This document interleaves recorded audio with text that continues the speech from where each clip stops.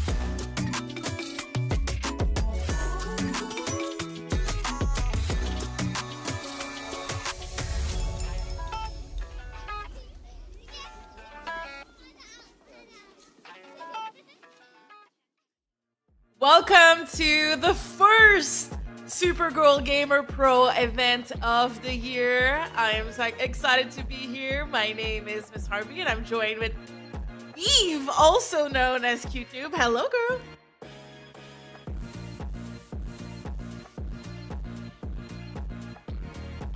I am great. Let's do that again. How are you? All right.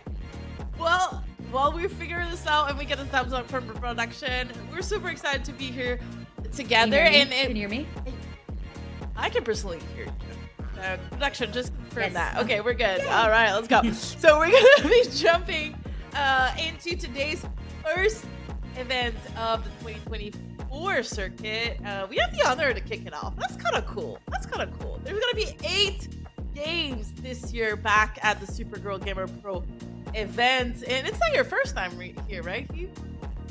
No, this is actually, I think, the third time I've been able to do this. I've been blessed to do this, and every single time I am mind blown by the creativity that each team brings and by the new faces that we get to bring up to the stage.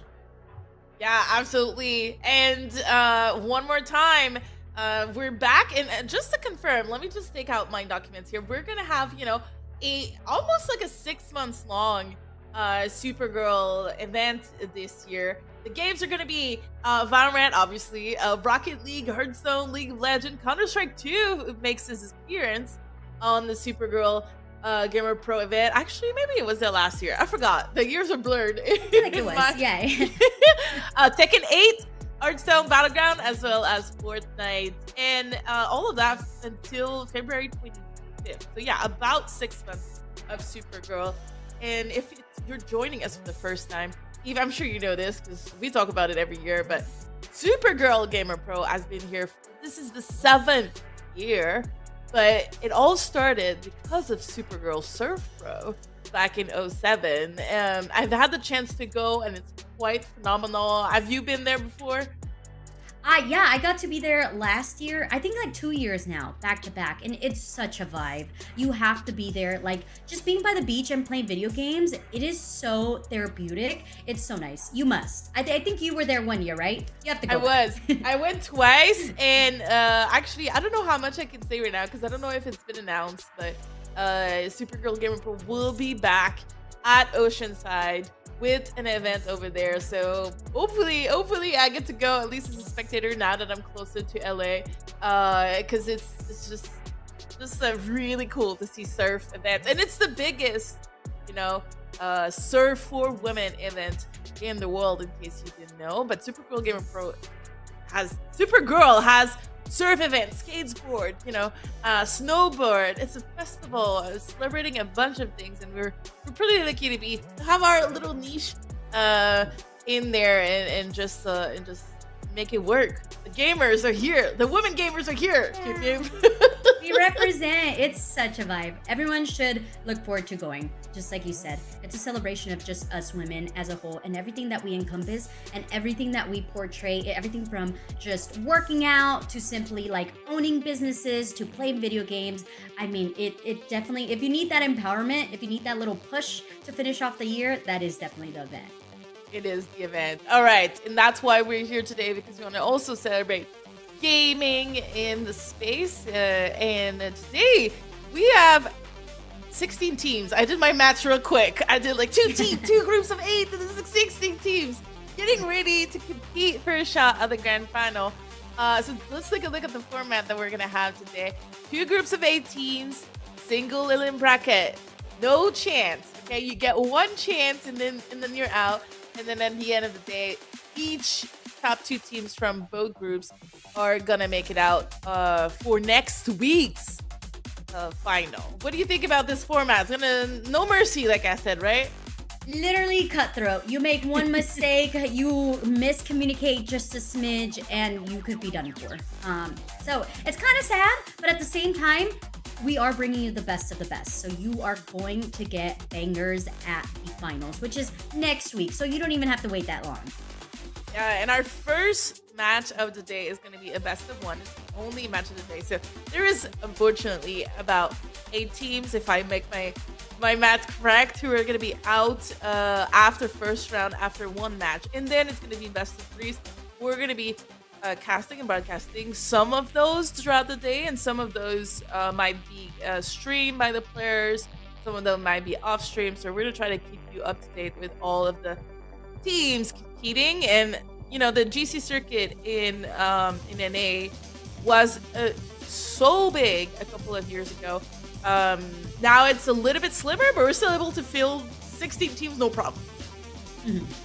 Absolutely. All right, go ahead. Those are waiting too. Oh no, you're good. We had some waits too as well, like some that were like, okay, can we get a team together? Just a reminder, we do have a Discord channel that you guys can go to try to fill some slots as well. So if you're still trying to compete, we do have that Supergirl Discord server. And before we jump into our first game, we do want to talk real quick about the Logi Play Days. Look, not only are we kicking Supergirl today, we're also kicking the Logi Play Days. You're going to see it across all of their slides and overlays and whatnot here. You see it right underneath me. But there is a 1 week long crazy Logitech event. First of all, 10% on anything Logitech on their website.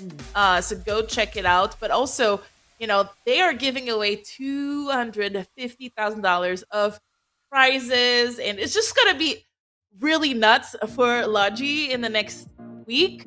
And we're kicking it off with the stream. And as you can see, we're geared up with Logi right now, Eve. Even our mics are Logi. Even our lights are Logi. They were like, here's a bunch of swag, because we're also giving away a bunch of swag to the community. So shout out to them. We appreciate it.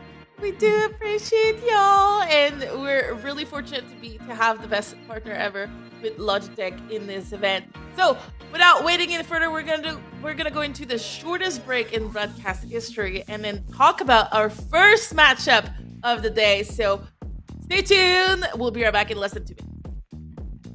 The Supergirl Gamer Pro is brought to you by Logitech G, celebrating Logi Play Days. Now through August 17th, get 10% off all Logitech G at participating retailers.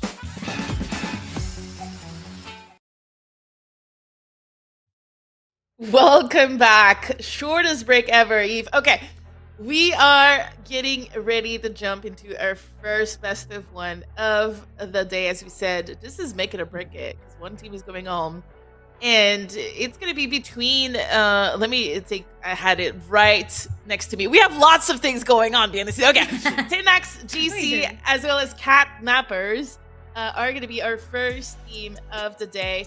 Let's take a look at the group first of all. So, let's take a look at the groups. Eve, what do you think about it? You know, there's a lot of names that I'm just like, okay, I mentioned earlier, we're seeing a lot of fresh faces, a lot of teams, a lot of players that are coming in that are kind of just getting themselves started on the competitive scene.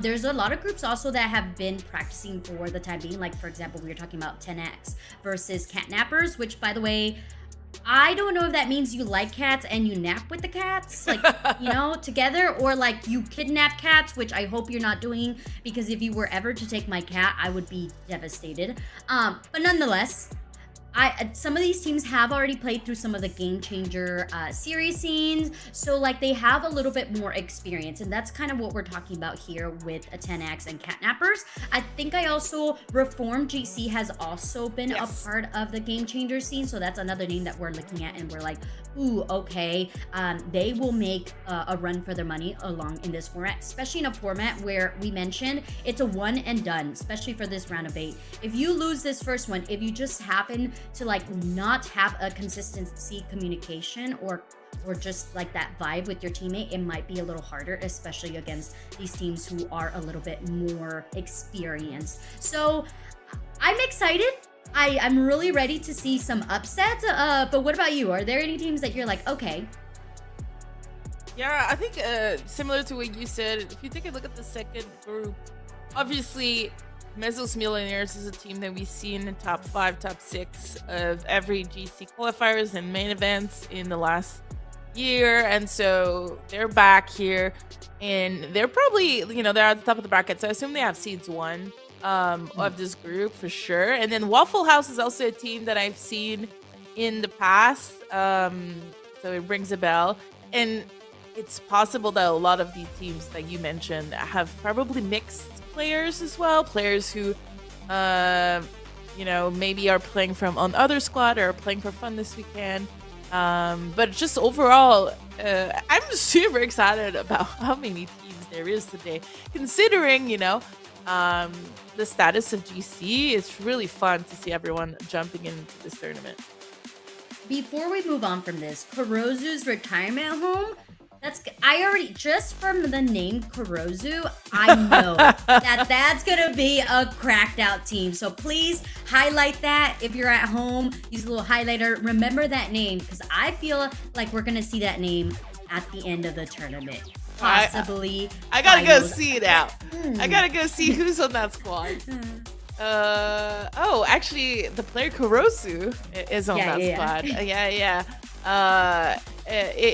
Eli's, Badison, Saika, and Raven Rar. So yeah, fun name. So we are currently taking a look at the maps that we might be playing between these two teams. At the moment, they're still figuring this out. It's the first quirk, right? It's the first time that this event has happened in a year. So obviously, behind the scene, lots going on, and as we're trying to figure out, you've heard of the changes that are coming in Valorant, or at least it was predicted to be in the next couple of months. The map pool, potentially new agents and stuff. Are you excited about it? I'm excited for a new agent, because who doesn't get really excited? August 25th is going to be the launch of it at the VCT Champions, if you guys haven't been keeping up. The hours are a little bit gnarly, I'm not going to lie. Having to watch the games at 1 in the morning Pacific Standard Time, insane. If you do it every single day, kudos to you. But if you're like me and you're like, yo, that's like past my bedtime, then it's kind of hard to keep up with it. But the 25th, you should definitely write it down on your calendar and be like, we must stay up to watch this event. As far as map pool, I can't recall which are the maps that are going to be leaving us. I think Icebox and Split made his way back, and then it's out again. So I think so. And then Haven is coming in, and then I forgot. But yeah, it's like Icebox just came back, and then it's gone. Anyway, so we yeah, I have some emotions about that. Emotions about Split and Icebox. I like both of those maps. Call me a crazy person, but playing mid on Icebox is so much fun. It's either you win it or you don't, and it's like, who's the better mid controller, period. I really like that. I really like Icebox as well, especially with the new changes. I think it made it a lot more balanced, but I don't know. I'm also not a Riot dev, so I don't know what goes behind the scenes. But the fact that we keep Breeze, like, can we let go of Breeze? Like, oh, actually, come on. Yeah, I have to check if Breeze is out. Honestly, I This is brilliant. Guys, we are professional people here, okay? We are professional people. We just looked at the map pool for today. That's what we focused on. Okay, so we do have our team almost ready. So let's take a look at the roster here for both teams. Let's check the team matchup. Catnappers versus Phoenix GC. Anybody that stands out to you?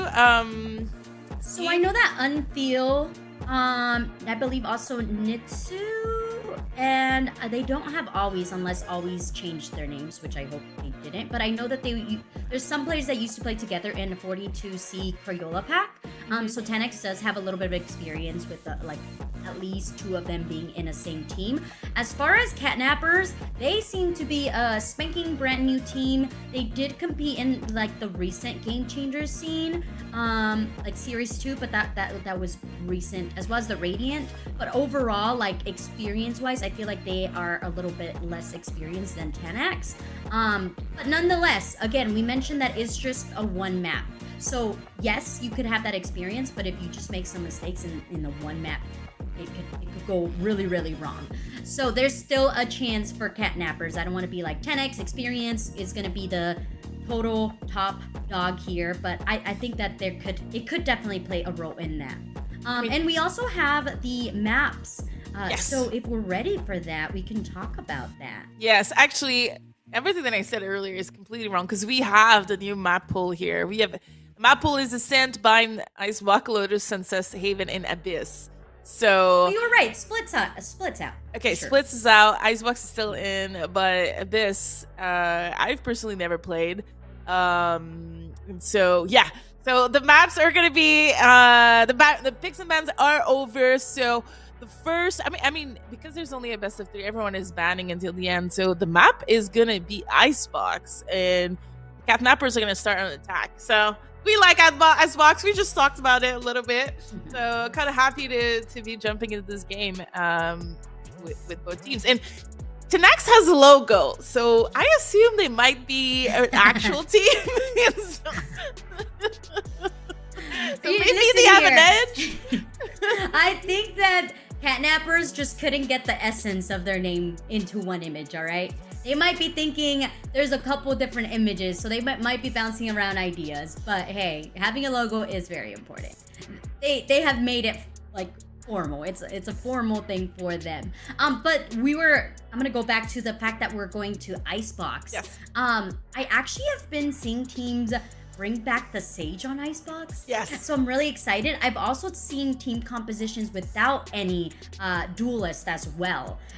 So I'm really excited to see what is the plan here. Are we gonna go, let's see if we can go old school, like the Sage with the Soba being that info gatherer. That's kind of my thought process. Or are they gonna go extreme new meta and just get themselves onto a site? I've also seen teams just go specifically to one site as well, which is the A site. So I don't know if this is gonna be a team that's gonna do that, because Catnappers are so brand new that it's gonna be a surprise for all of us. Yeah, I agree. I'm all for the Battle Sage, and no duelist Battle Sage on Icebox. I think it's really, really cool, especially if your duelist really likes playing it, obviously.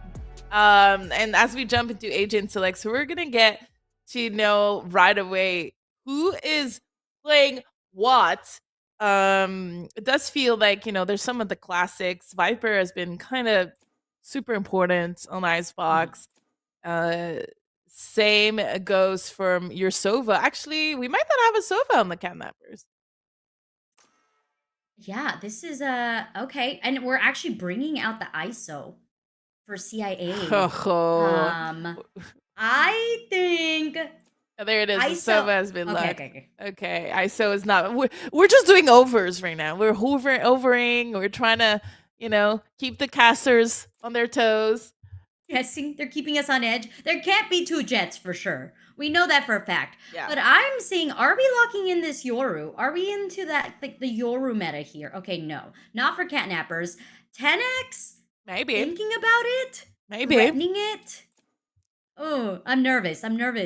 This is finally a state of Valorant that is super excited for the Agent Select, because there's very rarely any mirror match at the GC level, I would say.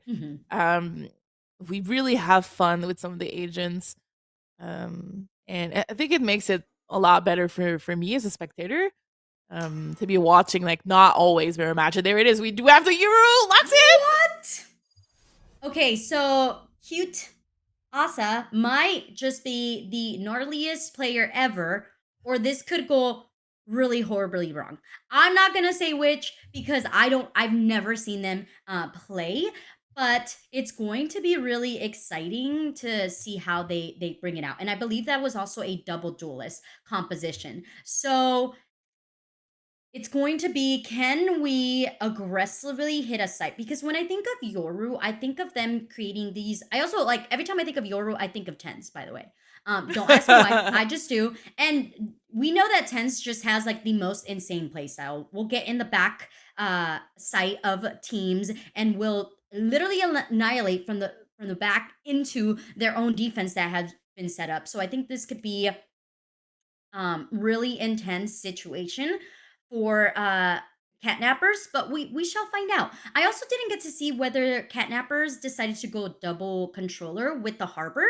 I really like that combination because not only do you have the Viper wall kind of conditioning your opponents to think that you're hitting a specific site, but then you also have the safety of having the harbor. The one thing about the harbor wall is that you can get spammed through it, and I've seen it be a case multiple times. So that is one of my concerns about having the harbor be one of the controllers for that. But nonetheless, I do like the idea of double controller because, like I mentioned, you could kind of use them to your advantage with mind games a lot.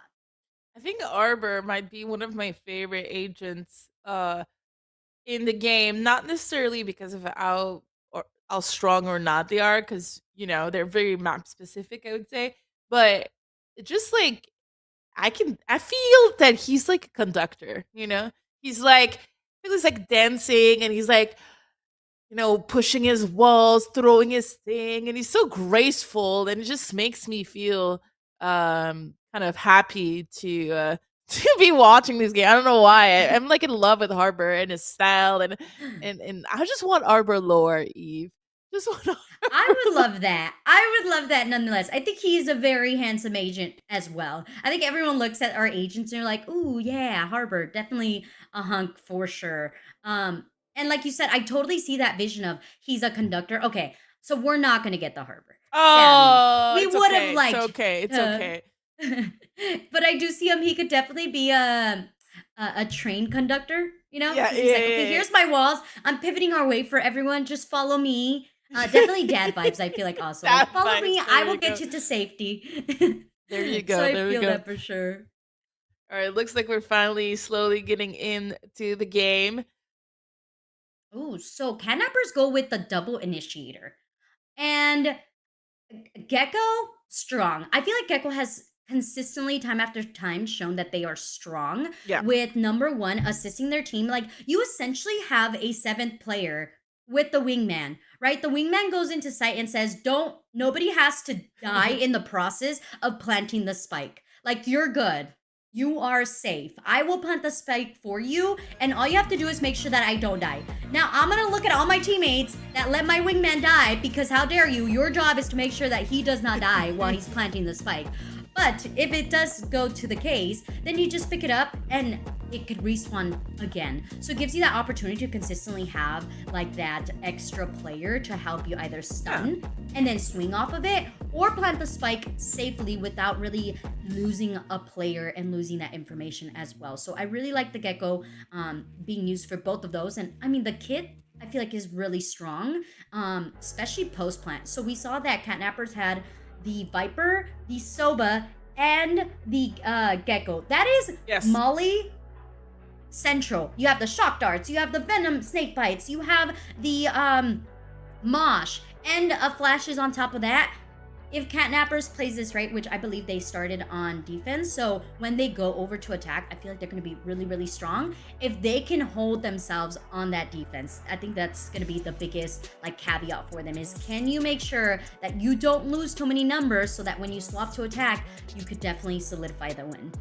Yeah, I'm I'm very, very. Oh, actually, we just gotta. I really wanted to go over what you just talked, but the Catnappers actually roster was wrong that we had. We do have CBE as the coach, and I think that's really cool. I'm wondering why she was not in it, and she was just like, "Let me coach you guys. Let me coach you guys." But we do have a different roster that we went through that is actually in the game, but that's all good. That's all Gucci, and I think they're starting on the attacking side actually. So we're gonna see all of that in motions. Everything that you just mentioned about the post plant, it's gonna be post plant galore and very, very hard actually for the other team to be able to just like do retakes. So maybe that's gonna adjust. That's gonna make a difference on the defense. Like, hey, let's be Ella girl because we don't want to play these post plans. I feel that when the team picked the map, they were like, hey, let's pick Icebox. I know all the lineups. You know? Yeah. That's kind of lineup central. Yeah. I do want to say that I think I want to add on what you mentioned about Geico. Or Gecko. For me, they sound the same, but I know sometimes I'm talking about the insurance company instead of the guy in the game, Gecko. But I think his kit is phenomenal. I also think he is a really hard agent to be really good at. So if you sleep on your kit, if you like forget one or two things, or if you're not like constantly thinking about, okay, I need to do this, I need to do that, blah blah blah, I feel this is where he becomes actually confusing for some teams and for some players, where they rely too much or not enough on it. So even though I think he's so strong, I think it's a really hard agent to incorporate in a teamwork environment. So let's see how it's Kenma that's playing it. Let's see how they are going to be able to incorporate it properly. I'm excited. A good Gecko is awesome to watch. Yeah. Oh, that's a great point. And I think this is a perfect tournament to experiment with that and see how well you can really work with the agents that you have. It's a good tournament precursor to any other big tournaments, just to make sure, hey, we have the communication right. What's our timing? Because a lot of Valorant is timing, right? Yes. We've seen it in the professional scene, is how well does a team utilize their utility? And that's, I think, the hardest thing about Valorant is making sure that you have the communication and the timing correctly together as a squad. That makes or breaks a team, essentially.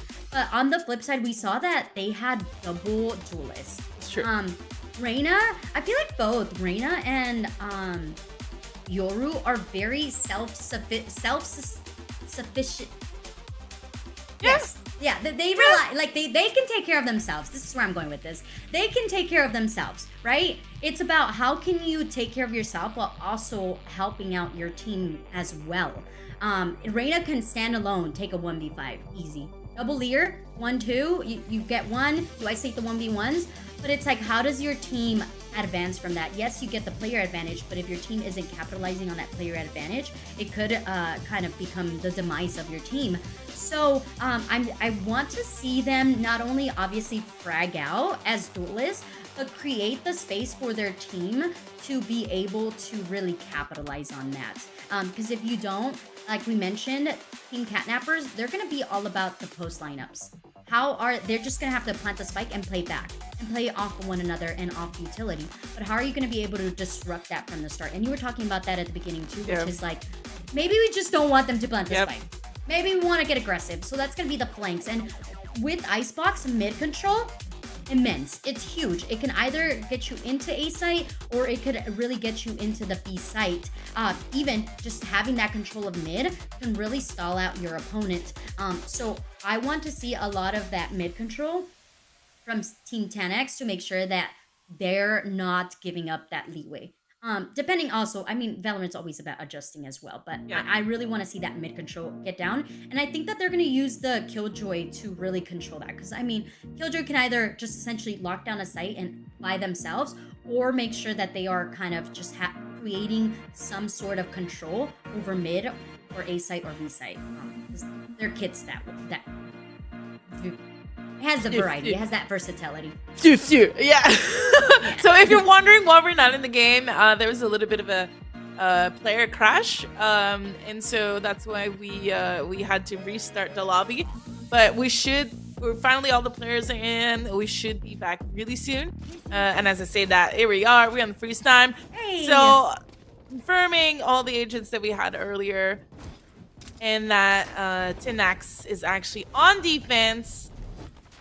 Here we have it. You mentioned how, you know, Killjoy was going to be in the middle. That's exactly what we have. And I mentioned how I would love to see something aggro from Tinax right from the beginning. So let's see if the Reyna and the Yuru are doing something here to at least shut down that mid. That A, I mean. Revealing area. They like stacked A. Yeah. They thought that was gonna be the play. They said A for sure, no doubt. Oof. But Catnappers instead kind of swapped it around here.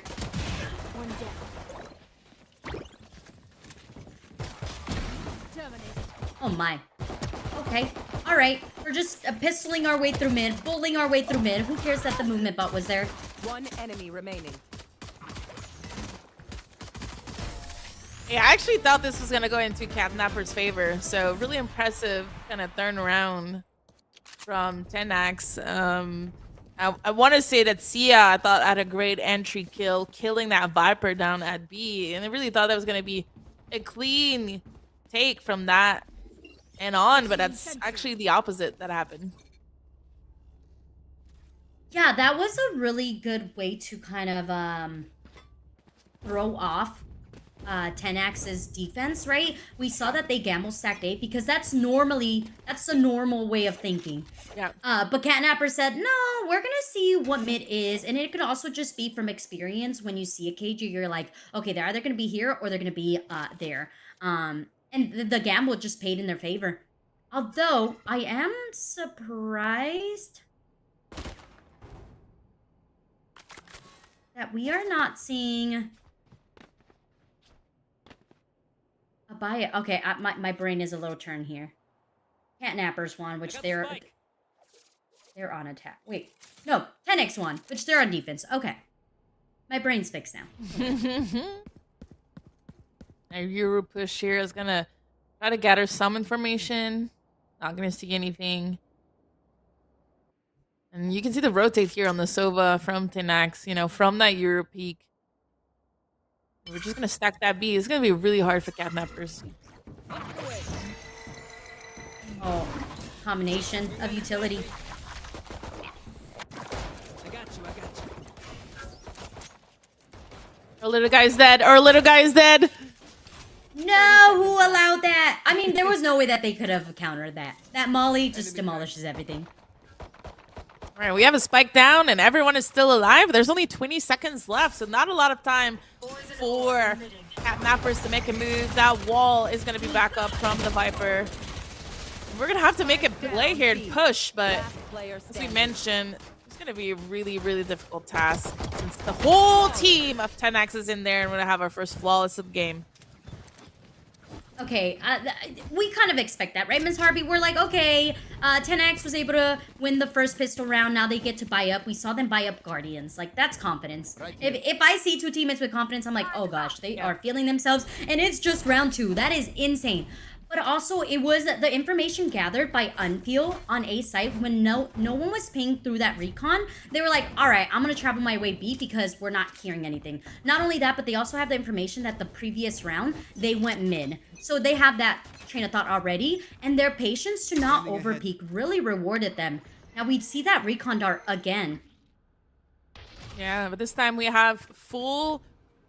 I think Vandals, actually. I think we have 5 Vandals ready on Catnappers. It looks like we're going to set up for a clean, like, 4 people A, 1 lurk mid. Viper, though, going in the tube. Don't know if she's going to get spotted by the Killjoy. Meanwhile, we're still very aggro here towards that A. This is pretty rough position for Huga to be in. The walk-up is really nice. They're not making too much noise. And they already know that someone backside as well.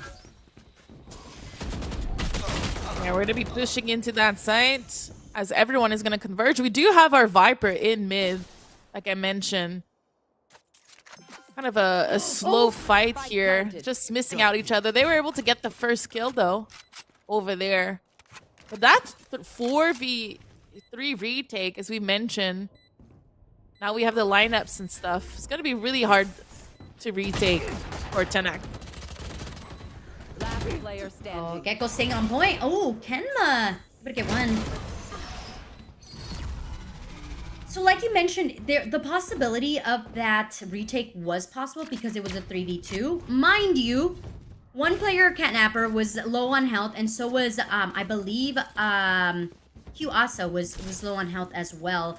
But I think it was more on the aggression of Kemma to be like, okay, I'm gonna be the first point of contact so that my people who are playing for lineups don't really feel as pressured as much. And also the really huge lurk from Jelena on mid was really hard to kind of deal with there because they had no information of where they were whatsoever. So they continue, if Catnappers continue to play this like they are together with utility to take on the site, they're gonna get rewarded. But consider the adjustment here by 10x to move that KJ. I got the spike.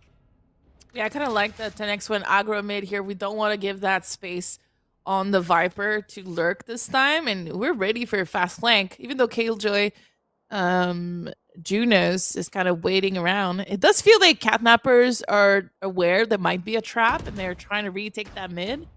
So we might see a fight over here, but Unfield playing really aggressive with their teammate. We're gonna have to give it up here a little bit.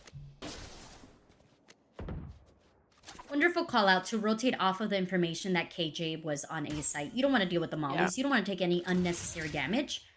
And also the fact that they gathered that at least one player was mid. I don't know if they got to see who it was specifically, but 30 we're going to seconds decide to left. come back over onto the A site. And I want to remind you here, Miss Harvey, no KJ utility has been broken yet. Yeah, it's still gonna hurt, and there's only 20 seconds left to make it happen. So, you know, Wingman is trying to plant, but it's gonna be very hard for him. Actually, he's planting in. He actually successfully planted. We're gonna have our first kill though from the Killjoy Cheyenne. And we're setting ourselves up for these post plants. Do we have anything though? Jelena is stuck in the corner. The Viper could have had some post plant mollies. So I think it's gonna be pretty difficult to hold that site. Oh, it's falling apart here, Miss Harvey. It's falling apart. Yeah. You know, waiting 20 seconds, 5v5, all the mollies still there. I'm kind of surprised Wingman was able to plant here without getting killed. I feel like Catnapper did almost everything perfectly in this game, in this round, and up until that point. So I noticed that instead of playing for lineups, a lot of them were playing more in the pipes, and almost like near the entrance of a. They were all huddled in a main. I didn't see anyone go to the post plant. Unfeel. I'm sorry, no. Alicia was alive, and I believe so was the Viper. So I'm kind of surprised why we didn't see them go over to those post plants. I think maybe that plant was a little off than what they planned for.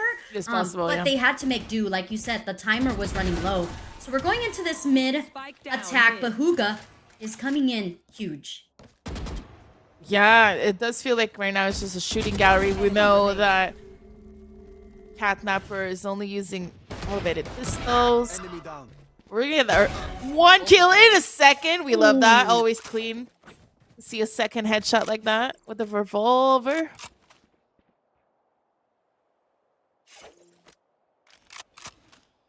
Tough situation to be in. Doable if you can split these 1v1s. I mean, any No, kill Hugo from was now on new. is bonus right here, Eve. Like, Yeah.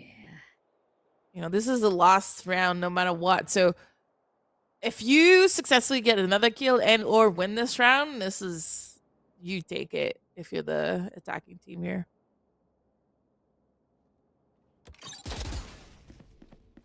Oh, turret. 30 And the seconds extra left. person.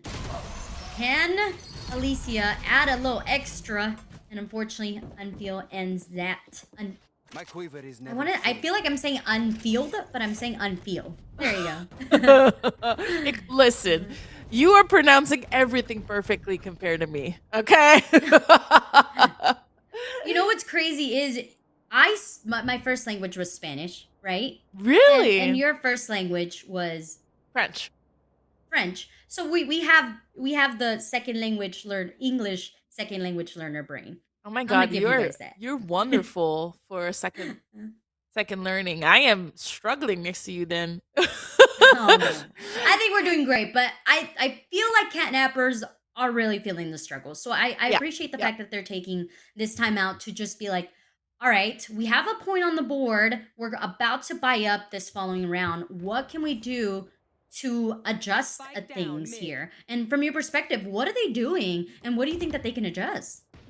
Yeah, I do feel that early in the rounds, like I mentioned a little bit, I think their read is correct. I like the info that they're taking. I like that they retook middle round before. I do believe like they're just waiting a little bit too late before getting into these sites, and unfortunately it's causing chaos and panic and them not able to take control of the site properly. Like the fights are messy because you want to get the spike planted. Right here. And you know, this was probably a Sibui pause, assuming she's still the coach.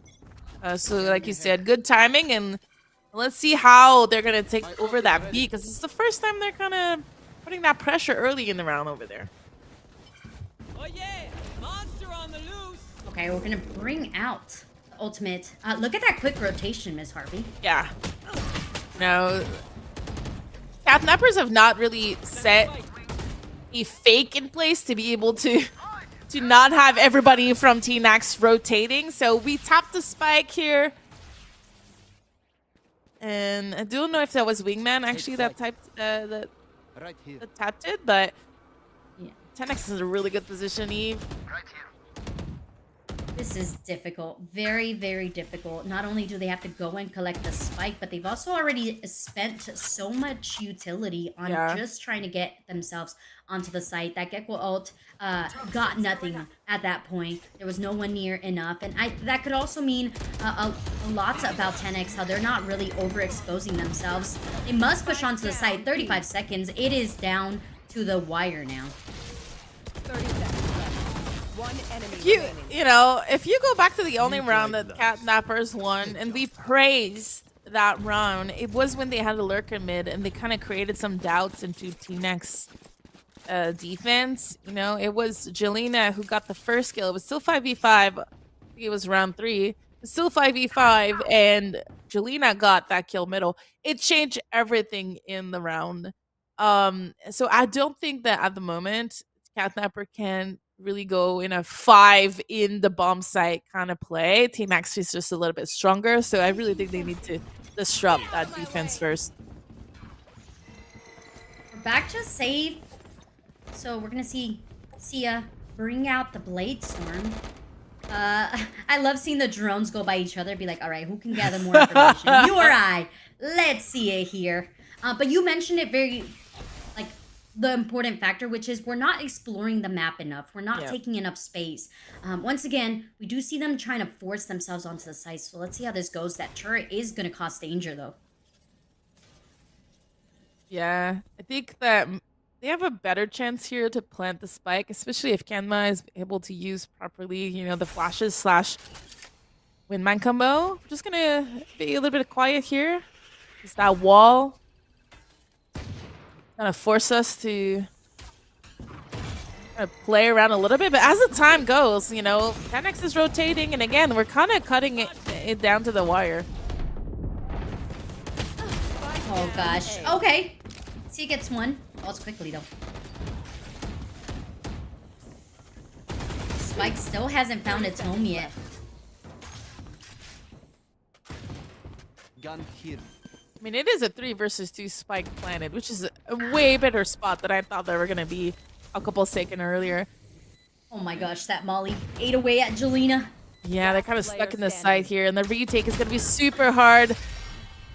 Jelena is gonna fall. I feel like a broken record here, but that hesitation from catnappers. Once they get almost side control, you know, they're right there. It feels like it's just allowing all the time in the world for 10x to do anything they want. Yeah, and the utility is really the hugest thing there. Hennessy threw that snake bite because the call out of where the plant was allowed them to do some damage, while their teammates from screen were just easily able to like push onto the site. We have to remember though, catnappers were low on weaponry there, so okay, fine, fair. They had to play on site. That forced them to have to take aggressive angles. Unfortunately, they were not able to collect the shots that they needed. But this time, we do see an aggressive Viper's Pit, so A is no longer going to be an option here for Team Catnappers. Instead, it's going to be this B site, and look how positioned 10x is, ready for them to aggress onto the site. I do really like that Catnappers are exploring the mid. You talked about it before. Oh, I'm just going to leave it here. Yeah, I mean, maybe a little bit of overconfidence here from like peeking that angle kind of alone, knowing that we have a Viper. Hey, that probably means that there's an FEB or mid setup, so it's kind of bold to do it by themselves. But I do like that mid control here from Catnapper. It's probably a really good angle to try to make it work, but they get spotted and then they get scared a bit, falling back. And the time is already, like, the clock is going down. It's already 40 seconds left. We're still kind of playing around in middle. Not like we still don't know. I think we want to go towards B. 30 seconds left. They have to. I don't think they have that recon to really pin out where the Viper is over on A. We're also down to 20 seconds, so you have to go. It's a go. Yeah. How are you going to take this site with the position that Huga has is going to be the real question. 10 seconds left. Spike down B. Oh no. It's falling apart, Miss Harvey. It's falling apart. It is. This situation kind of breaks my heart, you know, because this is all information that catnappers should be aware of, you know. They should understand. Hey, okay, like I mentioned a bit earlier, we have a Viper. We have a Viper spit at A. Like we get a couple options here, you know. Put that pressure in the pit, try to kill that person, and let them know that we might be here to have like a over rotate from 10x toward that side, or we know we're gonna face like a pretty heavy mid/B setup, and we kind of went into that trap. But again, after like let it run down to 20 seconds before moving in is a little rough. We're gonna try it back again with the drones. Yeah, I couldn't agree with you more. I think we need to see a little bit more productivity, like a lot more aggression, more activity from catnappers to get themselves onto the site. But they are following your suggestion about having that mid control a little bit here. Yeah, they're going back to what worked for them, right? That one lurker in mid. You can see everybody from 10x rotated, but this time we're not going to hesitate. We're going to take these fights into A. And we have our Viper flanking. So, actually, it was a Killjoy. It was Killjoy flanking. But nonetheless, we have... This is exactly what I want to see, you know? A little bit more speed into these rounds with disruption somewhere. Because that's what worked, right? So you got to go back to what worked. Oh gosh, I was so excited because I believed that Cute Asa was gonna bring out the operator, but instead they're like, all right, we're gonna chill, and we're gonna play it like we've been playing it. At the beginning of this matchup, I talked about the importance of making sure that the Yoru and the Reyna were not just self-sufficient and playing for themselves, they were playing for each other, and they are literally doing that here, Miss Harvey. Look at them. They're holding hands over onto this B main, get a pick, go back together, hold hands, skippity their way back into the back of sight, and now they're just playing for numbers. Yeah, that should be a tell that there's a lot of people to its B, because we knew that Reyna and Yuri were through its B. Now we saw Killjoy as well, so there's a lot of people hanging out in that site. It feels like 10x want to retake B. Miss me? No, let's see if it works out. Oh gosh, how is QAsa still alive? Whoa. Yeah, Catnapper's really forcing this situation. Yeah, I think I like the 10x kind of play here, which is like retake into this. And unfortunately, as soon as catnappers are kind of getting spotted, they just kind of sit there and wait 30 for seconds their left. kind of demise. Jelena here in a 1 versus 2. There's no way they expect the flank and that angle as well. They didn't have the spike. There was one round where when they got spotted at A, they like fell back and then retook mid and then kind of tried to regress A. I really like that instinct, and it seems like that should have been what they've done here when they got spotted B and there was a lot of pressure being put onto them. I wish they went back to mid, you know, kind of give them Tenax some doubts, but it does feel like we're heavy on the rotate for Tenax, and we don't really do any fake plays on catnappers, so it's pretty straightforward for them. Oh, I am sweating right now, Miss Harvey. We do have the out. Huga has a really great angle with the operator. The recon now shows off CIA, and yeah, you talked about it. There's not a lot of rethinking about this, but now we are seeing it a little bit. Not only number one, we're using this his ultimate according to plan just to kind of bait out utility and bait out the rotations, and it's working. But that Viper wall did come down, and you can still see that 10x is like, wait, there's something fishy about this. There's no one on the site, and the Viper wall came down over onto B. Look how quick they rotate. Yeah, this is... We almost had the right read in the right play. The spike is still going to get planted. I mean, it is still possible for us to hold that side, but it's going to be pretty difficult. It's now a 3 versus 5 with the lockdown being activated back. The reverse lockdown, if you and then with all of the kills, it's just going to close the round. Okay, hear me out. When we activated the lockdown towards A and then we went really quickly to plant at B, it felt like the timing was a little off. It definitely was, but I think it was more so the Viper wall that came down. That really, because Hesi had not rotated already. Hesi was still kind of lingering around B. So once that Viper wall came down, it was like, wait a minute. Are they pushing on to A? The answer from their teammates was probably no. And then it was like, oh, well, the Viper wall's over here. So I do see kind of like that condition point happening for Jelena, because we see that Viper wall over onto B again. But I just don't think that they timed it perfectly enough. Yeah. There should have been a little bit more utility used onto that A. But nonetheless, this A site now being aggressed while Huga has the operator in hand. No sort of utility to kind of offset Huga, especially after that first elimination was already down, is causing distress. Catnappers in shambles. Everyone falling apart pretty quickly here. I like that we try to go a little bit quicker this time, but again, maybe it's like the lack of utility, as you mentioned. Jelena still can make a difference. A 1 versus 3. If they don't...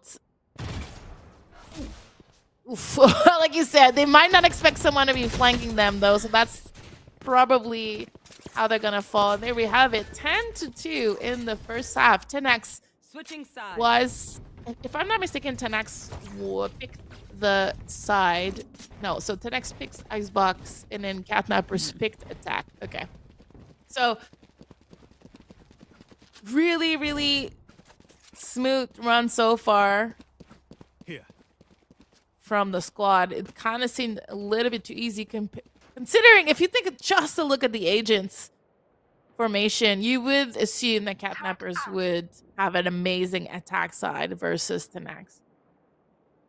Yeah, not a lot of those post plants happen for me. I feel like we talked about their utility just not being timed correctly. Also, they continued to force a site even though it was already saturated with a lot of 10x players. And to give kudos to 10x, not only did we already talk about the fact that they have continuously played together, but their timing on their utility and also playing together off of their utility worked out really great for them. They now have been able to capture the whole A site, and there was just one player onto this A site, and the utility came down super quickly. And we're gonna have to like be pretty patient here and kill that killjoy pretty quickly because the flank is where everything is gonna happen. Sia and Ellie see you though, making as much as they can, but them falling, it does mean that Enemy remaining. the retake now feels a little bit impossible from Jelena. 1 versus 3, and they're all around the site. Jelena is stuck in the middle. Oh, I thought for a second that could potentially be like a 1v1 scenario, since that Soba shock dart didn't actually hit.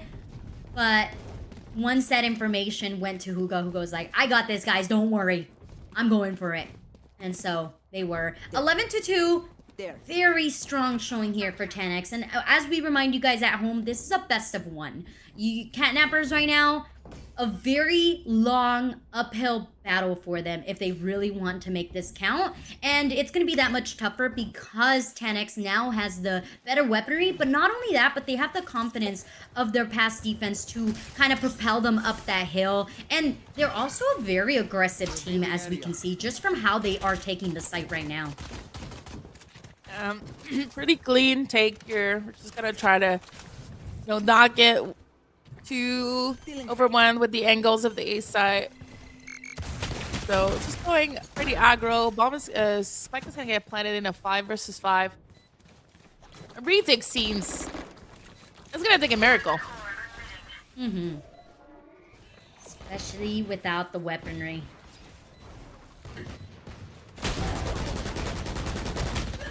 Well, so far so good for the Catnappers. We're gonna need someone from 10x coming big here as everyone is kind of falling.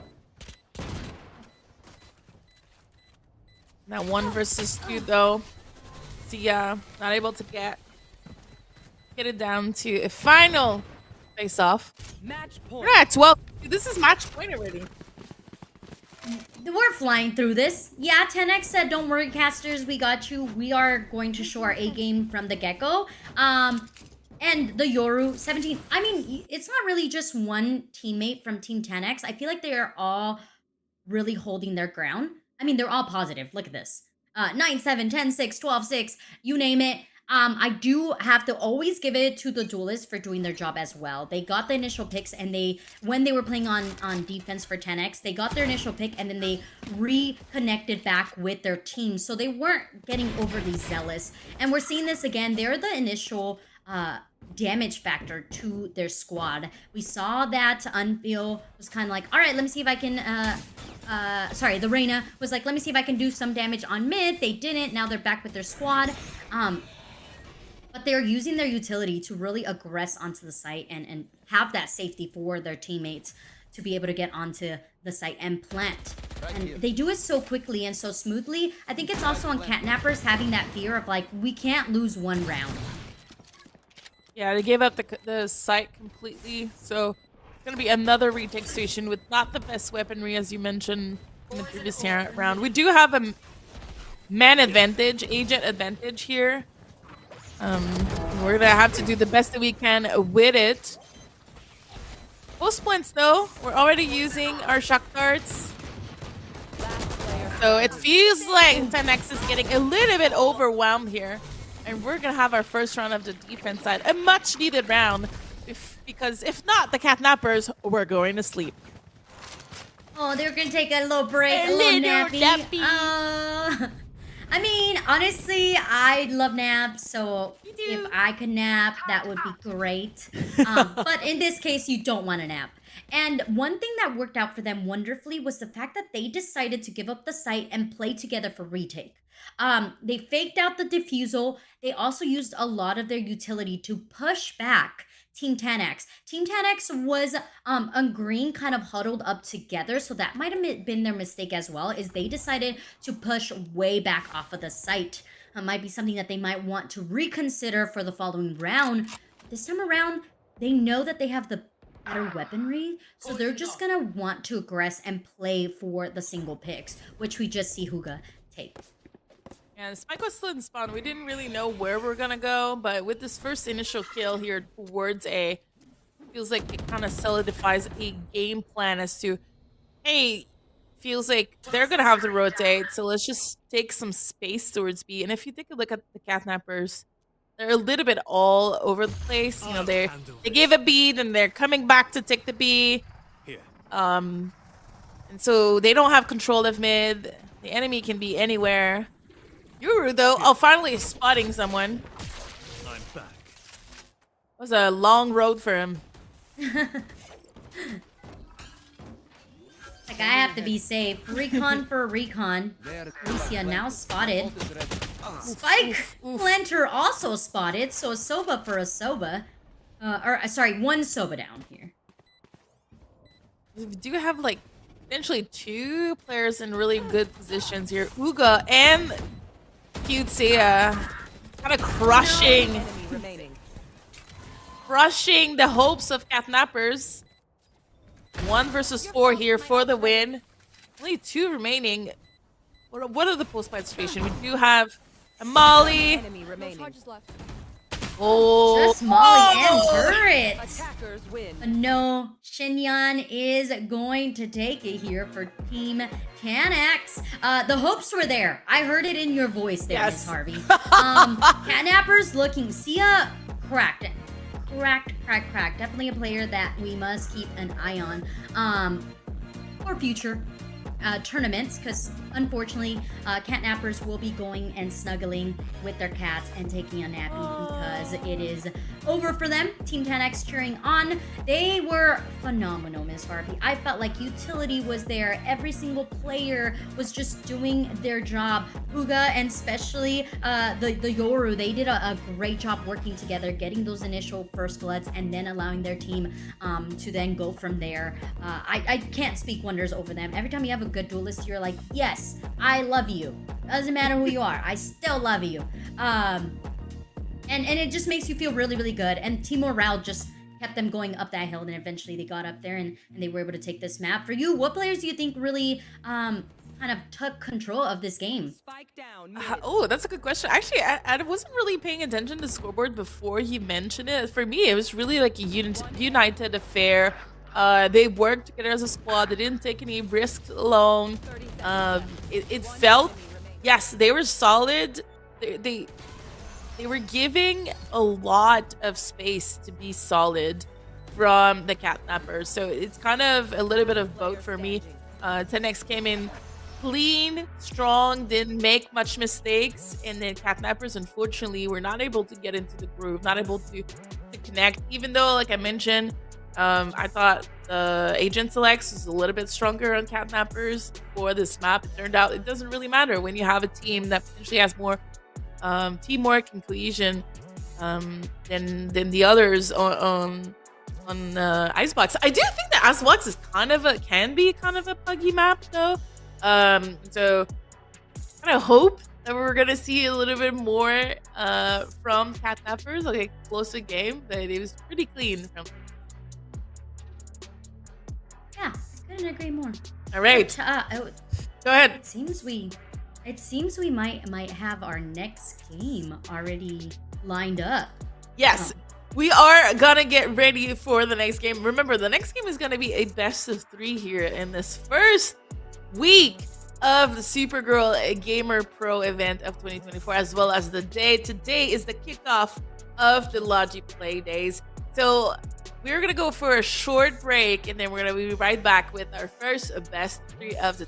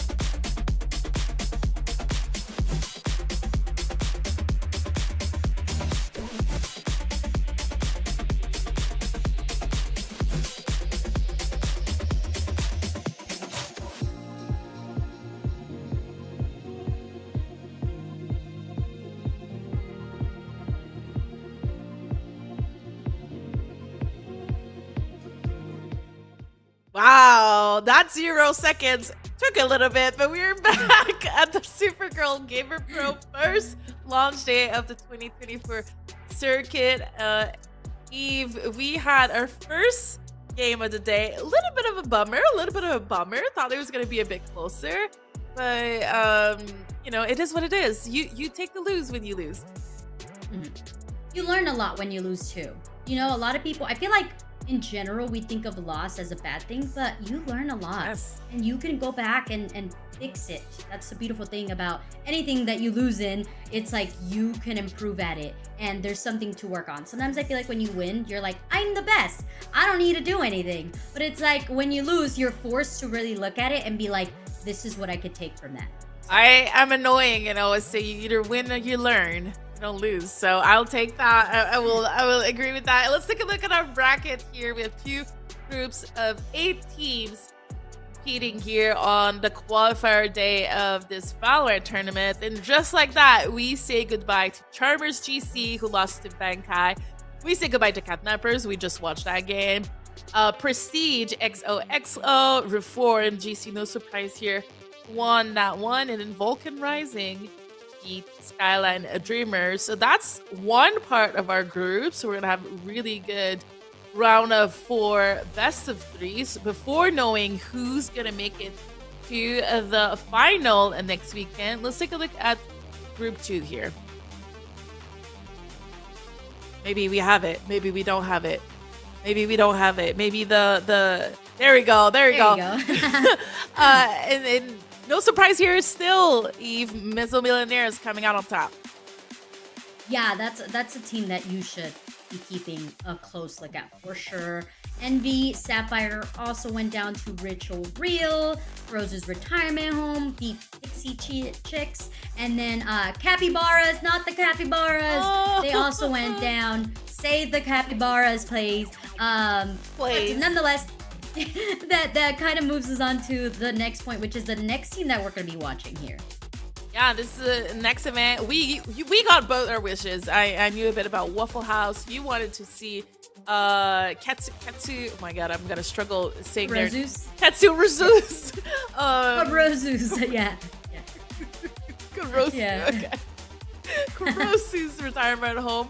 But you know, Waffle House actually is a team. They do have 1 million people on their roster on the VLR as if you follow that kind of stuff. But well, not 1 million. They have like 6 actually. So that's not that much. But they have 6 players, maybe 1 ringer, and it feels like maybe today I don't know if they're playing with their full team, but they're actually a team. They finished at least top 24 in the last qualifier of the Supergirl event. So no, of the Game Changer event. So you know they are practicing together. They know each other. So I think that can make a difference. You know, we just saw it happen in front of our eyes with the last team. So let's take a look at the roster here as I'm talking about it. Here we have it. Waffle House. So Nix, Jokus, Abby, 2K, Ebix, and Shrey Woo. That's gonna be the Waffle House crew. Oh my god, these names are really gonna kill my French brain. And then we have Raven, Ra, or Woo. This is a roster we covered a little bit earlier. Battison, Sikia, Rusu, as well as Keyless. You know, they both don't have a logo. Does that mean anything? Well, they have a logo, but they both seem to have, like, you know, a custom made one. I like Kurosu's Retirement Home. Like that cat, like what is that cat thinking? I need to know. If it's a real cat, that cat is a freaking miracle. If it's not Photoshop, it's an amazing cat, and I wish I had one. You have a cat, right? I have 2 cats. 2 cats. They're both orange tabbies too, so you guys can only imagine what goes on in this house. I am very I'm jealous. glad you guys can't see what's going on in my house because it is absolute mayhem. One of them is like the most insane cat in the world. Like he's a predator at its finest. He will hunt anything down. And then my other one's like, I'm just here for like the naps and the treats. Give them to me. So it's quite interesting. It's a quite interesting dynamic. So I wonder if Kurosu's Retirement Home is going to be like that. Yeah. Like, I want to see which cat they're gonna resemble. Are you here for the treats, or are you here to just create mayhem whatsoever? With the name Kurozu, I do know that that's a player that every time I cast them, they are cracked out of their mind. Like, they are going insane. So I am excited to see if that's still going to be like their storyline, if they're going to continue to be just cracked and their teammates are going to be just the same, or is Waffle House going to give us like that delicious fluffiness and combat that aggression that Kurozu's team's going to bring to the table. But we have our maps. What is it going to be, Ms. Harvey? Yeah, we do have our maps here, and because it's a best of 3, we do have 2 picks, so that's going to be very interesting. The first bans are going to be Sunset and Abyss, so no Abyss for me today. Really looking forward to being able to be on a show with that map. But Waffle House is going to pick Ascent, and Kurosu is going to pick Icebox. So we're going to see, no matter what, a Icebox match again, and then we're going to go into an Ascent first. And if we do get to map number 3, it's going to be Binds. Bind, which is also a map I really love. I don't know if there's any maps I don't like, to be honest, in this game. I kind of like all the map goals personally. Wait, you're a Breeze enjoyer? Oh, you're right. Okay. not as a player, but I like watching Breeze. I don't like playing it. You're right. Fair. Watching it is fun. I like watching any maps because I think that players can be very creative with the agents and the abilities. So, speaking of agents and the abilities, let's take a look at our agent selects. So we're jumping. I am not a into fanatic. Of who? I'm not a fanatic of Ascent. I was gonna say it's Okay. a more. I feel like we need to mix it up a bit with Ascent. You know, it's kind of true to the fact that you see the Sova, you see the Jet, you have the Omen, you even see the Cypher instead of the KJ. But I like the fact that both of these teams are bringing out the Deadlock. I feel like Deadlock is very annoying used correctly, specifically for their barrier walls. Yeah, honestly, if I was a professional player or even an amateur player playing this circuit and I had to play versus a deadlock, I would be so upset. Like that agent can really be so important. Like you mentioned, if played correctly, it's possible we're not gonna have a mirror deadlock match though. We might be going into the arena instead. Yep, there it is. So it's gonna be Reina over deadlock here from Kurosu's side. It's almost the same. And I was praising how I really like different agents on maps, but you kind of are proving me wrong. That Ascent might be a little bit boring because almost everybody is looking the same thing except the deadlock / Reina. And it's kind of hard to be upset at the teams. Not that I would really be upset. It's just kind of like there is strats that are proven to work to the T. And it's almost like if you're not playing this strat, you're kind of at a loss.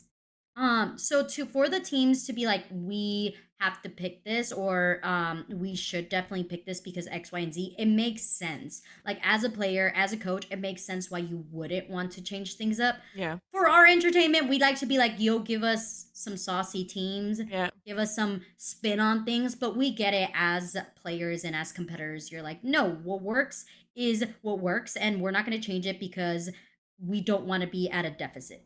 That's one thing I do like about Paper X is they don't care. They're like, we're gonna mess things up, and if it works, great, and if it doesn't, then we at least tried it. Yeah, I like when the players are coming up with, I really want to play this agent on this map, even though it's not meta. Let's figure it out. And the coach and the rest of the team is like, okay, we got you. That really makes me happy as a spectators. And we're gonna go pretty hard here towards B as Waffle House is just gonna full commit. And unfortunately for them, they're gonna get in a stack. They're gonna get crushed really quickly. Oh wow, okay. Nice wallbang. Shadows traveling. With flankers happening from Kurosu's team. Spike is now down. It's a 1 versus 4, and just like that, we are completely out of waffle in this house. No! Not the waffles! Yeah. Save the waffles! Save the waffles. It was such a pretty unfortunate turn of events for Waffle House. It feels like they had a plan. They went in. It could have worked, but unfortunately for them, there's 3 players inside B and 2 players flanking from Cat extremely quickly. And so, not much they could have done. Not at all. The information gathered there too, and the quick retake from Kurozu speaks about their communication. Madison, if you were to just go through there, you would be able to at least take 2. Perfectly timed on that recon, but no damage dealt here. I think it was behind the box. Well, maybe not, but I'm surprised there was no damage because the read was pretty good. You have Cypher here. Like crippled. Target. No kiss here. Being patient and Alyssa not clearing the corners. Kind of a messy beginning of the round. And if, you know, if Waffle had committed to A here after getting that kill, they could have caught Reyna by surprise, but now you can see the over-rotation from Kurosu. So that slow play here at middle could be paying off if they can catch someone off guard.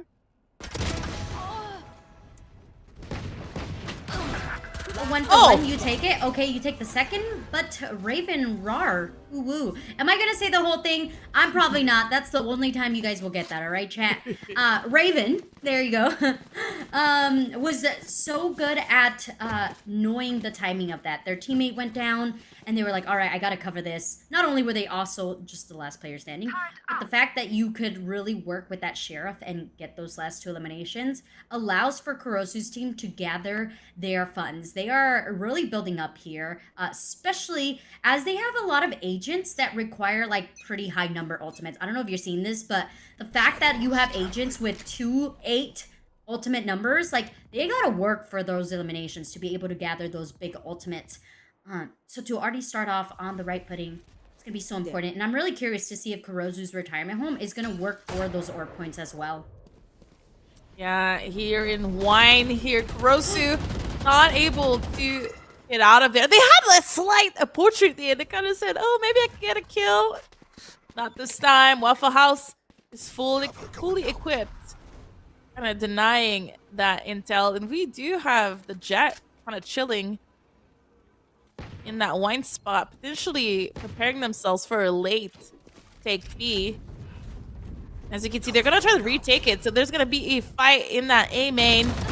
Can Abby get the double? Oh, no. There you go. Just like that. This round is over.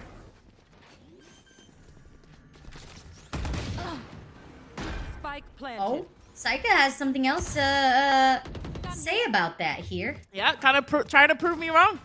They're like, is it though? Really nice recon. And yeah, it is a 4v2. It's gonna take a miracle here for them to be able to isolate these 1v1s.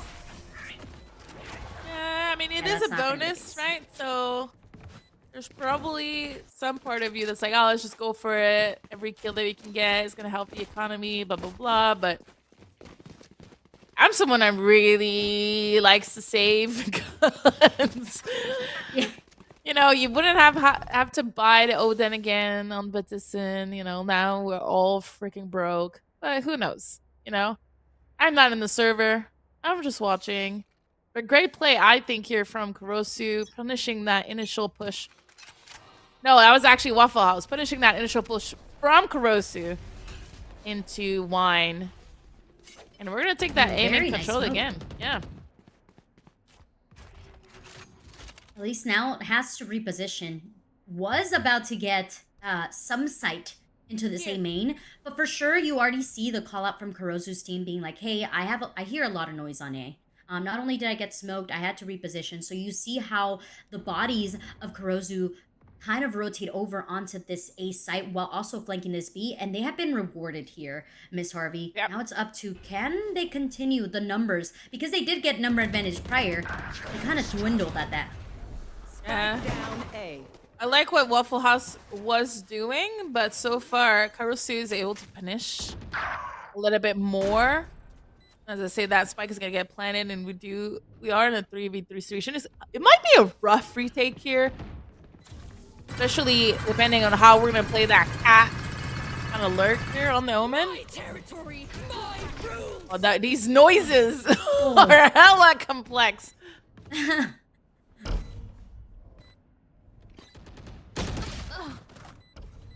Caution here. Yeah. This Last retake player here, standing. falling apart.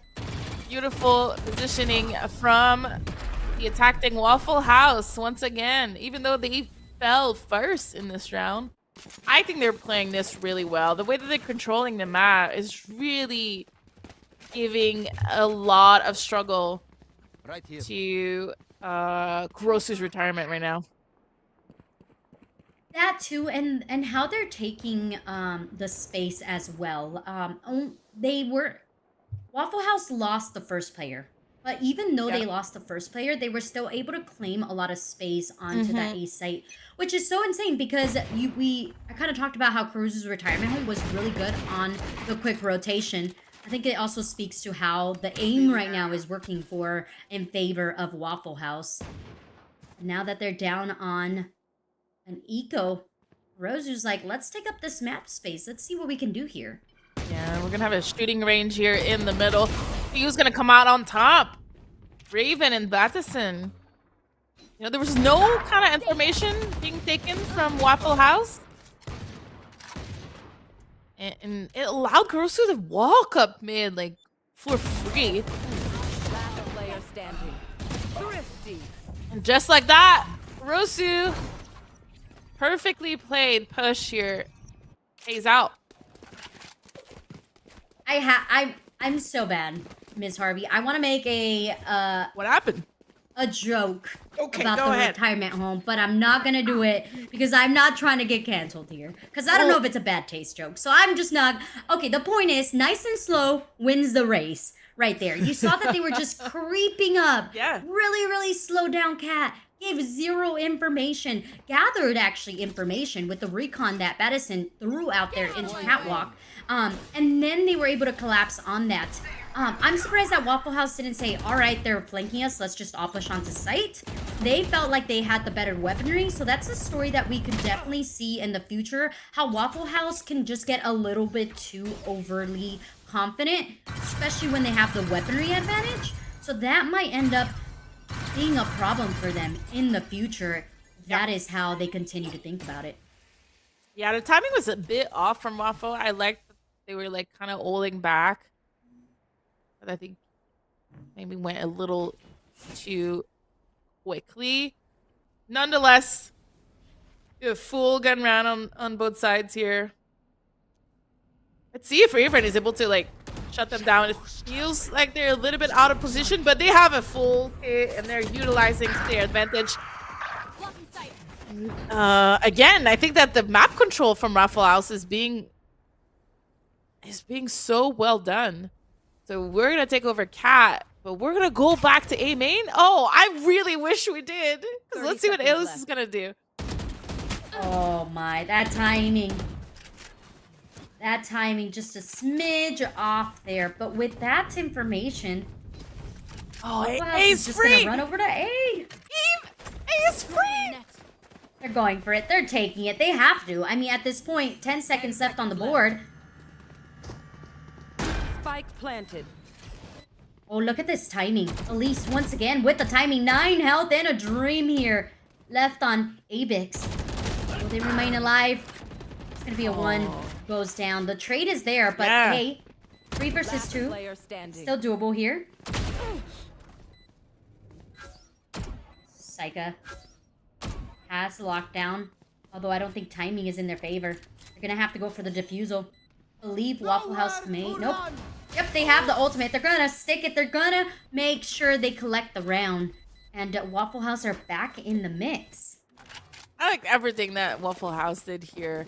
I mean, Abby is playing really well, but you know, when she came back into A main to help Ebix, they were struggling. Like you said, they had 9 HP, and they played that so well as a duo, just hiding in the corner, making sure the trade is happening. And this is where, you know, the fact that these players on Waffle House seems to have more experience than Kurosu together. It's not really necessarily about aim. It's not necessarily about you know, anyone carrying at the moment. It's really just about utilizing that map control in our favor. It's just great work so far.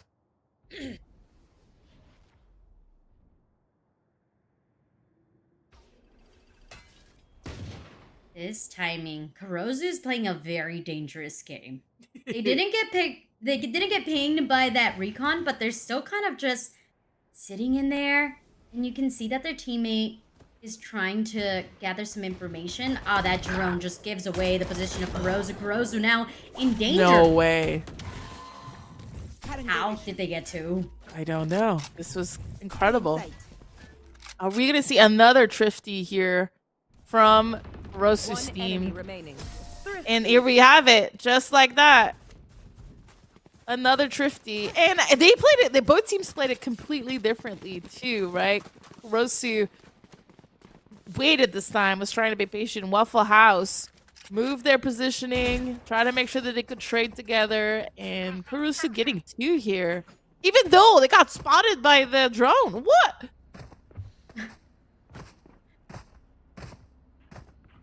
That was definitely an aim div.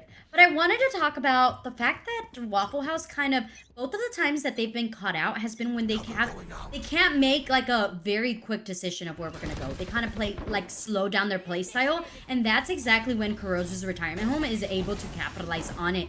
Now we're gonna see them be aggressive onto the side, but Pattison, holding the off angle, manages to get 2. And, oh, rough situation for Waffle House to be in. I do believe that the lockdown completely broke apart their attack here. And this, you know, because it was so early in the round, Eve, like, do you commit to this? Should they have committed to this? I don't know. I feel that as soon as the lockdown was placed, there was still plenty of time for Waffle House to be like, hey, you know what? We don't want to mess with that. Let's get out of here. The round just started. Let's abort. Yeah, I would have definitely gone for that. I think that a lot of their teammates had already committed, so it was more like, let's all make a bad choice together. Right? That's a lot of what Valorant is. All right. It's like, do only 2 people make a bad choice, or do we support that bad choice and maybe come out with a good outcome? Right? Yeah. That's really what Valorant is. We have to stick to the play. You have to believe that your shot caller, your IGL, is calling it, and you're just gonna blindly follow them into chaos. And it panned out, or it didn't. At this case, it didn't pan out for Waffle House, but it could have just as easily turned things around. Yeah, it's true. But this and getting 2 kills kind of made a huge difference. So maybe if they don't get that, we're not in the same situation. We do have good map information from Waffle House. You know, we have A control mid, someone close in mid. Raven is getting pushed down. Oh my goodness. Yeah, even though they're kind of stuck in the deadlock. Well, oh, they can go through it? Oh, well, you know. Yes. That was kind of 30 cool. seconds left. Oh, Avix is like, guys, help me out. Marshall, Spike, what's going on here? Also, look at that position of Jet. Oh, Avix 2K, okay. 10 seconds though. The time's ticking. Must commit to the site. Left. One enemy remaining. Oh. So close there, Miss Harvey. So close. pretty good pistol round. And Abby is stealing away the thunder in this game. I mean, her team is losing at the moment, 6-3, but she is the first person double digit on the server. She's doing really good for her team. So it doesn't matter though when you lose, right? It's all about winning as a squad. And that was a really great spray here from Raven. And again, I want to say I like Waffle House maps control early in the game. So again, they're taking this A main pretty quickly. Actually, it seems like we're gonna commit. Wait, Raven's like, what is happening? Why are we going through it? Yeah, you know, that's a great great question. There was zero utility to allow them to enter the site, so they just used the cloud from Jet and then just dashed onto the site. They really caught off Kurozu off guard there. They were not anticipating that aggressive swing onto the site. We don't have that much for this retake, right? We have maybe, like you said, maybe Jets. Like a little turret here to take it over, but with Jets, clouds, and that's pretty much it. So it's all gonna be like an aim map battle here. And our retake is looking grim.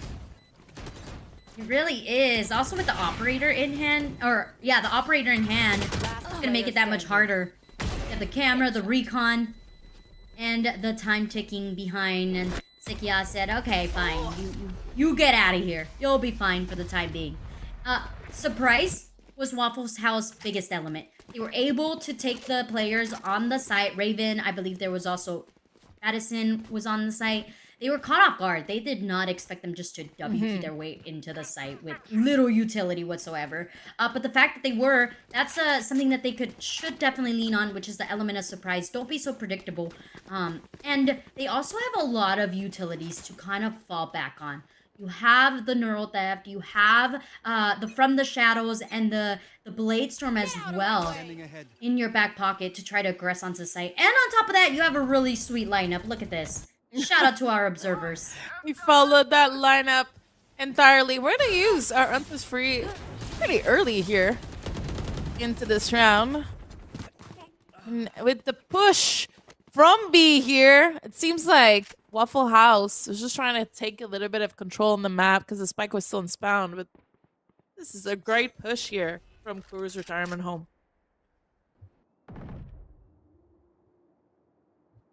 They have a lot of map control.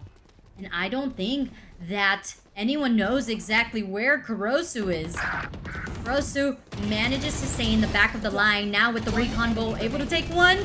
Oh my, it's a massacre. Yeah, there we have it. A triple kill here from the Reina. Round before the switch. We do have these sort of early rounds battle who are really making a difference. I think if the round is going a little slower, Waffle House has more advantage because they're spread out on the map. But when Kurosu is getting faced with something quickly, even though they got surprised the round before, feels like they have maybe better instincts as individual players as to what to do, when to do it, you know. And I think Waffle House needs to fall back onto, hey, we're actually used to playing with each other, so let's try to capitalize a little bit more on it, you know. Yeah, I think that like I said earlier, like the element of surprise has really worked out for them. It's hard to do that multiple times, time and time again. So the fact that now they're leaning towards spreading out the map, like you were talking about. Like, they're spreading out the map. They're taking their time with that information gathered. I think that's where they're really going to pay off. I think also we have to talk about how Kurosu's team in general is able to, again, take those fights with one another. Like, they're doing a really great job at that.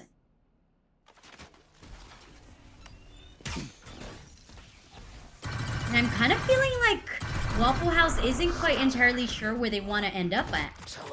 Now from the shadows, they gather the information that they have players onto the site, but they're going to be going into so many players onto this B site, Miss Harvey. Yeah, definitely going into a stack here. And Hebix all by themselves. Getting one, but that's not going to be enough. 8-4 for Kurosu's retirement home. Switching sides. I really hoped that Waffle was going to keep it a little bit closer after the first gun round. Even the second gun round, I thought they did great. But it feels like Kurosu was able to either like adjust quicker or kind of Waffle House fell apart a bit. But nonetheless, we do have a squad that potentially, you know, has more experience. And this is the defending side of Ascent. So maybe we have a game here. We definitely need the pistol. We want the pistol. Yeah, pistol and then some. But you Yep. were talking about Waffle House and how not only do they have more experience, but actually their team composition is paid a little bit more to have that security of having more Sentinel information. But as I say that, Abby 2K just gets annihilated in mid. Yeah. Bit of a tough nice time. net. Nice net, and it could be, you know, that we're gonna have a little bit more presence from the deadlock. I don't think they know that there's 2 defender in the site though, and as I'm saying that, they both get spotted. Not really able to do anything with it. Spike planted. 1 versus 3, they get smoked out. Oof, this is gonna be a tall task here. Oh, poor Avix. Avix is like, guys, what happened? I'm here.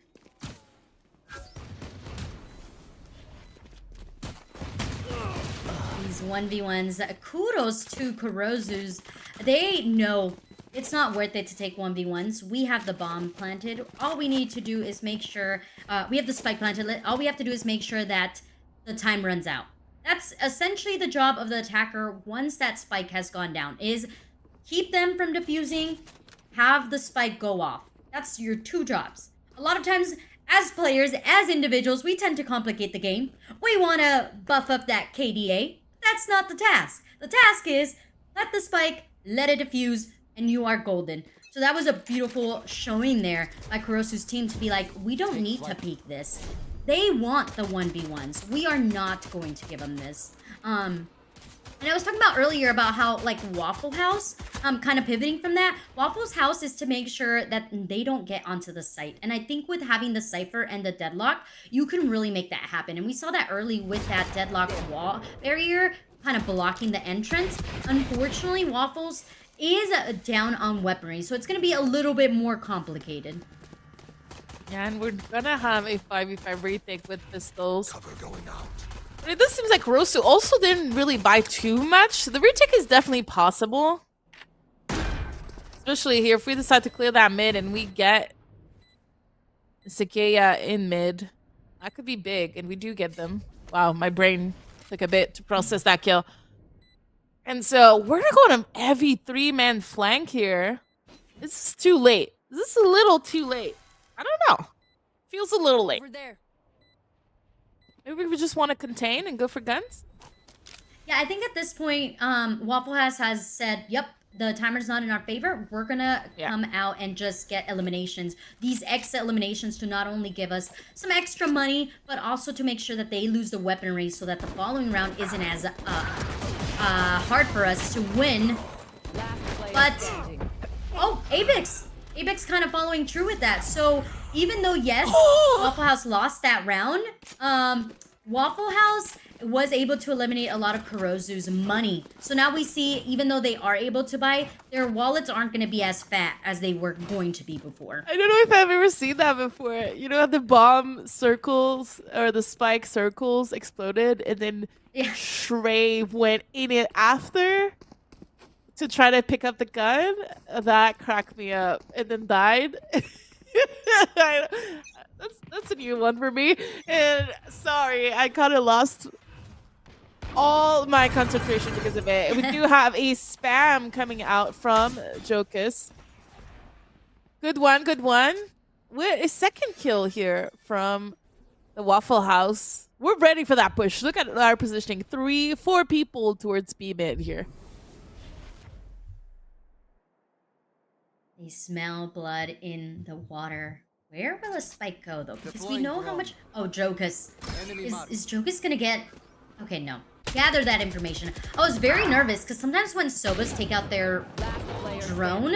Okay, I'm just gonna stop talking, because Abby 2K just about got a 2K here. Yeah. Abby is really doing a lot of work here for Waffle House. Down.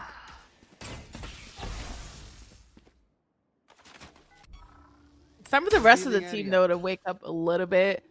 Start showing us what they also can do. We're converging on Madison. We're going to get flanked here. I think were we trying a knife? That jet was really close. I would love to see a knife. That's You already would? going out there for everybody. Please get a knife. If you get a knife, I will high five you virtually across the screen. Virtual high five.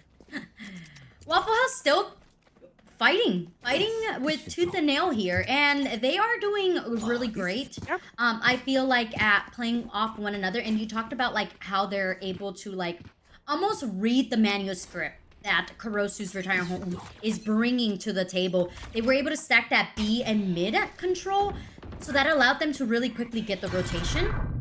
Now though, this is gonna be a really hard time for Jokus, who's holding on to this B main, just spamming away. Odin's goes burr right into Addison. They're not even to even step a little toe onto the site here, Miss Harvey. They are already scurrying away for their life.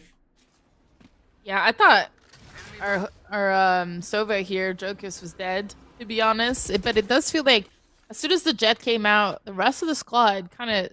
The timing felt wrong. I think the execution was... The concept of the execution was perfect because Jokus was not in a good position. They're pinged, they were flashed. Scanning ahead. And then, unfortunately, we were not able to punish that. Feels like we came out just a little too late from Kurosu, and that means we're now in a 3 versus 5. And look what the spike is. I don't even know if we want to go for this round anymore. We might just be waiting for pushes. It definitely feels like we don't want to, because that spike is really far from anything. Yeah, saving our weapons here, building our economy, especially being they lost a lot of their weaponry that round where Waffle House was like, I believe that was the second round. Or third, Yeah. where they were like, okay, we're just going for 10 exit seconds frags. left. That's it. So their economy, not the best. That initial push, even though very confident at first, fell apart in the hands of Jokus with the Odin, and they continues to do so here. Abby really building on to that confidence, and now that you have your jet locked in, it's dangerous. It's like, it's almost nerve-wracking. You're like, all right, the jet's feeling themselves. The knife's incoming. They also have the neural theft, so they could know where our location is. But to battle that, you do have Battison with the Hunter's Fury to really eliminate any utility possibly that we're seeing being set up onto this A site. And we do see that Battison is leaning towards that site, so that could be kind of the play. But maybe the following round, since I just saw that they are in an economy round. So this is just going to be, what can we get with what we have here? It's going to be a complete run it down through Yeah. that. That noise is going to be heard from really far, so you can see Waffle House on the heavy rotate as the Hunter's Fury here is trying to gain some space for Kurosu's team. So we're going to have control of that cat area. Oh, We're okay. going to get shut down, though. We're not hunting too far. The kills are happening, though. One enemy remaining. Oh, Avex comes down into the firing squad. It's down just to the Odin here, Miss Harvey. Yeah, it's down just to them. And they know where they are because they just Spike got a planted. kill. So it's going to be a rough one to win from Jokus. Now I think they know that they're both stuck in there. And with the Odin, that's doable now. Thrifty. Oh, Oh my goodness. The lineup was there. Joke is so close, but it was just on the timing of Kurosu. And I mentioned this before, Kurosu needed that. That was a thrifty. If not only that, but you're like leading up to the last few rounds. You don't want your opponent to continue having that momentum. So I was kind of skeptical about Battison throwing in there that Hunter's Fury on an eco round. I was like, okay, maybe that they won't be able to capitalize it. But because both of your duelists, you have Elise and Kurosu, just run it down cat, get that space, get that map control, and are able to even swing out together and get the tree players, everything then after that crumbled there for Waffle House. There was no way of being able to back each other up because of how far away Jokus was as well. So now that you're back on almost even footing, with the confidence that you have the leading up rounds, you kind of start to become a little bit more aggressive. And look at how much cat control Team Kurosu has. yeah, they're just going to take it and fight it in Waffle House. Not using any utility that I could see. Just kind of dry peeking these fights. Fortunately, not winning them. is gonna cause a lack of visibility from Waffle House defense. They don't know where the enemies are at. We're giving so much room, and the B split here might be kind of free for them. This is gonna be a hard task for Abix. They found my wire. Oh, the fact that Abix said, all right, I'm just going to go to the back of site and hold on to dear life here while my teammates retake. Yeah, really rough one, especially because Juke 30 seconds left. and his teammate and their teammate were just walking, you know? He was getting, Planted. Abix was getting crushed, and the rest of the Player squad was standing. just like, doo, doo, doo, doo, doo. So definitely a rough one. My ult is ready.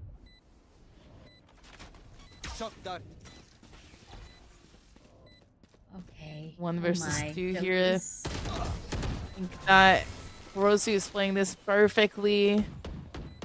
And Jokius here, the original Match B pillar, is gonna fall last. Match point. And you talked about the Thrifty last round where you wasn't sure if the Hunter's Fury was the right call. This is the third Thrifty that Kurosu win versus Waffle House. Remember, there has been no pause taken from any of these teams so far in this game. It does feel like Waffle House is so close from keeping that match in. So close, but it might not be enough. Ooh. Oh, wow. They just go for it. Site control? Taken. And they don't know that Abis is in the site, though. They didn't clear hell. Oh. Was it the Hunter's Harvey, Free I from am it? blinded. Was it the Hunter's Free from their own teammate One who enemy kind of remaining. messed them over? Oh, yeah. I believe so. I don't know. Hackers win.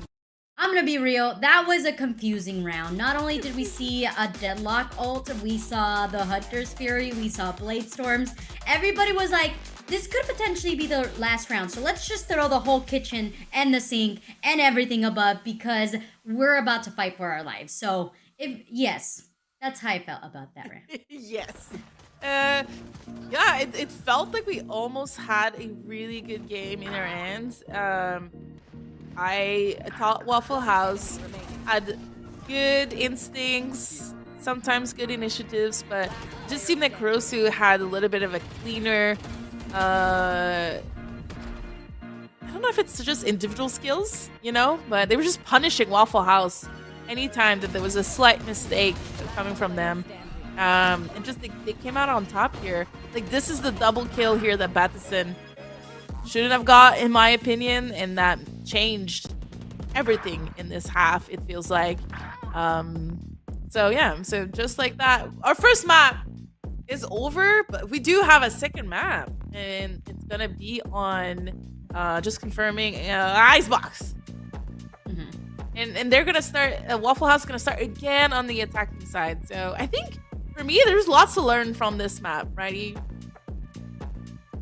There needs to be more confidence here from Waffle House. There also needs to be more asserting, like a lot of confidence that they can, because like we talked about, the game was close. It wasn't until Kurosu swapped sites that they were like, we're gonna run this and we're gonna take it home. So I think that just a little bit more communication, a little bit on timing, but also we are going to a whole new map, so it could be a change of anything. It's anyone's game. You said it. Waffle has the experience. Kurosu also has the experience. It could just be this map just wasn't for them in the cards. So I'm excited for Icebox. Excited too, and all of this action is gonna come up real quick because we're gonna head towards a short break, and we'll be back when the players are ready for map number 2, which will be on Icebox.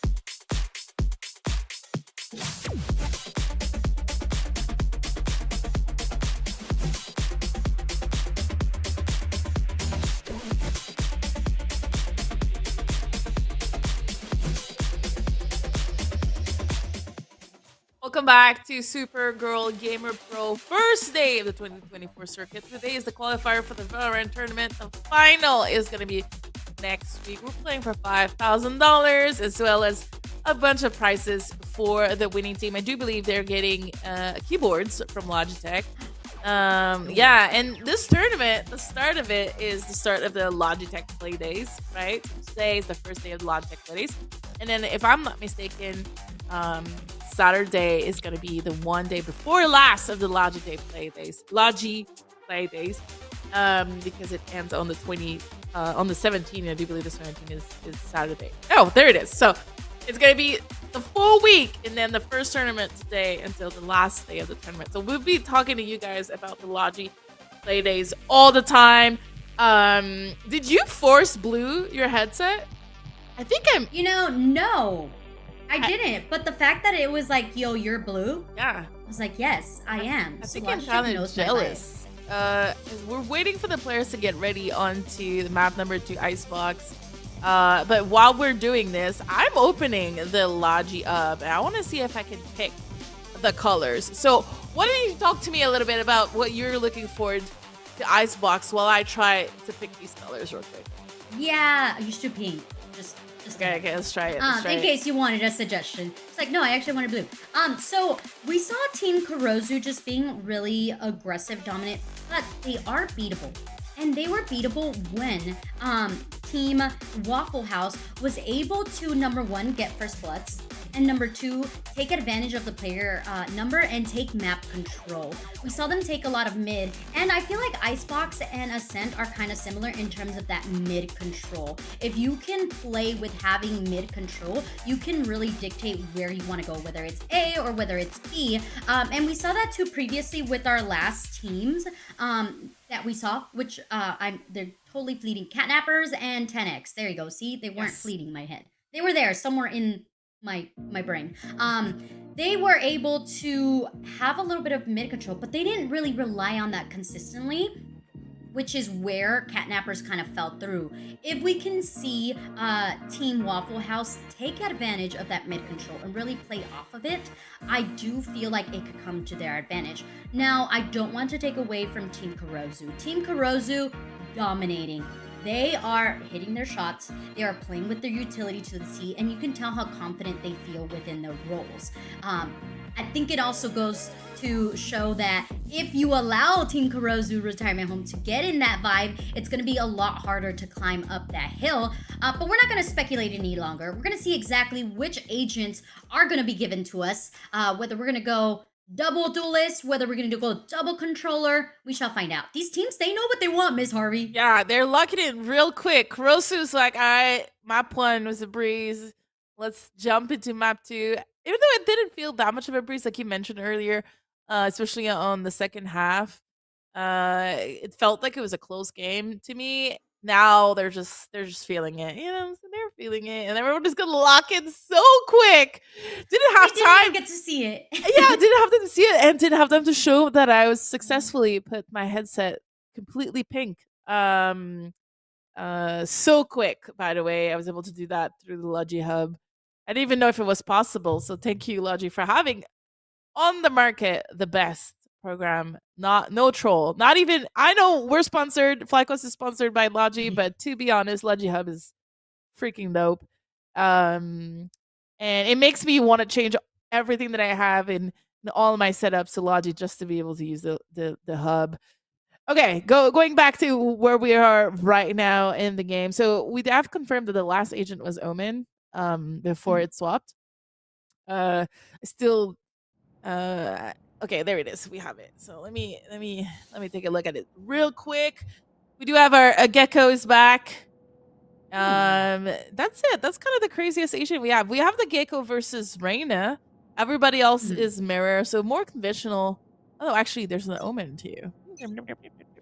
The only difference from Team Kurozu's Retirement Home is the Viper. And that was Raven, who swapped from the Omen to the Viper. So they essentially have the same team composition that they had on Ascent. Just the difference is the Viper. And we know how how important Viper is on this map. On Waffle House, we have the Viper as a controller, but we don't have We don't have a Killjoy, so that's going to be an interesting one.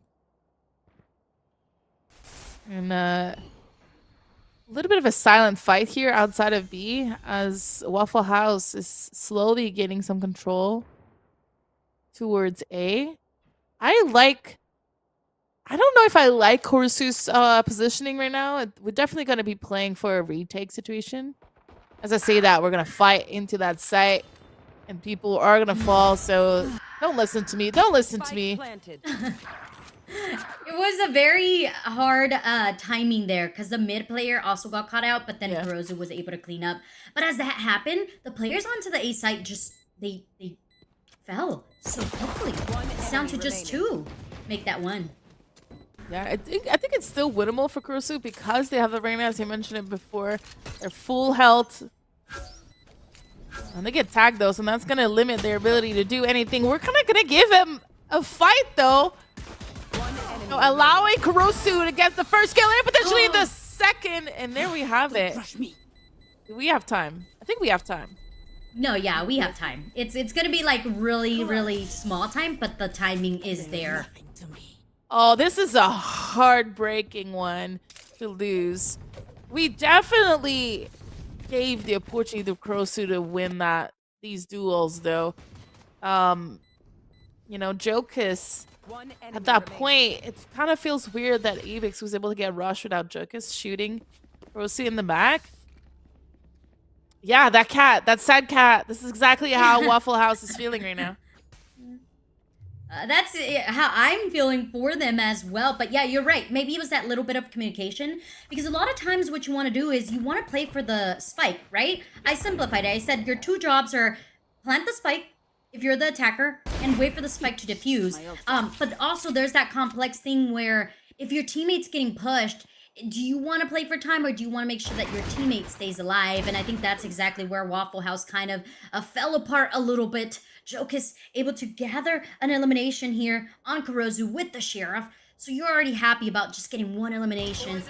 Can you continue, though, to eliminate your opponents and also plant the spike? Ooh, there was a moment in mid here. We could have potentially made a difference, but the timing is off now. A kill though from Shrey. Ooh woo. Pretty big. Where is Ellis? Oh, flank mid. Okay. So we.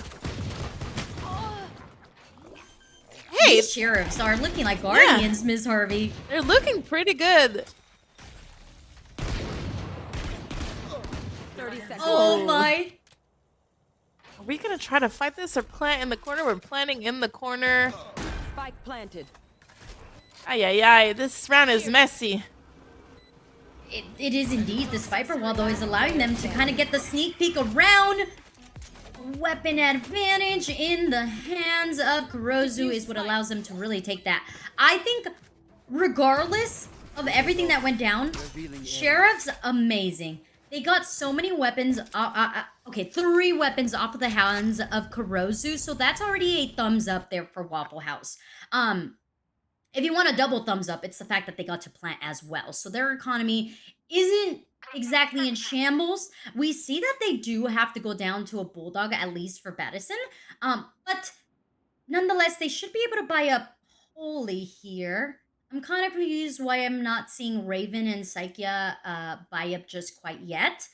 This should be their buy up round. But they are opting to not.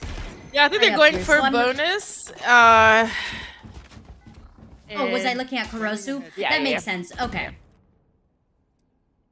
It does feel like, you know, I think that Kurosu didn't even buy armor here, if I'm not mistaken. At least when we were in the preview, you could see that they were not buying armor. So now it is Waffle's House round to lose, you know? So let's see what they can do when they clearly have the weapon advantage. Oh, little man is just running. I mean, that character design is the best. We still have intel that maybe someone made it to the tube, but not further than that. And Alias here, able to catch Joke is off guard. This is huge. My number one question, when did Ellis get so cracked with the Outlaw? And when did the Outlaw get a skin? Is my question. That's a pretty skin too. Avix not expecting Kurosu to be so aggressive on this B main. A reminder, this is the second time that Kurosu gets that aggressive. What a phenomenal round here from Kurosu. Individual display. It feels like we didn't use anything in Waffle House. We didn't have map control. We didn't use any utilities. I think we were expecting an early push and we were waiting for it. Like, it didn't really happen. We threw that molly mid, that smoke mid, to be able to like kind of confuse Kurosu's retirement home. And then potentially pretend there's someone was in tube. This was not a good looking round for Waffle House. For their first gun round, it really felt kind of empty.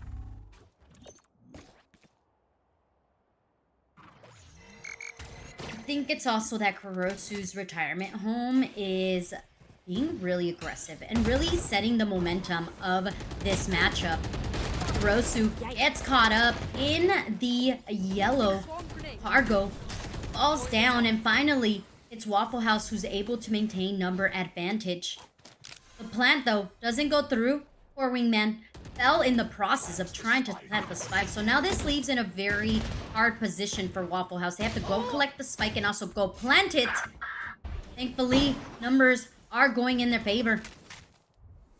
And as it comes down to it, Addison is holding on to this. They're gonna invest the Thrasher to seek upon the player onto Snowman.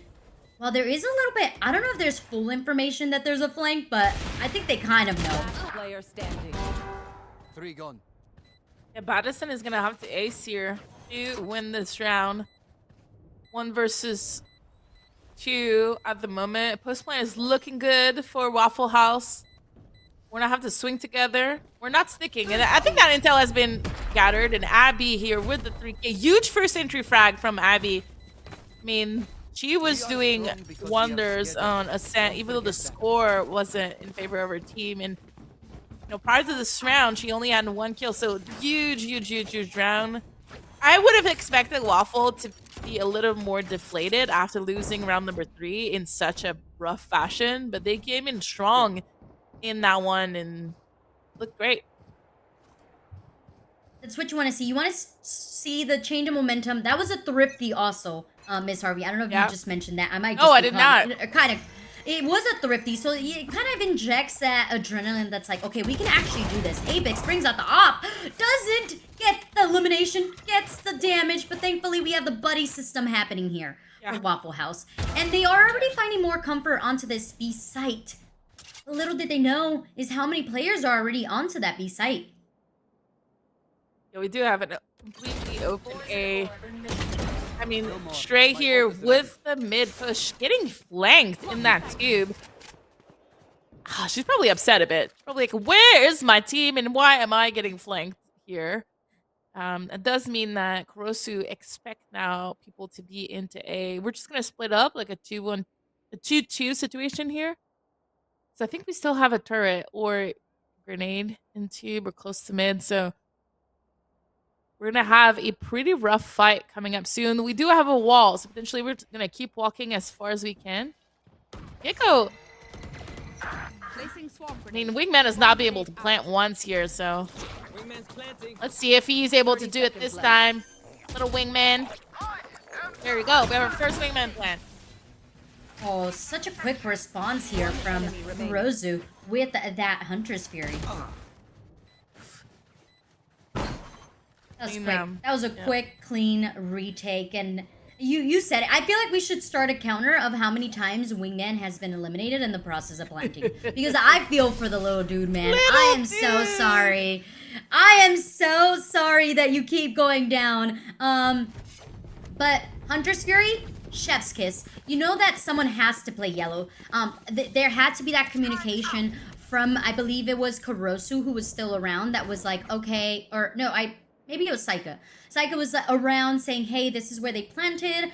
So that Hunter's Fury was able to eliminate at least one player. That just left 2 more of Waffle House. And just as quickly, Kurozu was able to kind of capitalize on that. They are doing great at the rotation, how quickly that rotation went, and the communication for that. They're also playing really aggressive with this. Kudos to that Dizzy to come in and reposition at least. Yeah, I like the utility usage here from Waffle House. We are going pretty hard, and unfortunately for them, there's 4 players from Rosu's retirement in there. But because we're using our utility so well, they're falling one by one.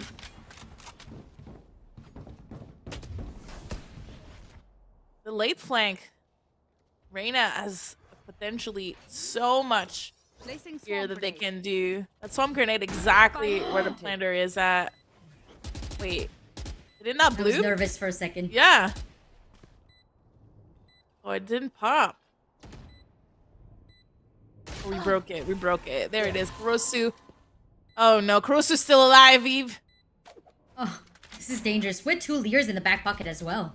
Yeah, this is really dangerous. There it is. Jokus is going to be falling. And just like that, even though I thought we had a pretty good situation, I think Waffle House kind of staying on site. Kind of, how do you say that?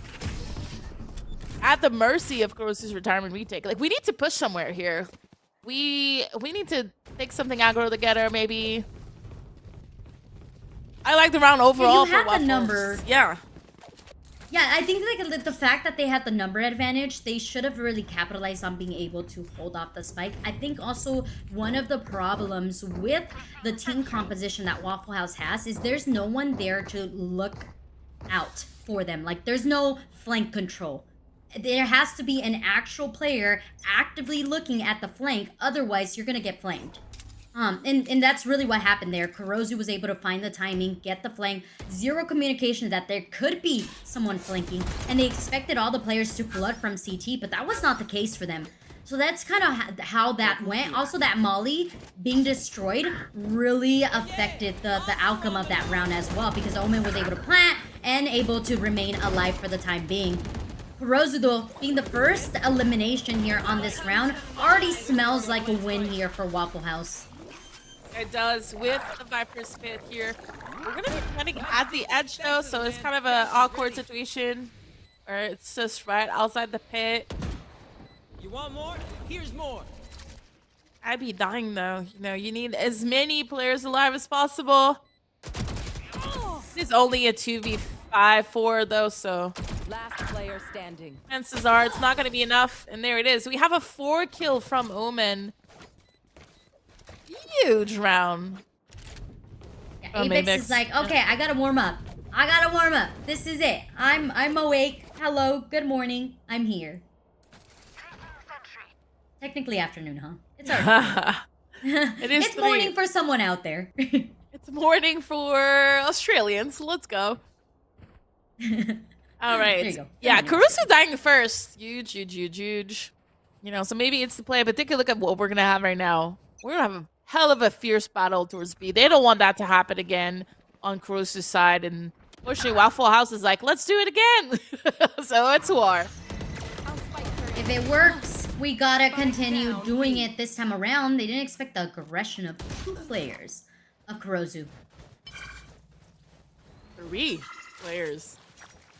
And they're all 3 dead. Just like that. A little wingman is gonna be able to plant third round. No, he did. He did. Oh no! 2v2, 2v3. It's the wingman that died, not a player. Oh, great shot here from Sekia. I'm gonna need that mid flank to come in a little bit quicker here. One enemy remaining. Oh, it's because the mid flank is in tube. Ay, ay, ay. This is a rough post plant situation. But because Badison is going to be very low, and the repositioning of Abix is pretty good, I'm worried there's just not going to be enough time for Badison. There is a lot of utility in their back pocket, though. They have the recon, they have the shock darts. Revealing area. No blind for Avex, but it was literally who can find each other first in that scenario. Also, shout out to that champion skin. That is a beautiful champion skin. I haven't bought it yet, but I'm gonna be real. I'm gonna buy it. Oh, I need to see it. Is it the Avex one? Yes, Avex has it. All right. Okay, I just saw it. Yeah. I regret Who not does having the actually first Waffle one, House? so or one of the first ones. I have all of them. Oh, there you sadly. go. So, cry for my pocket, guys. Feel free to cry for my pocket.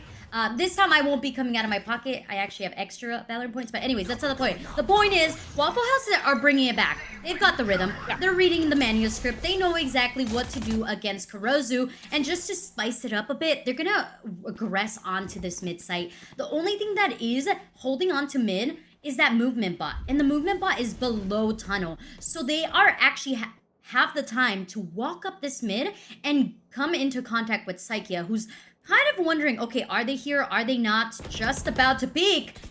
Oh. There was a player there, but the timing just a slight offness to it. Unfortunately, we almost missed the interaction. I don't know how they missed each other. Abby staying alive and going heavy A here as the rotation is already ready. And this is where we really need someone to hold that flank. And we do have someone here with the Viper. But this is the round. They don't go flank. Okay, well, it is what it is. Great push though from Waffle House. Yeah, at least you have a body. Great push here though. Oof. Turret out. And for the first time, we're gonna be flanking the defense. We have Shrey Uyu currently on the prowl behind the scene. You know, that might just be a little bit too much for Baddison. Oh!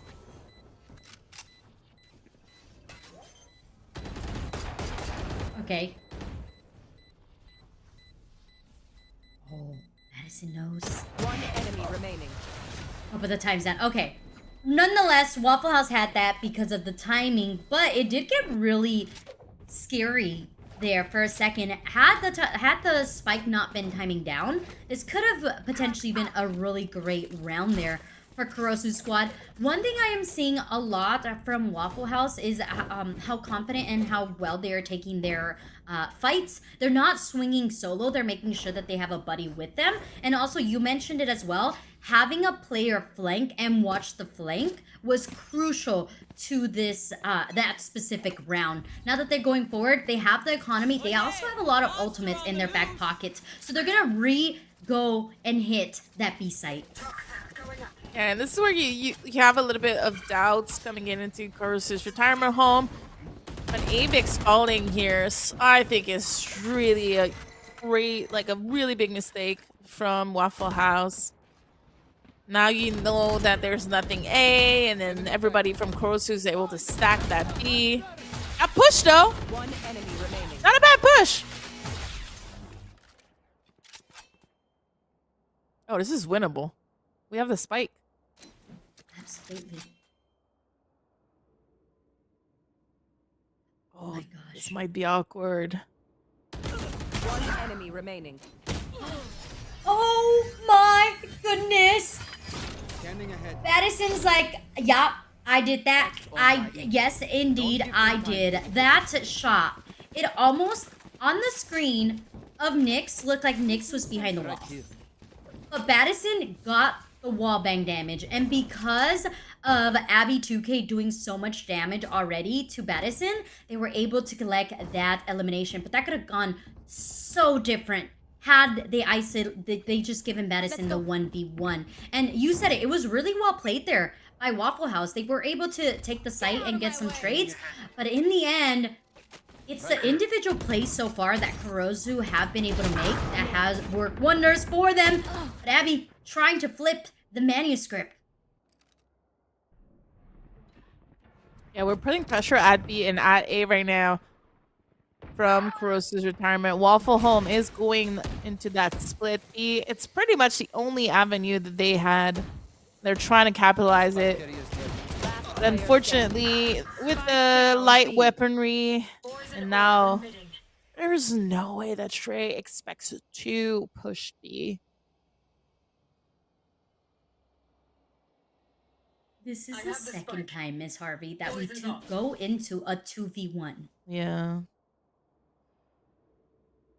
This time, though, there is an opportunity to win that fight or to win that angle. The timing is a little rough. Because by the time that Trey 30 clears seconds left. her way towards B or towards A, that's when Kurosu is also gonna gather that information and that intel. You know, they're walking back towards that A site right now, gambling as a squad. At the time. 10 seconds left. All right, how are we gonna play this post plant? That is the question. No utility, unfortunately. Ooh. Okay, she knows. She gets the first one.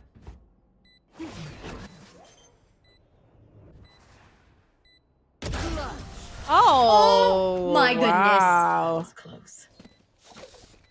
Trey Uwu Last round with in the the half. patience. Just isolates the 1v1.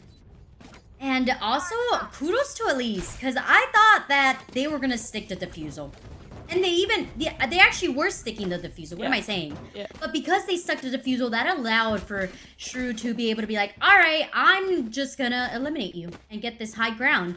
So it could have been a gamble for either side. Nonetheless, the Waffle House making their fight back into this, looking to make this a 6-6 half. And it's very much doable, especially with the fact that we have this Hunter's Fury to clear out anyone in this B site, or even just to play for post plant.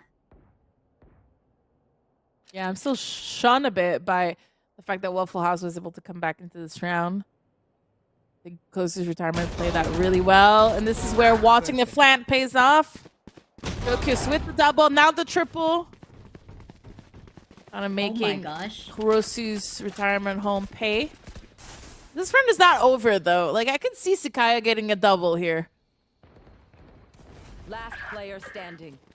Never Let's mind. see. Okay. I was like, I would love to see that. Yeah, I'm all for it. Never mind. Raven falling here.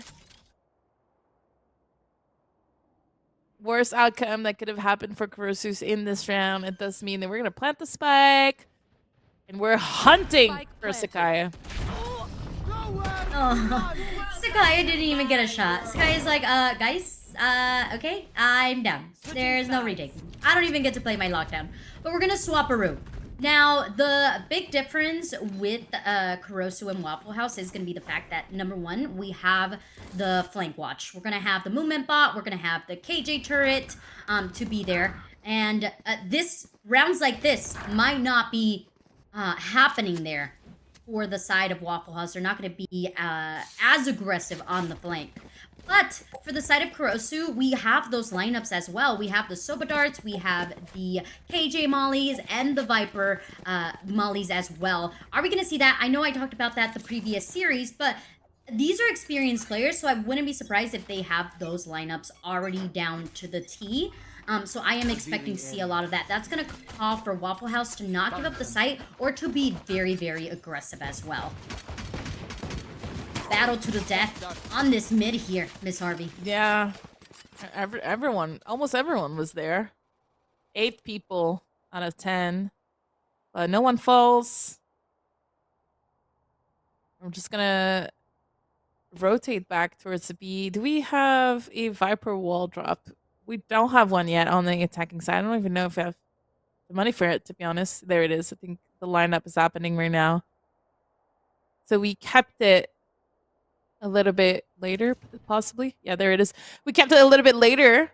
Fight is happening towards B. It's mid. It's mid. Abby 2K gets the late lurk here from Sakaya. Revealing area.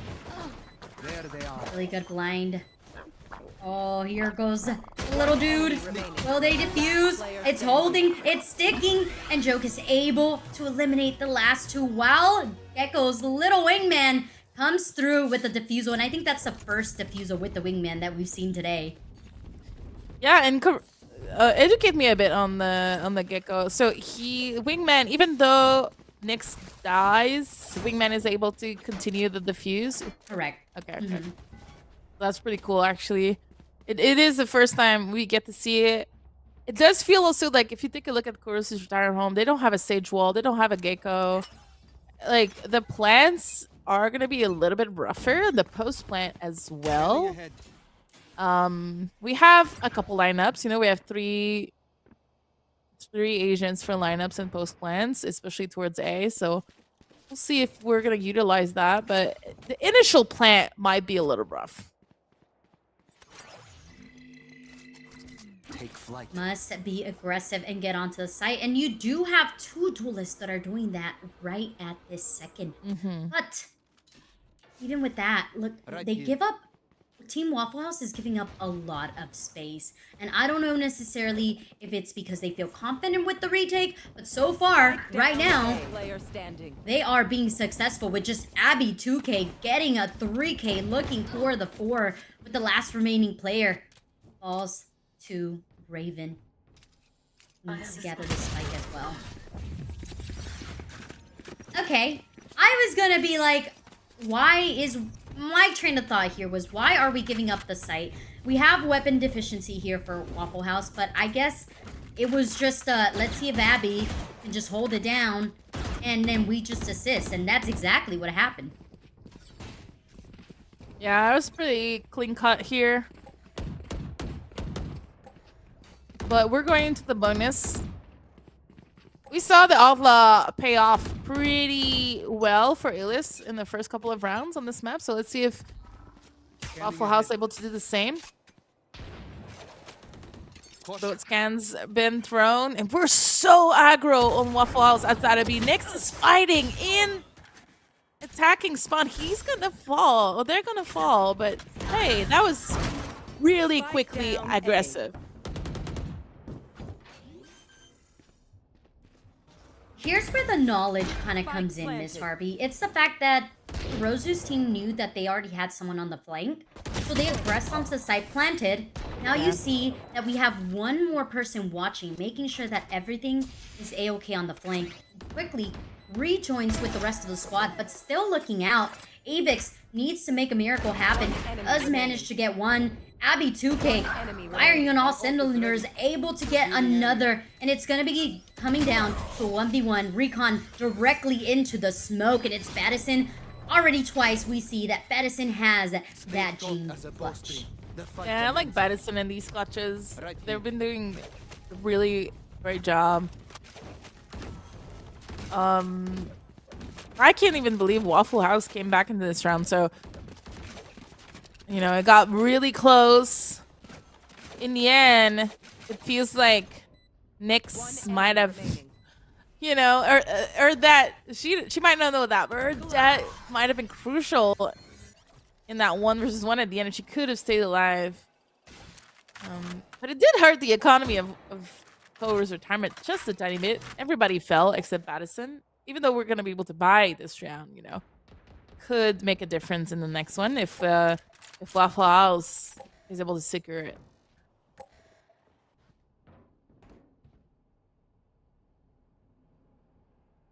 Ooh, nice change of pace here. Yeah, exactly what I was thinking too.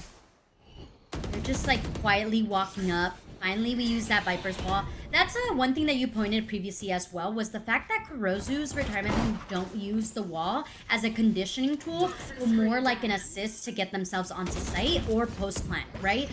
It's not like, hey, we're gonna trick you into going B. We're actually gonna use it to continue assisting ourselves to get onto the site and walk up and plant. Now, this post plant is creating a lot of pressure onto them, especially with the Hunter's Fury already invested. Waffle House having a hard time just sticking onto the spike. But I do believe, Miss Harvey, the spike is making its way to become halfway through. And just like that, I was about to hand it to you, but they are just eliminating everyone so quickly. Yeah, the post plants were really good here. We did have Sakea and Battison, both with the Emperor's free, as well as the shock darts and the mollies from Sakea. Like everything was well done. And so Waffle House couldn't really do anything. Once the wingman was down, you know, they were trying to do the best that they could. But there was so much damage being done next to the spike. They had to put that pressure onto these A players, defender a little bit further, but it kind of was a little too late. We're gonna have our first time out of this best of three. Kurosu's team, even though they won that round, they need to talk about it. Yeah, one of the one of the key components to that round being successful was the fact that they were able to be aggressive on the post plant. Something that Waffle House was good at was or was having a rough time on their attack was the fact that they couldn't hold the post plant, right? Like they kept falling down. They were either not aggressive enough or not watching the flank. But Kurosu there is being benefited from the fact that they are getting aggressive. They're not just planting the spike and then going back to reposition. Even though, if we're being honest, their team composition would benefit from that. Instead, they're making sure that they're keeping the number advantage and going above that. So I think just continuing to do that for themselves and aggressing the A site, because that seems to work out for them as well. Yeah, I thought that push was pretty good from Waffle House with the util, but unfortunately for them, Ellis just gonna clean up crew here. She gets 4 kills from that push. And we're gonna have our first last round of this, I think this full map, if I'm not mistaken. A great round from Ellis. That was a quick round too. Yeah, I blinked and I was like, all right, cool. But yeah, you pointed out the Gecko Molly and how it kind of bought some time. I even feel like it could have been a little bit sooner for the Gecko, but I think that Kurosu's team they're feeling themselves really, really great, because the fact that you would push a Gecko Molly is kind of insane. I would be like, I'm so scared, I don't want to lose any health. But you also have to take those battles. Really good clout there from Elise to cancel off that Dizzy. Yeah, there was a blind from both sides. From the Reina as well as the Gecko. They kind of also cancel each other out. Ellis though, gets the 4 kills, but great trade from Abby. Killing the Jet from the other team. And we're really spread out here from both teams. Both teams are like in a 1v1v1 battle, but Abix, what I didn't know, had the operator and the long view towards B, so now it's getting dicier for Chorus retirement. I like the timing though. They're taking that. Yeah, I like the timing. The timing I thought was really good. Now it's a 2v2. And we are really well positioned for these post plants. There's no way Shrey expects Battison on the right. Last player standing. Well, let's just throw in the Viper's pick, because why not?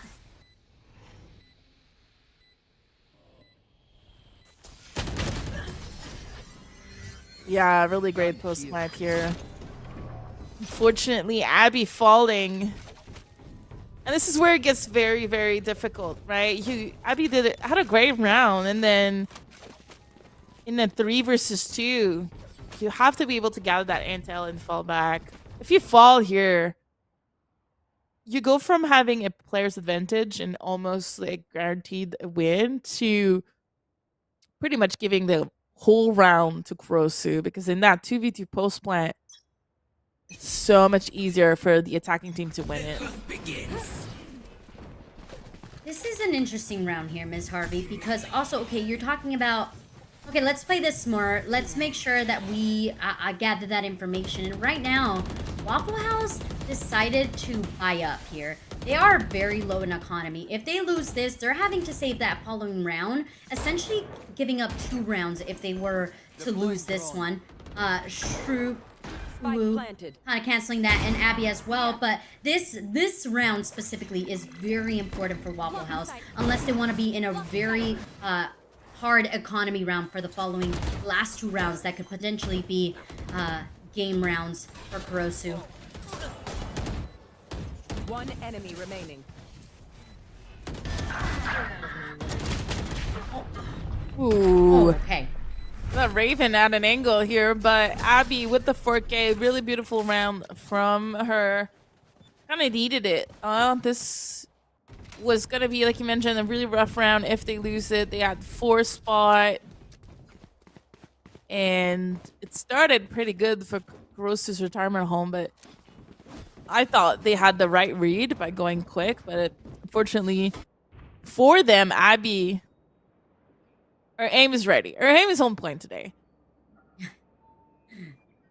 And you want that. As your Jet, You do. as your duelist, you're like, I want my Jet to feel like they are firing on all cylinders. I want them to feel confident. I want them to go for it. And that's what we're kind of seeing here. I feel like that's really the beacon of hope that's going on for Waffle House, is the fact that Abby is really feeling themselves. Now, with this Viper's Pit, I like the position, but what I like more is the counter that's happening here for Kurosu. They bring out that lockdown and say, yeah, cool, your ultimate's sick, but what are you going to do against our lockdown? And that pushes off everybody from Waffle House off of the site.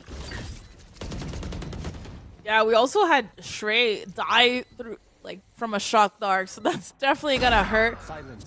Madison, they're always in the right position in these post plant. It feels like they are doing so much for Kurosu's retirement home on the attacking side, and Abex is just gonna save here. They did not have, they don't have a operator, but they're still gonna save. There's just no point here. And that's probably the right call here. Economy, not the greatest. Your opponents are 2 rounds away from going into the map, getting the second map at that too. So not only are you losing a round and also losing a map, but you're also going to lose the series. And reminder, this is a 1 series and you're done. There's no second chances. You lose this and you got to sit out for the rest of the tournament, and that's something that you kind of don't want to do. So the fact that you're able to save 1 weapon while the rest of your teammates could also buy allows for you to buy up for 1 other teammate need be. Also, Madison is really, really close Abex already has their ultimate, which is going to be really important here to gather information for the squad. But I am kind of getting a hunch that Kurosu's retirement home just want to go A here. Yeah, it feels like they're gonna commit. And look, take a look at where everybody is on this map right now. We have Omen in the attacking spawn, but Apex got spotted. So it is a really bizarre fight. Here. Last player standing. Oh, la, la, la, la. And here we have it. Double digit from Waffle House. Staying alive in this game. This is a close one. It's who can get aggressive first and who's going to become victorious off of that initial aggression.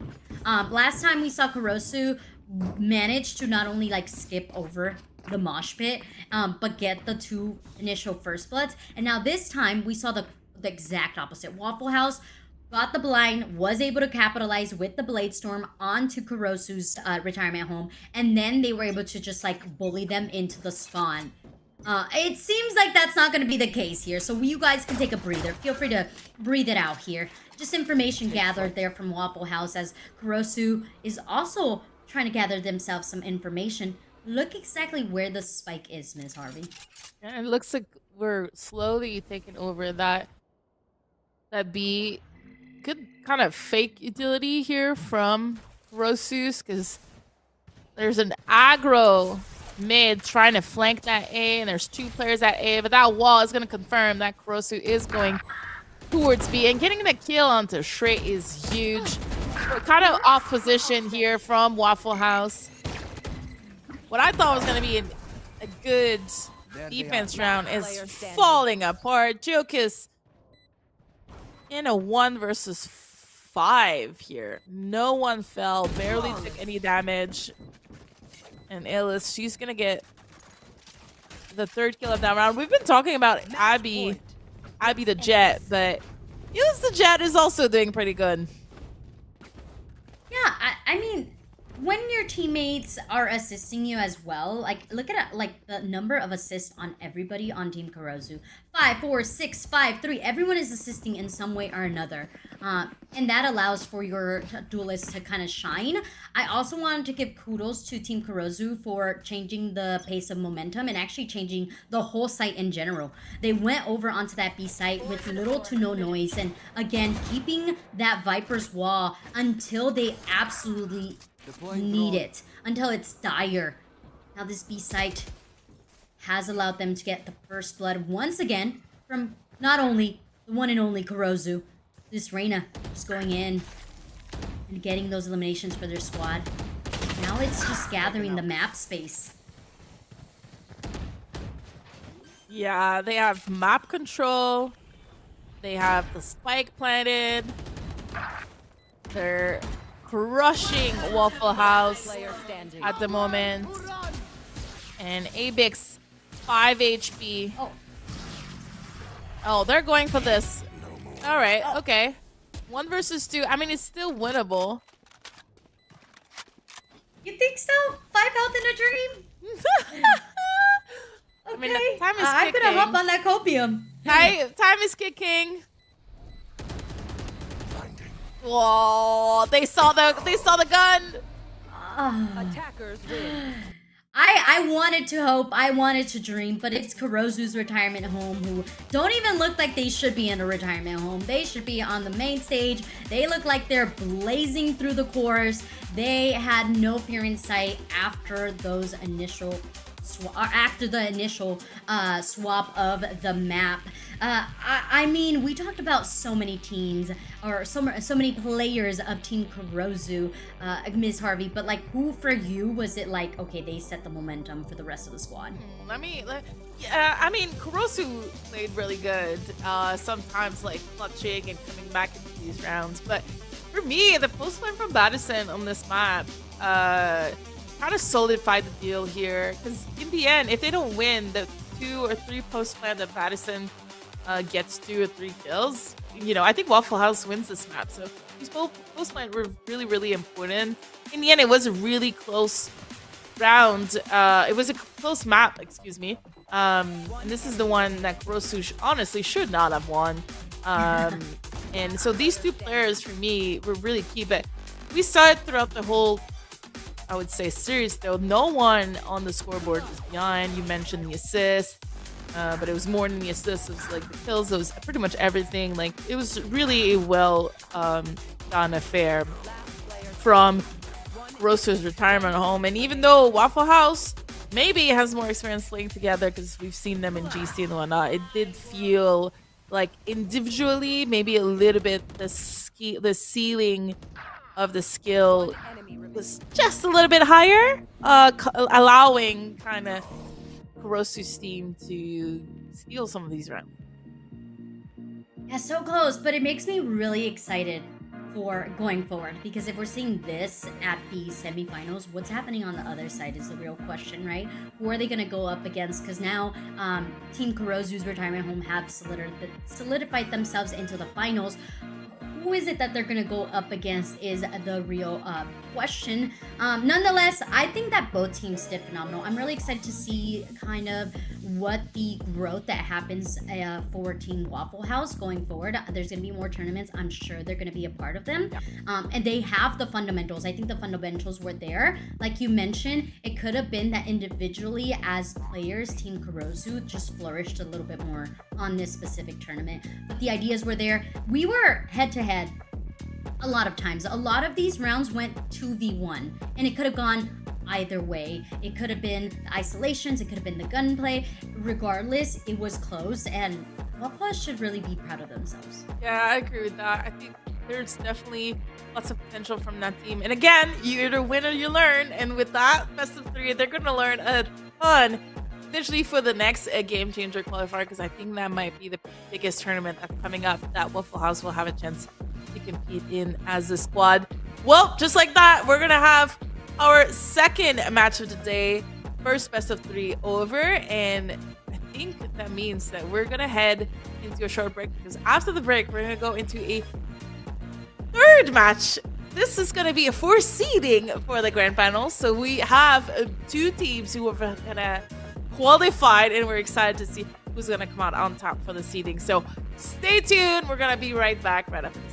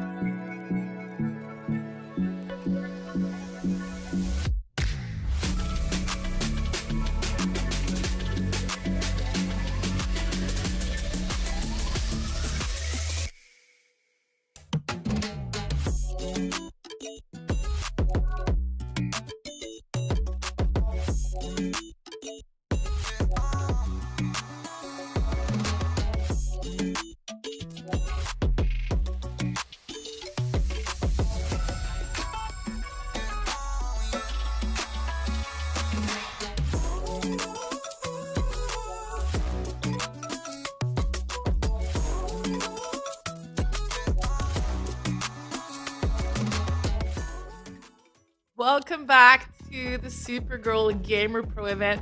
I'm smirking because our producer, every time we come back, says effect after the countdown for the transition, and it cracks me up every time. Effect. So if you see me smirk every time we come back because of it.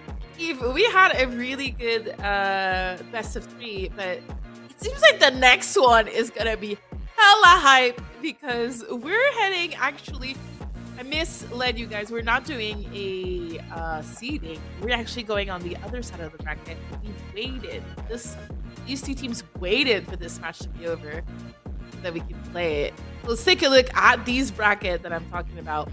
This is the bracket that we did not take a look at for a little bit. And then we're going to be looking at Bankai versus T-Max. And I'm very excited for this matchup. Yeah, you were giving me a little bit of a rundown about Team Bankai.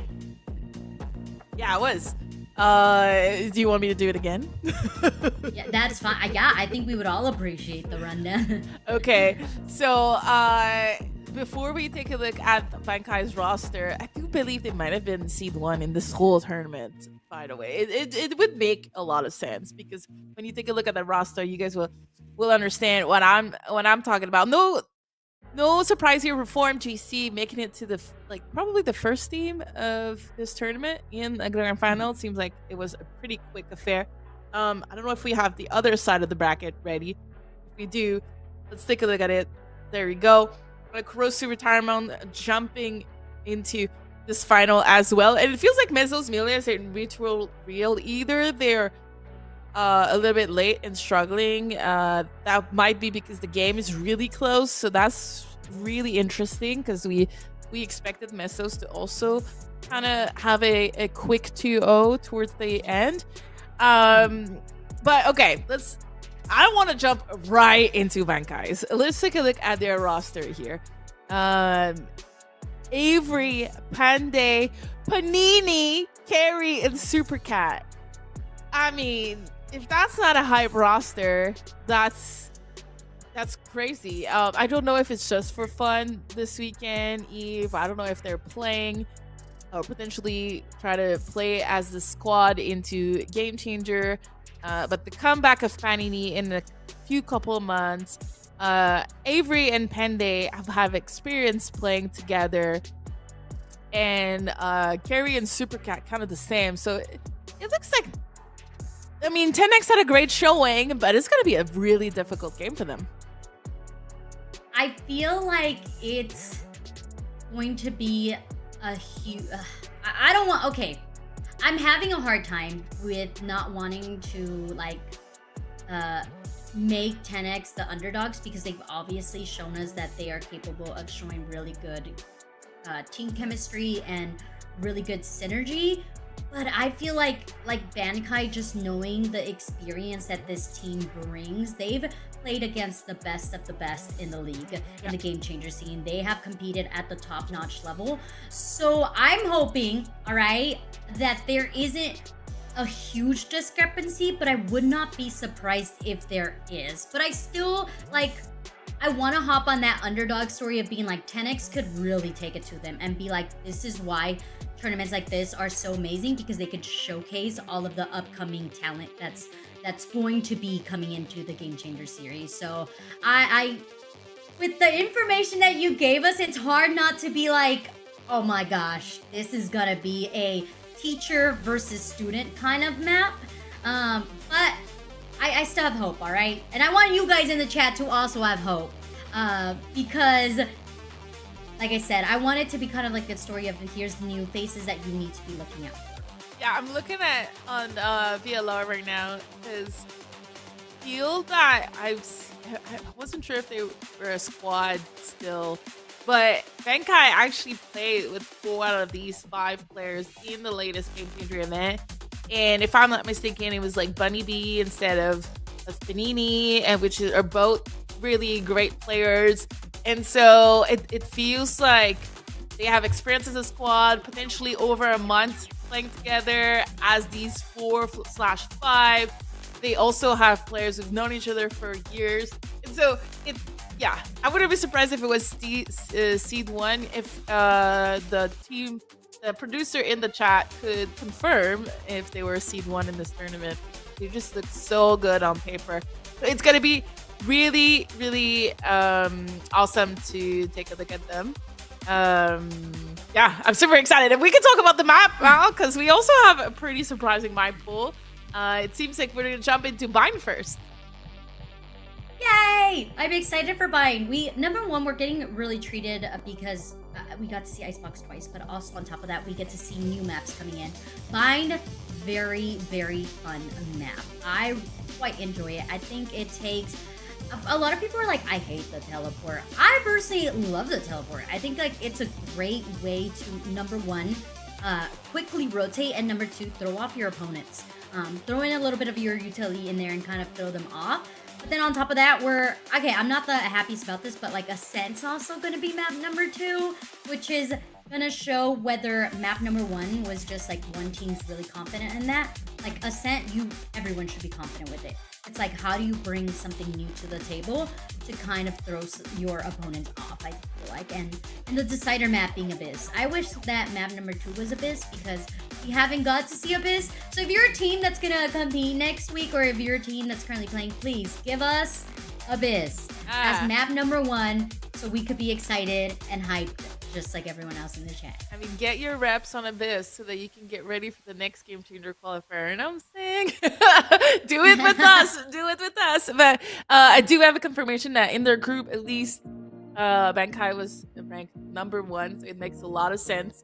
And yeah, I do want to see, I kind of want to see us going to Abyss, but I would be really surprised if we make it to map 3 because this roster looks so solid. I'm happy to see them in this circuit, and I think we're ready to jump into Agent Select's on Bind. Lots of variety of maps. We're not going to see Icebox, so this is great.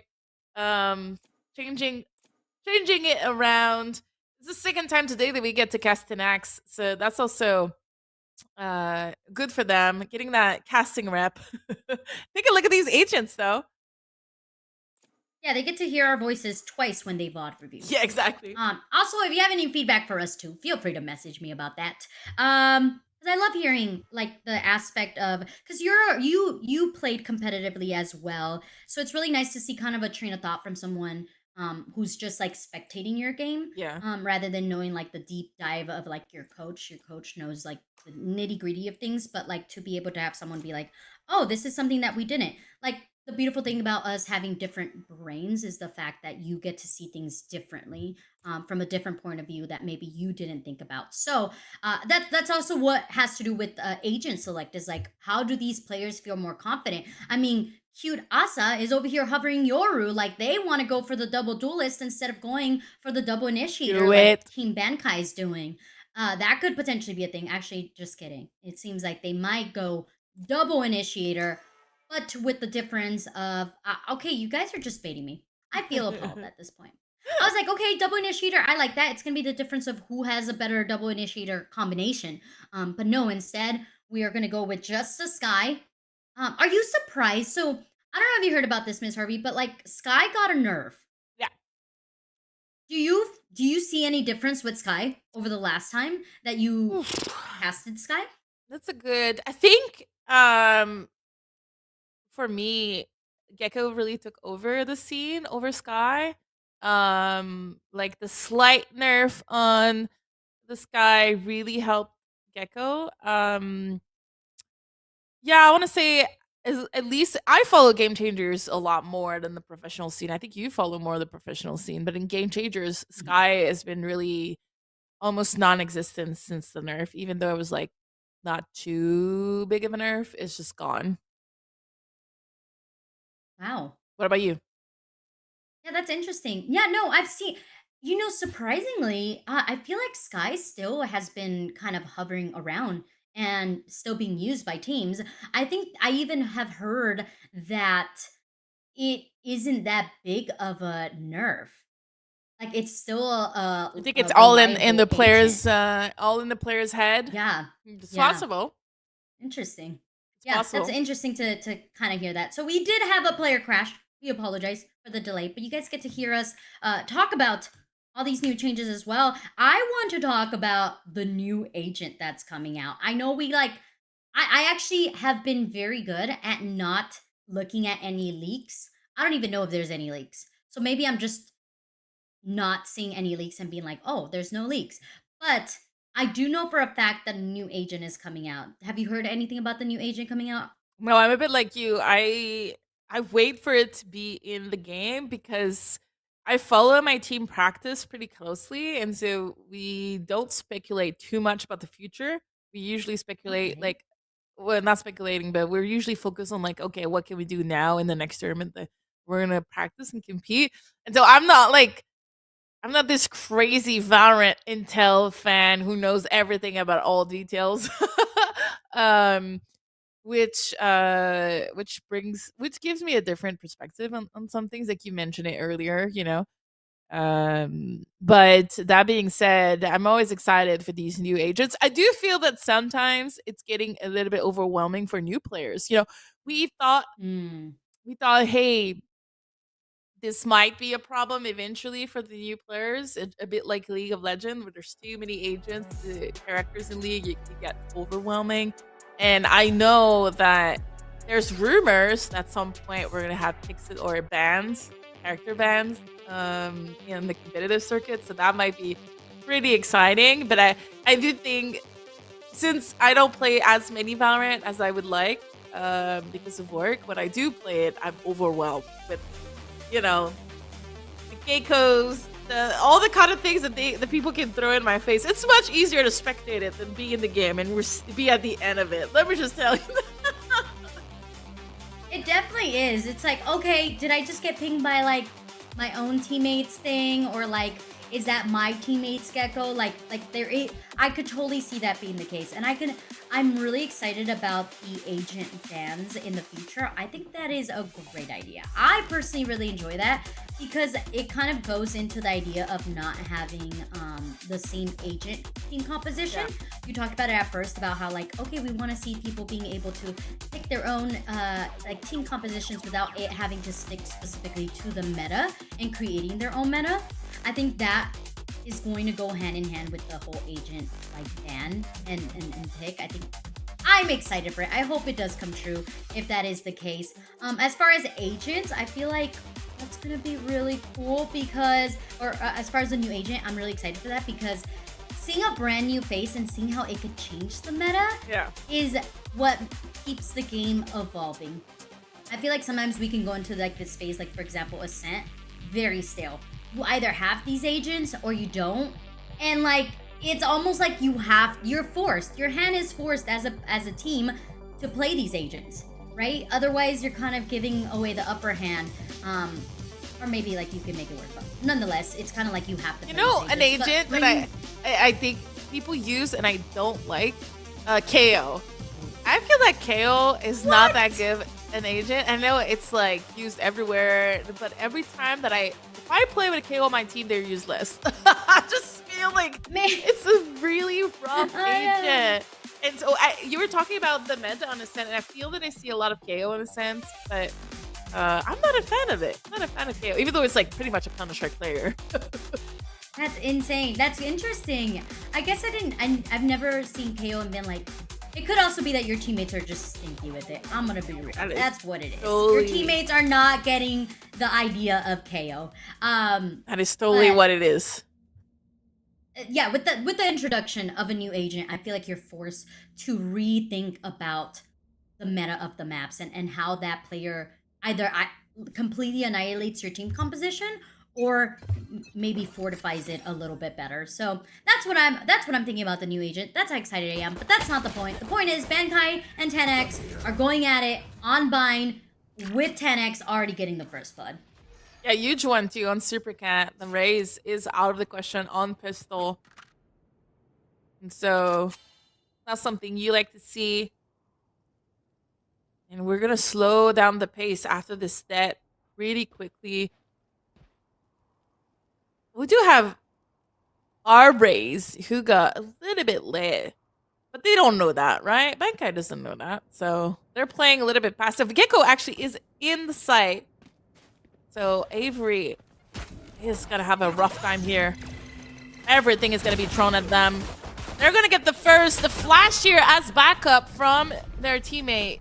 Almost making a difference, but in the end, they got overwhelmed all by themselves in the side. We're not gonna plant. We're gonna teleport back to A.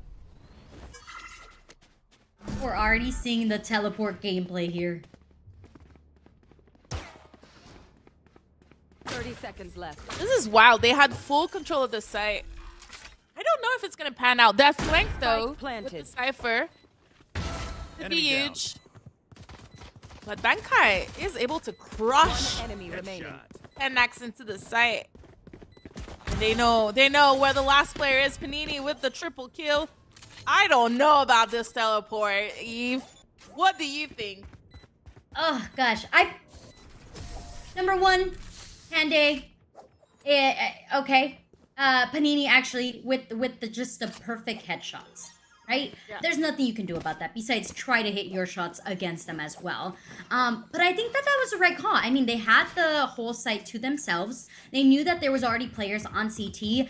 I think the post plant's really where things kind of crumbled. So just maybe playing the post plants a little bit better together would have been the right call. Their little, I guess, extras that they did plant the spike, so they do have the economy. But overall, it is unfortunate that you were not able to keep the number advantage on the post plant. Yeah. Connects here on a thrifty round. He went for that orb at least. We're doing a lot of damage though. Onto the gecko. There's gonna be a heal. Never mind, we're back to 100 HP. I mean, we got the orb, but that's at least that. We're just gonna be kind of holding, waiting for push. We don't really have control of outside B, so we're starting to be a little bit wary of it. We're gonna try to go back and retake it. Yoru playing pretty aggro here. Into showers. Probably gonna get caught by Gecko very soon. There it is. This round should be very clean. Unless there's like a crucial mistake from Carrie. I think Back to me. Carrie can clean it up here. 1v3 clean it up. Ooh. 30 seconds left. The rotate is good though. Good timing on the rotate for Bankai. Carrie's no longer by themselves. They're flashing each other. Okay. They're not even worried. One enemy remaining. Oh. Okay. Hey, Panday kind of got into that mix there. What happened? We wanted to see the carry 3K. And he's like, no 3K for you. I must also build my ultimate as well. But yeah, weapon advantage was in the hands of Bankai there, like you mentioned. Avery, very aggressive. And I would say a little bit overly zealous there by Huga, who peeked into showers straight onto the site. I feel like that was a little bit unnecessary, but you know, maybe they were feeling a little bit confident about that. Nonetheless, 10x now. Definitely buying, but it seems like Huga's gonna go more for an aggressive double satchel play onto the site with the judge. But Yeah. oh my. Risky play here from Supercat. Falling a little bit early. I mean, 10x is in double boosted here. Never mind. I don't know why I said double boosted.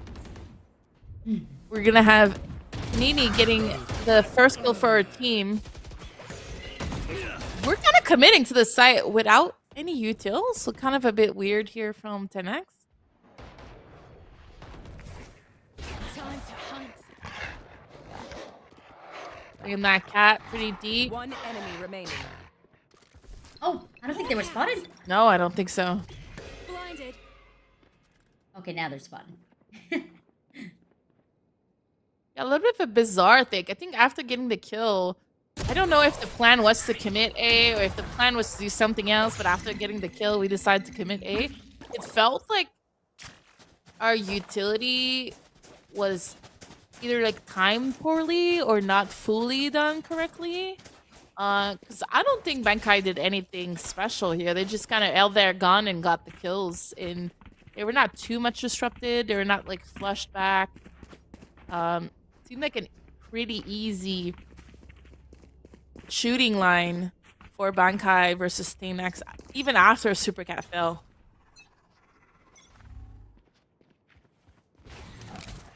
Maybe a little bit of initial, I don't know, sense of rushing. Yeah. It definitely did not feel right here. But with that, 10X gonna try to aggress themselves onto the safe site.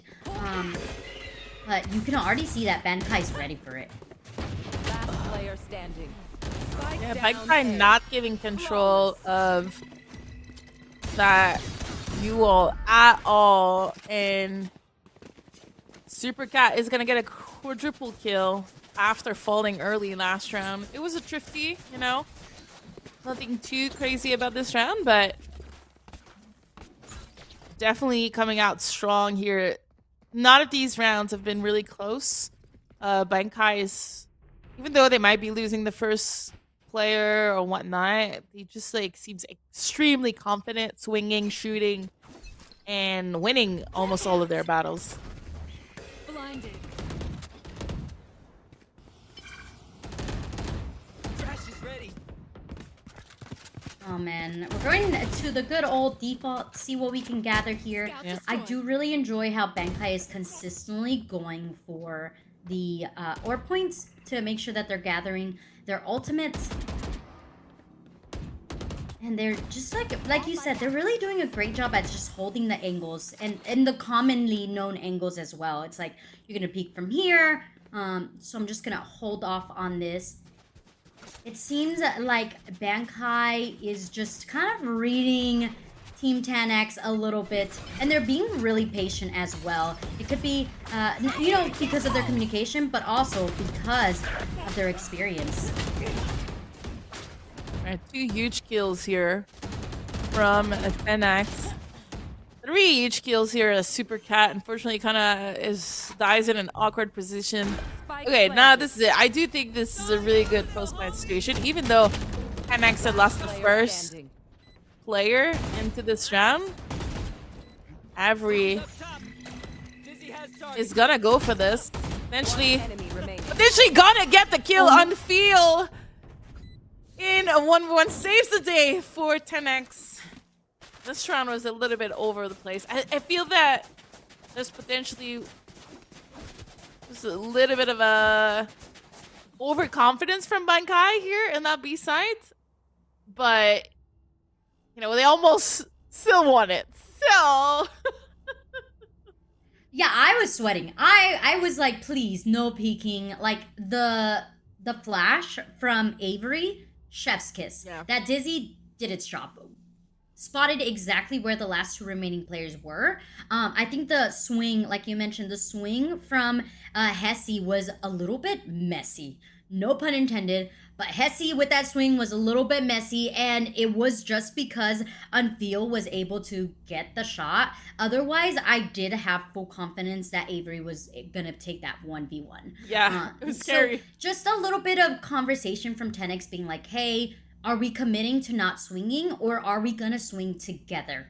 Like, that timing is everything. And just saying we have to go for the swing, or hey, no, I don't feel comfortable going for that swing. I know it's easier said than done when you're not in the moment, but those are what makes someone successful. Those are the key moments that it's like, we have to talk, otherwise we're gonna crumble. Thankfully, 10X is able to get that first point on the board.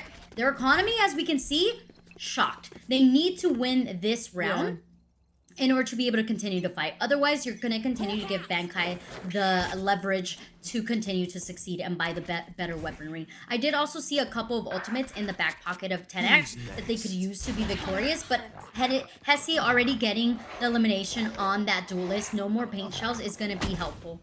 I know Yeah. exactly where you are. And now with Newell Taff, you know, there's a huge advantage for 10X here. So now it's just a matter of can they capitalize on it? They gathered so much intel that Yuru Omen was even able to get the ultimate with your trail. the kill that they got on the Super Cat. Now we have the Sky ultimate. You know, everything is being thrown into this round from both sides. Carry though with the double. Ay. The triple. The retake is happening from Bankai, even though it started so good from 10x. Player standing. Yeah, that was chaotic and so many ultimates invested, like you said. Orbital Strike, Seekers, Neural Theft, you name it, it was probably thrown in the mix. And there was that hope because actually the post plant was not terrible for 10x. You had Omen on the A shore, and I believe you had one more player over on A Heaven. Somehow in the mix, a Heaven player ended up falling, and then Bankai was able to play it off of Brown Box cubby area, almost like default plant.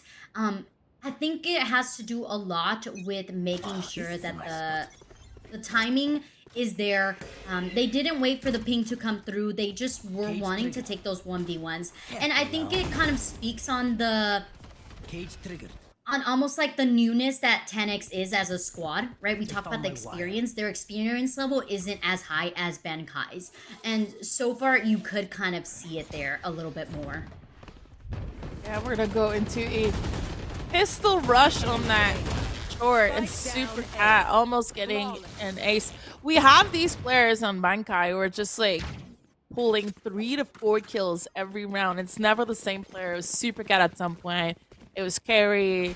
It was Panini. It was every, like, you know, it's just happening left and right. And so they're feeling it. It seems like, even though it's their second game of the day, because they only played one map prior to this, they were waiting for us. It feels like they warmed up properly. I don't know. We know they're good players individually, but it's also coming through in this match right now. Carrie with an op. Oh, and the swapperoo? Okay. Flash. Yeah, experience at the core, really. And like you said, a warm-up as well. Extreme confidence here coming in from Carrie. You know, re-peeking, re-pushing all by themselves. You know, they're getting the kill. And then finally it gets shut down, but it's kind of about time, if that makes any sense. Avery, though, almost getting caught off guard in hookah. There will fall, though. And this is a case of we are too confident kind of play. We might lose this round because of it. Absolutely. Oh my, do you see that flank? Do you see what's happening in hookah here? Timing, Super Cat. They're gonna be able to get one. They don't know where the other player is, but oh, don't be seen. One enemy remaining. And Health and a Dream on Panday. Oh, that sniper though.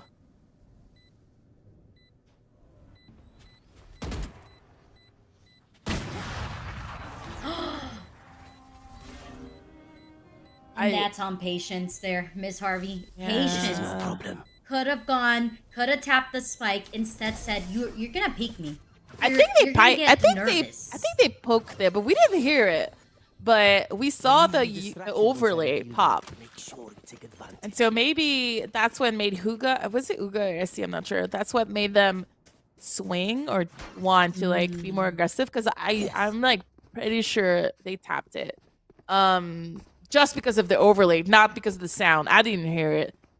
Yeah, I didn't hear the sound either. Yeah. Could have been a little bit like, oh, maybe they are, maybe they're not. It could have been that too. Yeah. I certainly would not have expected them to have an op there. So good on them. Oh, the peek into 4 players, 5 players, and staying alive. That's huge. Oh my goodness. The confidence is there. The movement, the schmovement was there. I don't even know how Panday's alive at this point. It does feel like we're taking pretty big risk onto Bankai, but we're not really getting punished for it by 10x. So, and I think that's the main thing about this game so far is that yes, it's 7-1, and we're feeling extremely confident. So we're pushing, we're kind of almost sometimes joking around a bit. I didn't see any disrespect so far, but definitely like playing extra loose. So far, 10x is able to kind of capitalize on it. The scale is currently even, with zero information of where the 30 spike is. We seconds do have a left. trip onto hookah, which is going to allow for the information to be gathered there. But instead, wait, I thought that was a collateral. That looked like a collateral. It was a It clean was shot. not, thankfully. One enemy remaining. The reposition, the angles. That's how you know these players on Team 10 Bankai are seconds left. experienced. They know when to reposition and what angle to hold off on as well. And that just comes with experience, right? The more you play, the more you know which are the common angles and where your One opponents of my kind cameras is broken. of come in from. Oh, wait. So Bankai just really relying on that experience overall.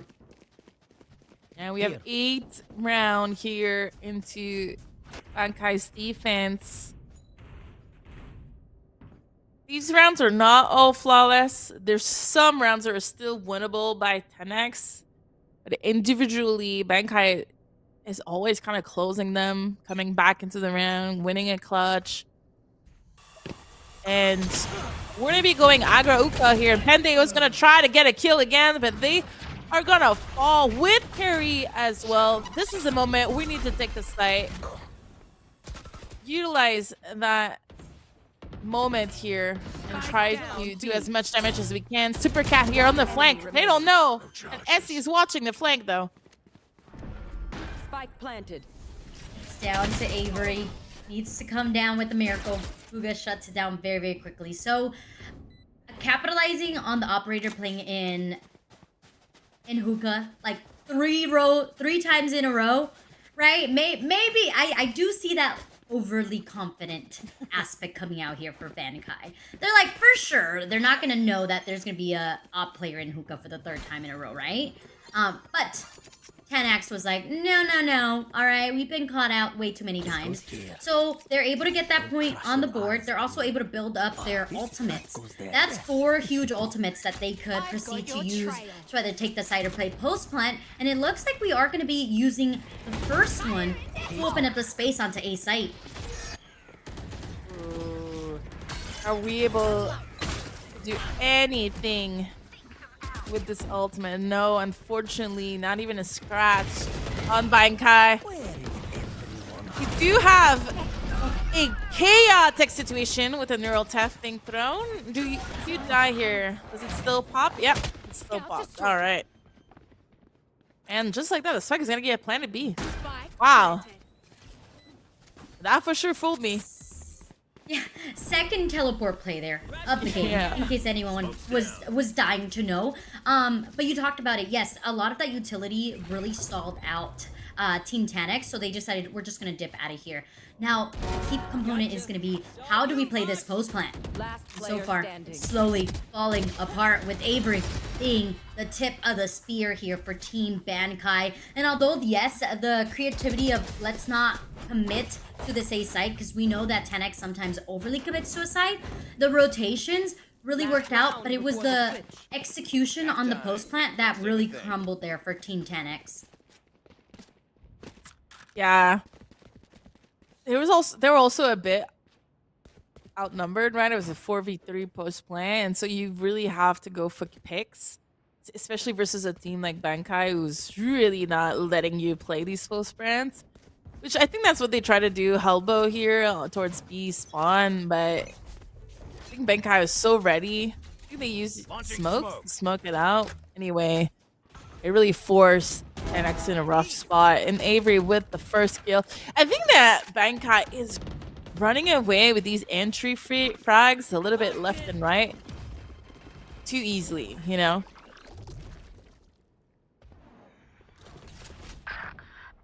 consistently the first kill on showers is really hurting 10x. And you also talk about like how sometimes they go into the site without any utility. This time around, they did use the dark covers here to get themselves onto the site, but they haven't even secured the back of site here. No, but it feels they didn't need to. As we're gonna have our back layer blinded. Hesse on the hunt for a third, if I'm not mistaken. 1 versus 4 though. Can't Nini do this?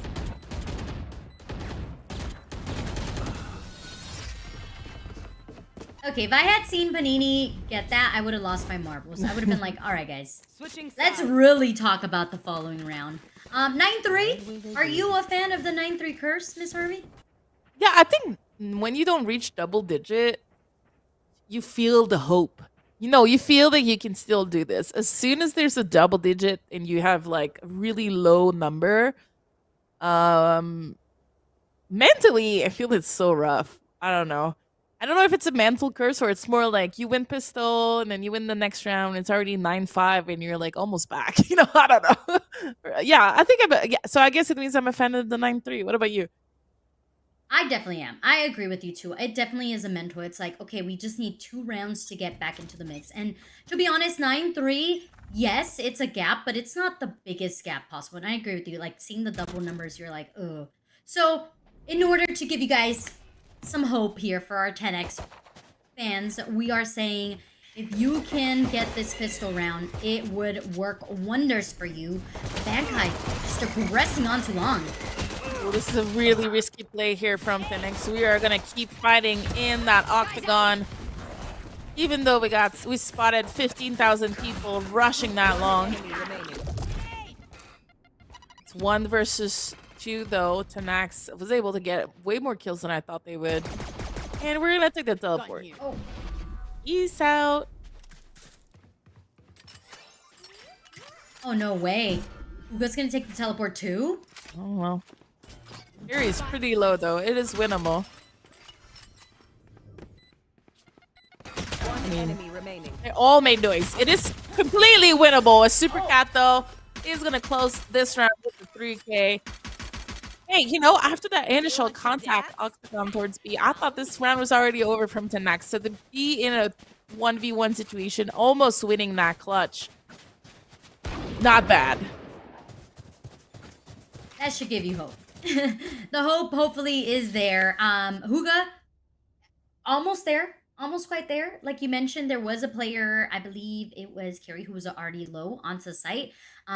Unfortunately, Super Cat's shots crispy clean on the point. And now, Bankai just looking to secure their 11th point on the board to be that much closer to finishing out this map number 1. Now, I'm going to go back in history and see, this was actually Bankai's map choice, if I'm not wrong. No, I'm sorry, 10x picked this map.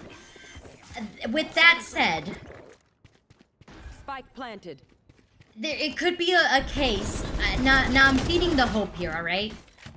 As Huga gets that elimination, I'm feeding the hope to think that sometimes teams happen to take the map pick of their opponents. So it could be that Bankai takes this one, but that 10x takes the next. Ooh, That's cute it. Essa. With the double kill, that could make a difference. It feels like I was praising Bankai's aim and individual skills throughout this whole map so far, and then this is the round where honestly they just nothing is going right for them for once. And then 10x is able to come back with the pistols. Like, even though they gambled the wrong site, you know, they were all B octagon. Great job for 10x. At the beginning of the round, did you see Carrie stun everybody on their team? Did that happen? No, I didn't see that. Okay, I felt they used a wolf on their whole team towards Cat and stun everyone, and everyone was looking at them. It was I felt like, you know, they're playing to have fun and messing around, and that it didn't have any impact in the round in the end, but yeah. It's pretty funny. Well, I think after losing that round, they're like, okay, let's get back to business here. Yeah, it's possible. Shower control. giving up. That's a difference that we're seeing from Team 10X and Team Bankai. We saw Avery consistently peeking the showers. Like, that's how they got most of their first bloods. But instead, Team 10X, they're gonna play more for numbers, more for time, which then gives Team Bankai the opportunity to just take full control. Ooh, this fight is gonna get a little bit overwhelmed though, and we are gonna have a perfect blind from SC. They do get flanked though from the back of the site. And the 2 versus 3 bomb not planted yet. Rough spot as the spike is actually down too. Super Cat catching that flash, getting overwhelmed. All the utility in the world is dropping onto them. We have another good round. I mean, if we don't lose pistol here, this would have been looking great for 10X. Yeah, only 4 rounds. Even now, they find themselves finding the confidence to continue on and getting that much closer. I mean, we only almost have Huga with the showstopper, and we also almost have Yoru ultimate as well. So that's going to help out gather that information or quickly flank as well for Team 10X. Bankai, like you're mentioning, they now are punished a little bit for their overly friendly, I guess, gameplay. I don't even know what I want to call it, but they're having fun. But now they're getting punished. It's like, okay, you want to give us a few rounds. Things could get kind of dicey, especially if Team 10X continues to kill off the momentum that Team Bankai are getting at this point.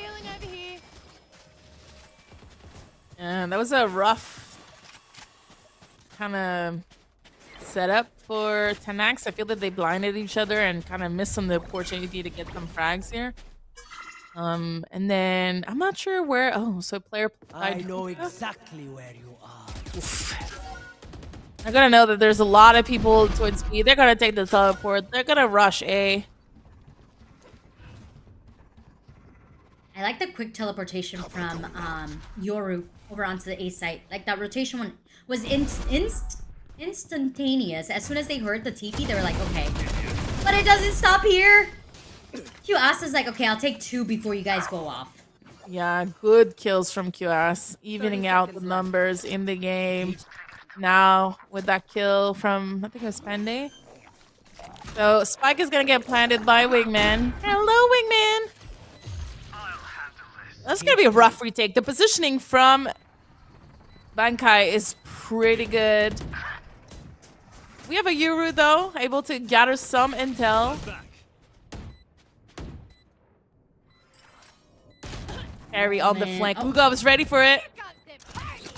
1 enemy remaining. They know where Every is.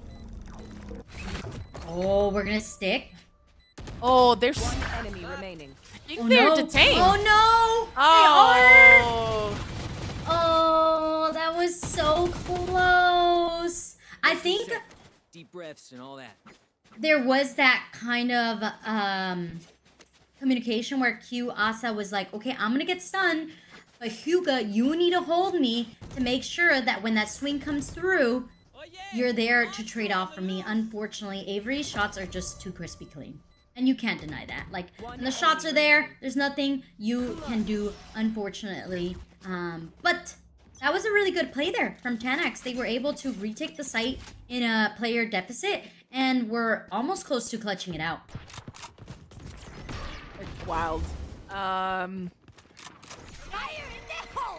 Avery played that really well. We're gonna have a showstopper here back from Super Cat. Not sure if she's gonna be able to find any kill. As I say that, he gets a kill. Or they get a kill. Spike down A.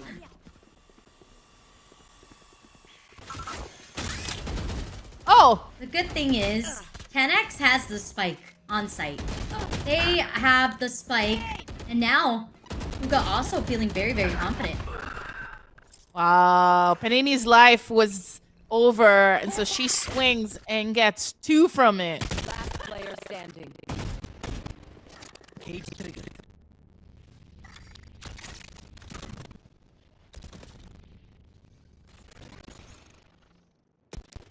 It is a very close round here. Oh no. Candy's like, okay, where are they coming from? I need the spike for sure. 10x making a good run for that. Or still trying to keep themselves in this first map. Yeah, and I mean, the Super Cat got the entry frag, so I thought after that, that whole team would have collapsed on the site. 'Cause they made it so far, right? From Cat to bathroom, like so deep, and they like took a bit for the rest of their squad actually to be there. So I thought they played that really well. Unfortunately for Bankai. Okay, next though, this fight is not over for them. They do have at least 5 rounds before it's even a tie game. So we get caught on this. We have to break this strip with pistols, and we win a thrifty here. We've had at least 4 thrifties today.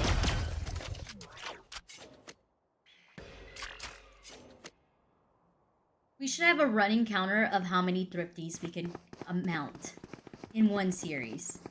I think the last series we had 3. This one, I don't think we've seen any yet. I could be wrong, though. Prepare for hellfire.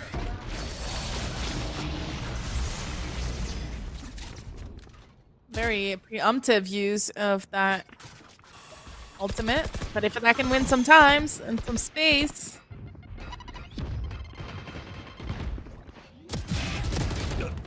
I know exactly where you are. I've got your trail. Oh, we're using a lot of utilities here from Bankai to get info into that round. It's gonna be a very difficult round for 10x to take back. Everyone from Bankai is actually kind of stuck in that UL. SC getting the kill. This is happening. They are making it work. The dark cover to hold the person who is defusing. Hezi has to reload jump peaks, and they have done it. They are 10x. Says, all right, you wanna goof around? We'll take the rounds and we'll take the map if you give us a chance as well. We're gonna get a timeout here for Team 10x. What do you think is really helping Team 10x here? This for me, the post plan was really the 2 things. Bankai used everything they had so early after the plant, from the Seekers to like they had used the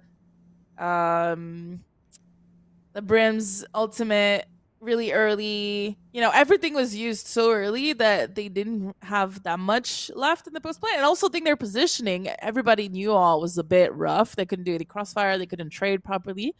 So I think in that specific round, that's what happened. But overall, I think that they're still showing that they're a better team so far than 10x. But I'm really, and so I'm really surprised from 10x coming back. I don't know what you think. Yeah, I definitely feel like Bankai is getting in a little bit of their repetitions on out of the box creativity. Right? They're trying different strats that maybe they wouldn't so much as use in a competitive or like in a very intense scenario, right? Like let's say game changers. I feel like they're just trying out new strats. That's kind of what it feels like to me right now at the moment. And it's good. 10x is showing that maybe these strats are not the best. So good on them. If they can take this map out and then kind of compete on their following map, I think everybody would be really, really surprised with that. Gathering a bit of intel here from the Yuru.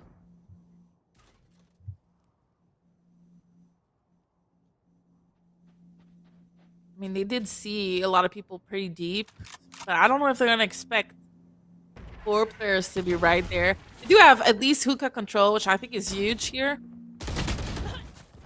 Thankfully, they didn't lose hookah control with that. Anyone else? And so cute saw using the cages to their advantage. Closed. Oh, this is the second time, Miss Harvey, that Bankai has lost the spike to their opponents on the site as well. Did they send wingman? Is that why? Here. No. Oh, actually, yeah. That had to be the case. Yeah. My ult's ready. 30 seconds left. This goes back to a bit what I told you about. You know, when you have a gecko, sometimes One enemy remaining. can be the death of you to like rely so much on the abilities. 10 seconds. I mean, Avery has been having a great game so far, but on the T sides with the gecko and the wingman, it's a little rougher. Kind of creating maybe a false sense of security from knowing that the gecko can, the wingman can plant for us. Like no one's protecting the president. Where's the president protection? You have to go with the wingman. I think also to give kudos to QAsa, like you mentioned earlier, they played off the cages. They didn't. Team Bankai didn't expect for QAsa to play off of their opponent cages, but they were able to, and with that, that's exactly when Wingman went down. So with the shift of momentum in favor of Chanex, they're able to collect 2 of their ultimates, and their economy is looking pretty sweet. Bankai right now struggle busing a little bit, but they just need 2 more rounds. All they need to do is make sure that, like you mentioned, protect the president, plant the spike, and not isolate these 1v1s that they have not been successful at. Oh, QAsa said B site? Nah, it ain't for you guys. Y'all should try another site. Oh, but the timing, Panday was able to cross and get the elimination. A good back and forth here from both teams. It's a 1v1. And I think it was a thrifty. It is a thrifty for Bankai. So SC, though, is going to get the last word. Making this game closer and closer as we head into this round. It's 11-9. We're going to be back on real guns, though, for Bankai. You know, outside of Unfeel, a little bit behind on the scoreboard. Everyone else is doing decent. So it really comes down to kind of playing together, right? Bankai should have better synergy when it comes to taking these sides. Is this actually what we're seeing at play? Not as much as we would have liked. Yeah, maybe a little bit too much creativity happening, right? The IGO was like, okay, what do you guys want to do? The whole team is singing instead of one person just saying, hey, we're gonna do this and this is how we're gonna execute it. Aggression onto this A site. QAsa though, zoned off for the time being. Now they're gonna get shut down by Supercat outside of bathroom, helping our team, their team, come out of that cat chokehold that they were stuck in. Unfeel though, the only player with a kill in this round. Last player standing. Not able to get a second one. It's a 2 versus 1. They should expect at least one in you all. Maybe not both though.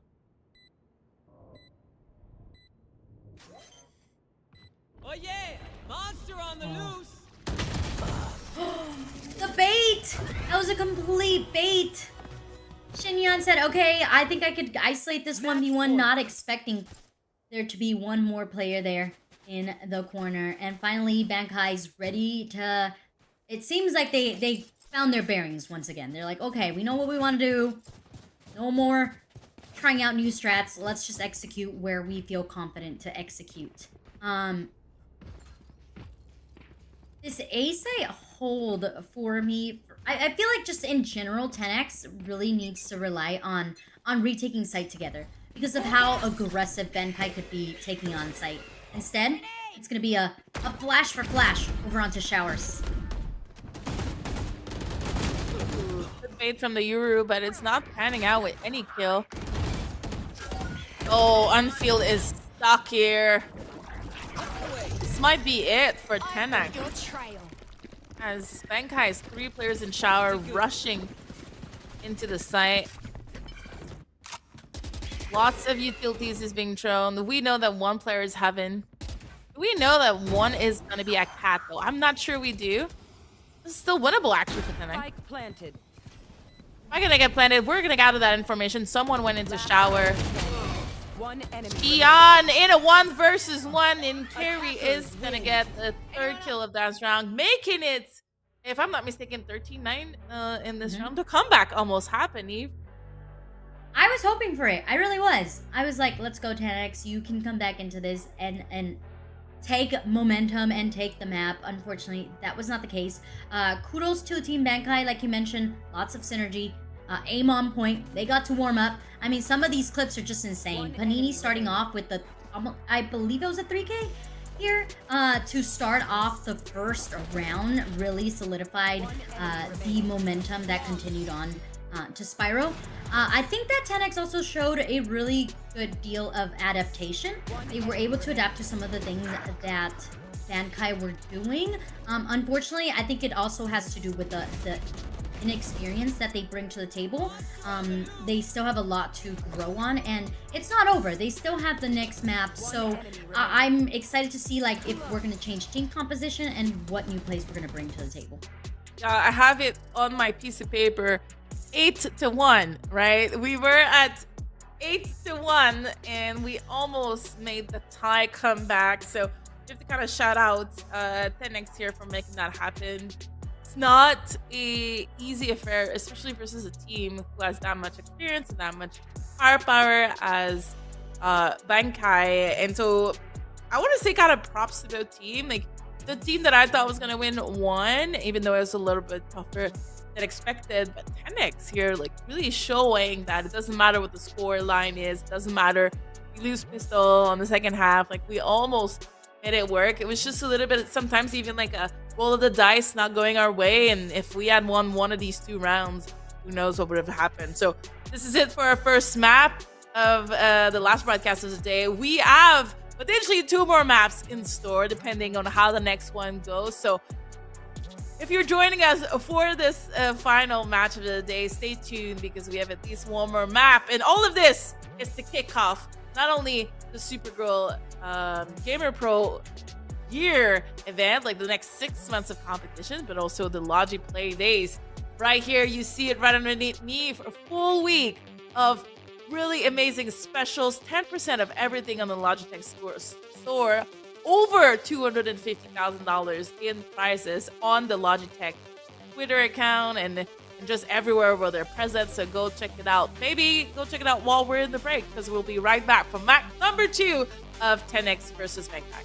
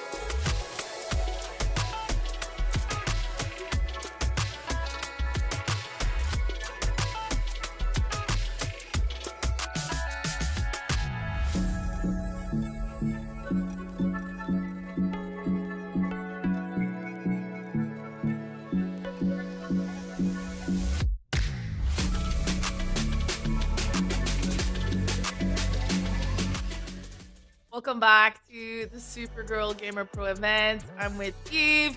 We just saw the first map of a best of 3. A closer affair than I expected between Magpie and 10X.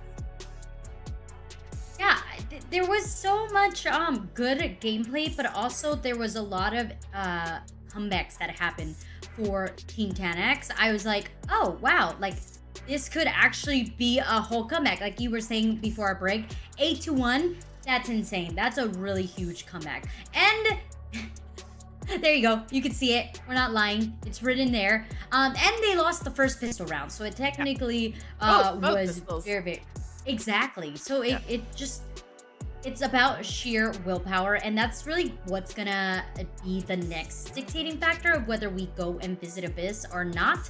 It's gonna be, can 10X really take map number 2, which by the way was the map choice of Team Bankai. Yeah, that's pretty much it. Are they gonna come back and take that map, or are they just gonna be like, all right? Yeah, I think one thing that I'm excited to see is if this time, you know, when it was 8-1, like I said, it wasn't like we were trolling, but we definitely were loose. We're loose. And at some point, you could see it in the way they used the utilities, the way that they were like re-peeking angles and all that kind of stuff. So, and it allowed 10X to kind of believe and almost come back, right? So I can't wait to see in this map if, you know, 10X doesn't come out strong. Are we going to keep our composure? Are we going to be able to, you know, close this clean? Or are we still going to, like, you know, be a little loose, take a little more risk and chances that maybe we shouldn't do? At least we shouldn't do alone. We should do as a pack or like with your teammates or whatnot to be able to have some trades, because it definitely felt some rounds where we should have won cleaner and or we should have won sooner in the end of that game. Yeah, well, we have map number 2 here, right? Ascent, a map that I always say this. I'm tired of Ascent. I will forever say this. I am exhausted of Ascent. If we're like, come on guys, let's let go of something. You know, like those movies that they continue to make, like 1, 2, 3, 4. One that comes to mind is Fast and Furious. It's like 20,000 Fast and Furious, right? And it's like, yo, it's time to let go. Let go of Ascent, right? Please, let it go. Let it shift into oblivion, please. That's probably not going to be the case, but Ascent, a map that everybody has played. You have to have some strat to it. If 10x wants to have a shot at being able to take us to that map number 3, it's gonna have to be the fact that they have a strat for Ascent. They played this. Actually, no. They did not play this. They played Icebox when we saw it. They did. Yeah. They've played this outside of the server. Like you've been playing this game for I don't know however long Valorant's been out. So you have to have some sort of strat. You have to be comfortable. And the one thing about playing against Bankai is going to have to be the fact that they are going to expect the regular strats. So you're going to have to throw off some type of insane gameplay, right? Whether it's going to be like full-on rush mid, or whether it's going to be like a lot of flanks, a lot of fakes onto sites. Like you really have to take Bankai and kind of like mind twist them in a way, because they're players that have that experience. So you're gonna have to come up with something new for sure. Yeah, I'm scared here for 10x because mainly, you know, some of the individual play that we saw from Bankai on Vine are gonna be 10 times more punishing on Ascent. You know, if you have that operator, like a jet operator, I don't really know what's gonna be Bankai's composition, but no matter what, if we have someone on our team with an operator just kind of able to swing, get 1, swing, get 2, that could be very, very difficult for Tenet to shut down, especially if you don't have good protocols like you mentioned, if you don't have like something solid on your attacking side. And I'm trying to see, so Bankai actually is going to start on attack, so at least there's that for them. I think that the tempo and the momentum 10x have to nail really early in the game, or else, you know, Bankai potentially could run away with it. I think Pistol, I wouldn't be surprised if we see like a 5-man somewhere, 5 players somewhere from Bankai just try to run 10x over. I'm terrified. I am, just because you simply said like each player is cracked out of their mind. I mean, Panday, Carry, you saw at least every one of the players on Bankai have a highlight moment, right? So it's not as simple as let's just avoid one player. I think it's gonna be let's avoid utility, or let's kind of get rid of as much utility as possible from certain agents on certain players. But I'm really looking to Huga, and even looking towards QAsa, because I feel like QAsa is a player that just didn't show up for me in Vine. Like they were non-existent, and they were comfortable playing the Yoru. We saw them play the Yoru previously, so I was kind of surprised to see how they got shut down so easily. I wonder if they're also going to bring it out on this map as well, as we do head into Agent Select, and maybe we'll get that Harbor never mind. All right, Carrie, way to crush our dreams. Carrie going with the deadlock, which I thought earlier today when we watched Ascent didn't have as much impact as I wished. But let's see. Are we gonna have a Phoenix from Cute? Oh, we're gonna go into the ring now. Okay, so exactly the same composition as what we had earlier on this map, if I'm not mistaken. We do have our Jets, we do have our Sova, our Cypher, and our Killjoy. So it's all gonna be the Reyna versus the Lock. You know, because we're starting on the defense side with the Reyna. You mentioned how Cutasa didn't have as much impact. I think with the Reyna on Ascent, it's one of the best map for Reyna to have as much impact as possible. I don't know if you remember earlier, we saw someone get away with murder, 2 murder in mid, popping, you know, the Reina abilities, able to swiftly go back into B side without dying. So I think this is something that Cutasa could actually surprise Benkai with. I want to see it. I'm praying for it. I really hope so. Um, we need 10x to start off strong. If they don't start off strong, I feel like Bankai's just gonna feed on that indecisiveness and start really just firing on all cylinders just from that second guessing of this map. But we'll see. I mean, I also saw a lot of mid control being taken in the previous series, and I think mid control is going to be really helpful in having aggressive mid tree takes as well. I don't know if Bankai got a chance to see the last team and how they kind of executed on this map, but I think that would be extremely helpful against players like this. I can't remember every single agent. I think it definitely was the Cypher versus the Killjoy, correct? You recall? You remember? No, It's I okay if don't you don't remember, recall. because they Yeah. locked in pretty quickly. All right, Oh, that's our excuse here, chat. Yeah, they liked it pretty quick. I think we do have a Killjoy. You might be right. I think we might have had a Cypher on the other side. I think So you're right. I think you're right. it's gonna be like the Cypher and Deadlock. Wow, that's even a bigger disc. Okay, so we actually have the double Sentinel on one team, which is the Cypher and the Deadlock. So I'm starting to see that a lot here, specifically in this tournament. I don't know, I can't recall if I've seen it so far in like the VCT, but I like the idea of having both of those Sentinels because you could really lock down two sites, especially with how time consuming and how much ammunition is required to get rid of that Deadlock barriers. I think it takes about 2 clips to get rid of the barrier. If you decide to go for like the big orb in the center instead of just one of the little nodes, as I like to call them. So that's going to be a really hard transition for 10x once Bankai goes into the attack. But just having the Killjoy for 10x right now is going to be interesting that Bankai wants to go towards where that Killjoy is. Ooh, I can't believe Cutasa got a kill here. That was a risky play all by themselves. But Cheyenne here, trying to stay alive. They're stuck in the net. They get out of the site alive. Wow, that was really well played from them.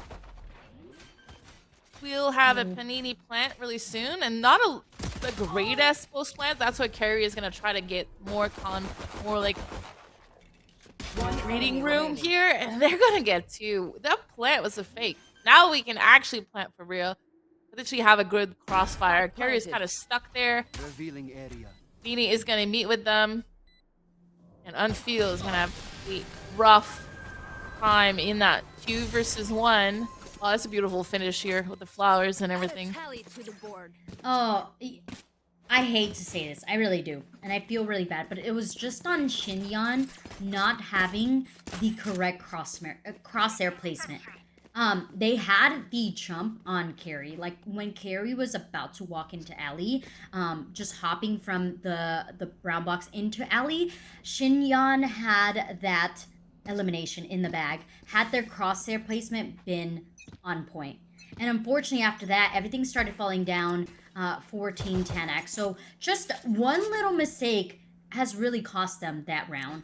And so going forward now, you're already at a deficit because of the weapon advantage that Bankai now has. And you're also having to really give up a site completely and play together because of that. Yeah, we're not too much action at the beginning of this round, as Izzy is the only one that get caught so far. And the A side is completely taken over. As you can see, we have a pretty deep Panday here in heaven. The spike is a little late, but that's not going to be a problem.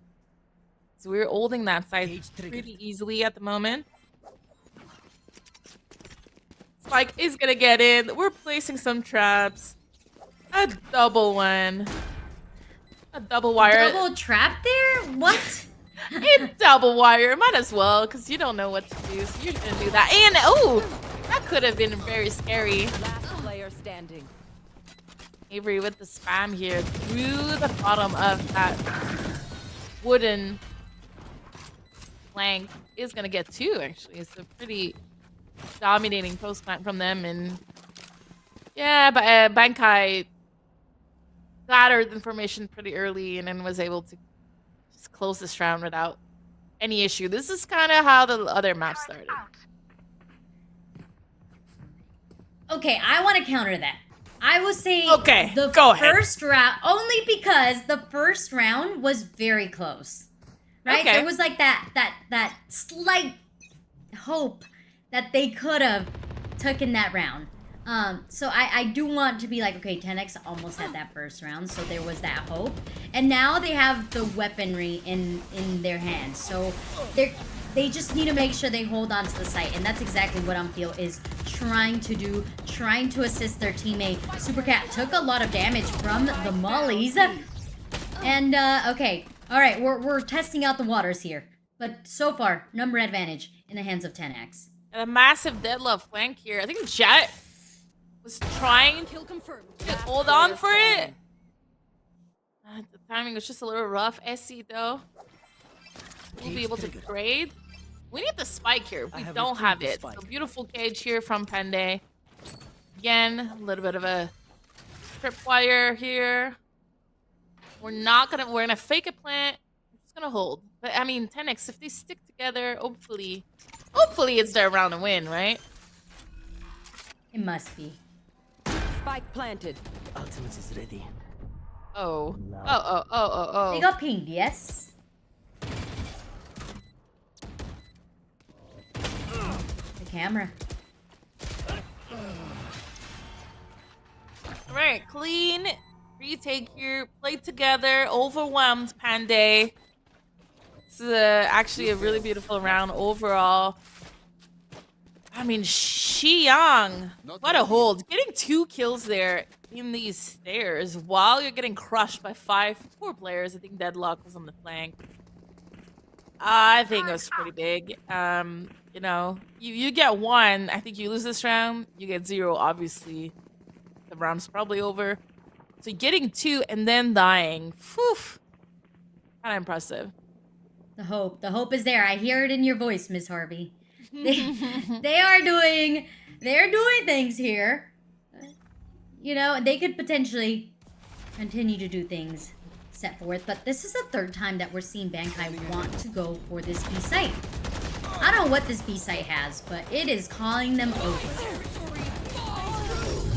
Yeah, this time though, Xian only able to get 1. And Unfield is pretty hurt, so they're thinking, should we go for the flank together here, Omen? Spike's gonna get planted. That means Reyna and Dip. Oh, we're also deadlocked. I'm telling you, that deadlock that barrier takes so much ammo. It's insane.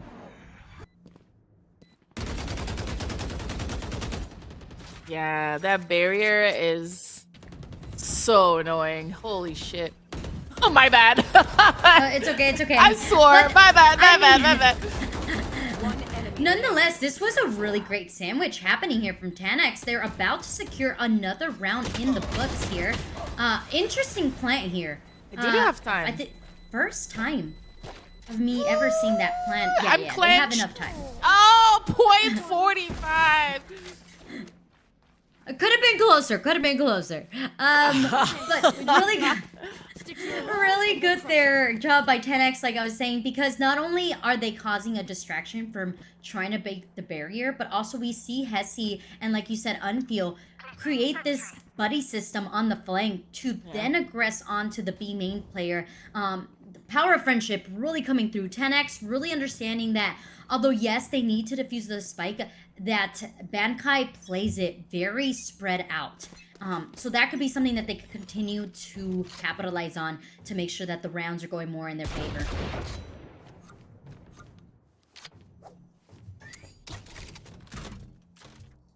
All right, a little bit of a reset situation from Bankai. Just walking mid for Panini. Oh, that's a bold win. You, Seiya, and Xiang getting a kill left and right. It feels like the confidence is building up on 10x. Lock in sight. Last player Here is so super cat. Ooh. Oh yeah, numbers just dwindling. And I want to go back to the initial kind of point of view of why it feels like 10x has a little bit more confidence, and it's because this is a map that everyone has played for quite some time, right? So the comfort level definitely there for this group. And you can just see it from the way that they are buddy systeming. Whether it's on the flank or whether it's just simply on holding, even though they lose a player, they don't kind of fall apart like we saw them on Bind. It's actually quite shocking how much they are able to keep their composure after they lose one player. It's not like the end all of it. So nonetheless, if they can continue to do this, Bankai is going to have some trouble once they decide to swap on over onto the defense. And as a defense player with the team composition that has 2 duelists, you kind of want to have a couple of defense points on under your belt. I'm not sure I really like Bankai's game plan last round. Considering we bought and what we did with it was kind of a bit of a letdown. But it does feel like for the first time in this series, they're getting challenged. And it's potentially giving them a little bit of doubt. That teleport in heaven, though, from Panini. She's going to be able to see that there's absolutely nothing there. But it's not going to... I was about to say it's not going to help much. But actually, that's the opposite. It feels like maybe 10x got caught off guard here with that B push. And I think we're planning here. And then let's see what we can do after that. We're also not seeing the flank happening from Bankai any longer. Instead, they're gonna hold true to their site.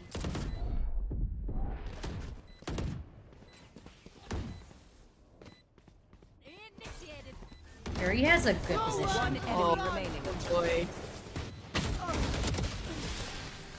All right. Well, it doesn't matter if there's a killjoy because we are gonna use everything we have to close this round out. Bankai stealing this Thrifty. Over there. It felt like finally they woke up in this first half. It really felt like they took this round extremely seriously from the beginning, even like the original position and the way that they used Panini's teleport from the shadows. All right. Not a bad round. Not a bad round. I like it. Definitely feel good. If you're a Bankai, you're like, okay, we got it, guys. We found our footing. We're going for it. And I feel like this is the first time that we're going to see an aggressive A push, at least with 3 players here. And 10x kind of read their playbook. They actually swapped all of KJ utility over onto this A site. It didn't really have the effect that they were hoping for. No, the stack in B main didn't pay out. You know, it's a gamble. It's 50-50. And ended up being almost a clean entry for Bankai. They lost just a little bit of damage on the Sova. So we're going to see a 5v5 all weaponry on post-plant situation here. Ande is going to be the first one to get the kill. With Panini following. It's all falling apart for 10x in this retake. Only SC by themselves, but everyone from Bankai was just waiting for them to peak. And that was a much cleaner round. Good gamble from Bankai. It's gonna force a really weird buy here from 10x. We saw the operator kind of show up. We have a timeout. We're gonna decide what we're gonna do with that split money. So far, I think 10x has had great timeouts actually. Yeah, they're actually taking advantage of them. We've seen teams not take timeouts. Yeah, I would say most of them don't in GC at the moment. I think that's a shame. So why do you think that's the case? I don't know. I think that sometimes people get caught in the game. Mhm. Think, oh, we don't need to time out. We know what to do, or we don't need to time out, or we don't even think to time out. I'm someone that, you know, I learned throughout my career to use timeout because I've seen the effect that it has when you don't use it, right? And so I think that maybe some players also don't have the knowledge that it can Mhm. actually make that huge of a difference.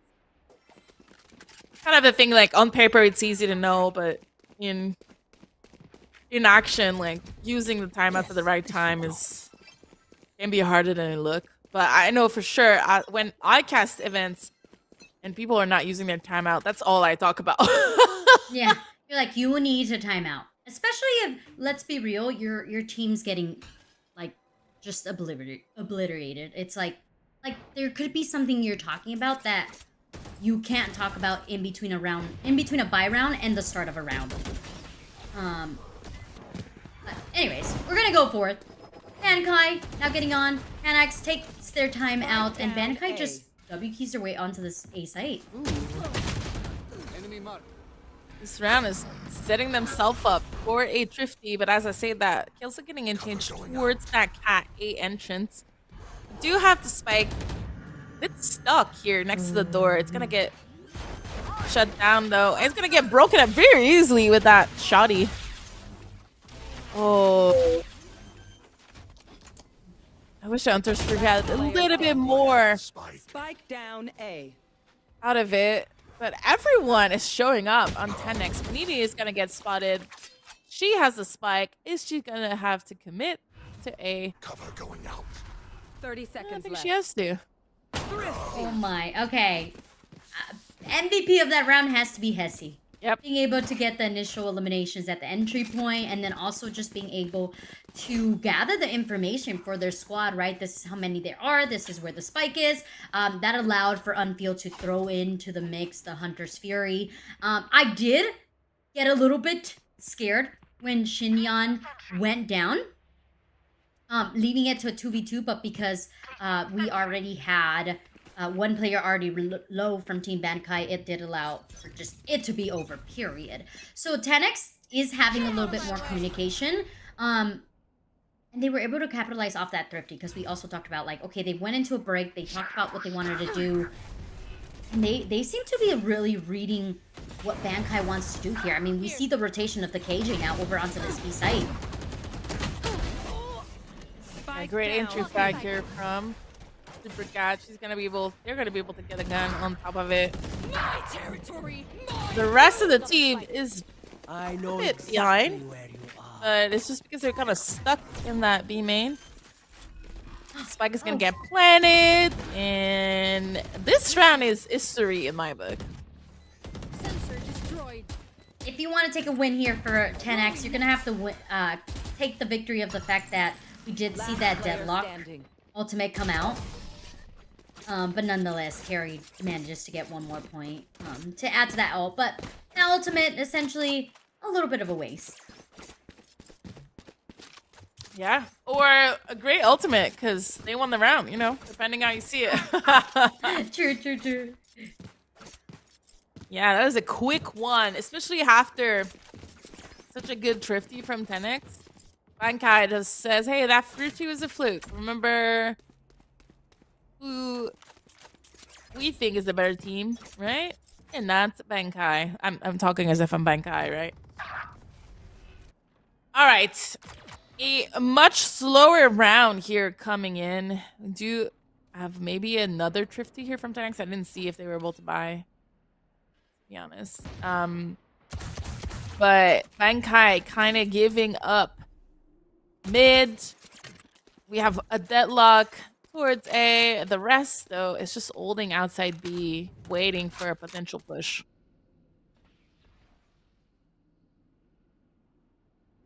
It's so quiet. You can hear everything in the map. Oh, Shinyan. Here's the drone. I like how it's still the buddy system happening here for 10x. They're not overly committing. Although, us as spectators, we're like, you should probably stack this B site. With the timing, with all 40 seconds left on the board, Bankai makes their way into this B site. Planted the spike. And they can't go door because there's the deadlock barrier. They're getting netted here, so they, you know, have to do the best that they can in this little corner and spawn. Remember, they're on the Thrifty, or at least a force buy. And they're getting suffocated here from Bankai in this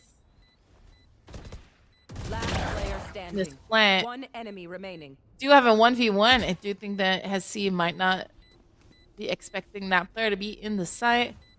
I don't think there's going to be enough time here. We're going to do a full stack, and Panday is going to get the kill.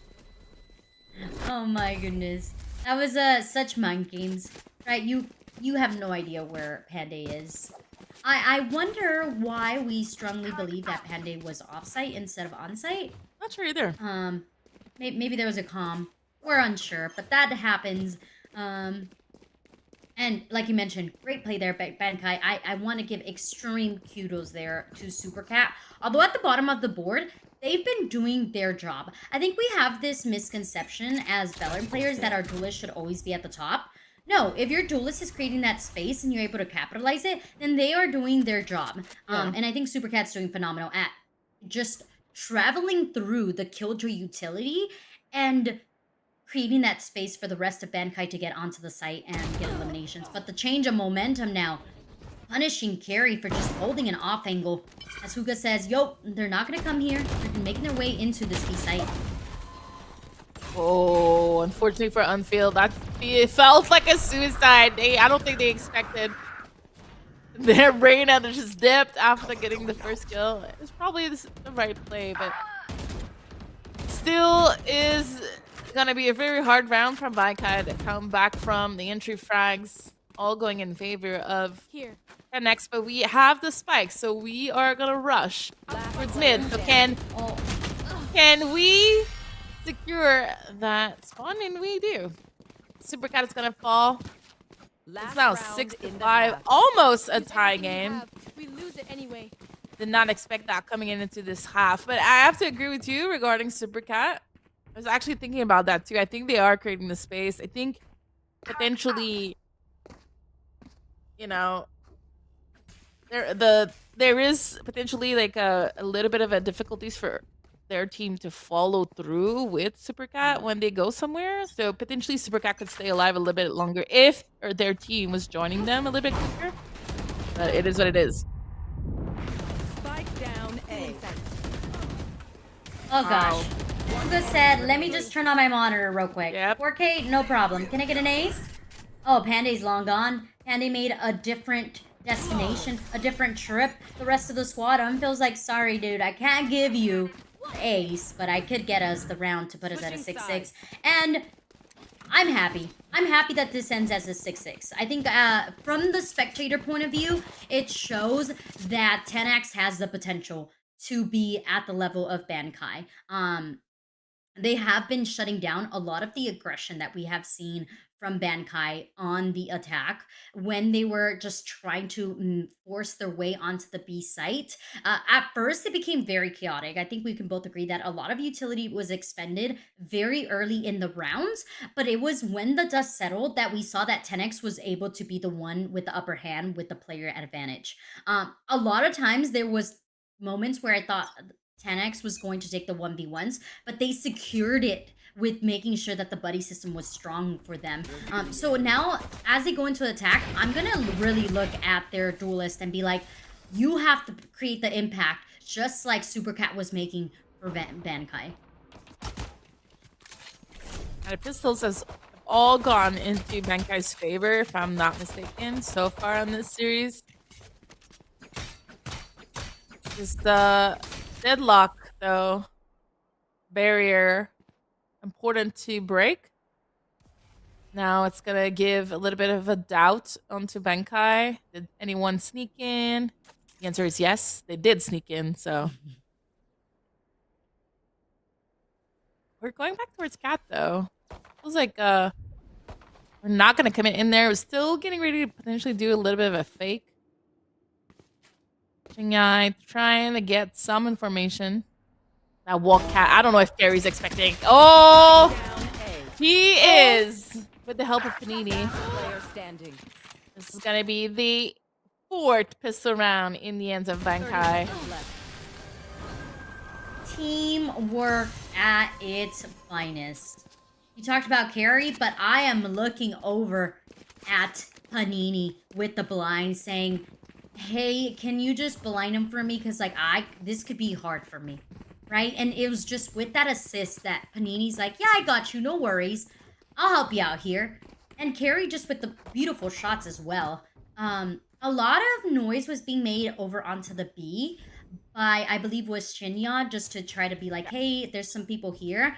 I think that with that, we should have been maybe a little bit more quicker with the tree aggression from Team 10X. I feel like they're trying to be too methodical when the chaos has been successful for them. We're gonna try to see that here in this following round. Yeah, and then we have the chaos. Spike down A. One enemy remaining. They picked the wrong side. There was 4 players here for Bankai. So, kind of done. Let's use that. Kind of quick affair, done and gone. And that's where we're gonna head into this round number 3 of the second half. For the first time, full gun, full utilities onto Tanax, GC. And I don't know if we want to do a fast hit B. I hope not. I hope we are trying to take mid control from Tiles, which would make a bit more sense. We have not seen a lot of mid action here. Oh, the instant wall off. Such a pain. And we got the kill real quick onto mid here. The rotate is already happening. Bankai is already crushing onto 10x. So we either feels like we're gonna wait to commit for Yuga to get a kill somewhere.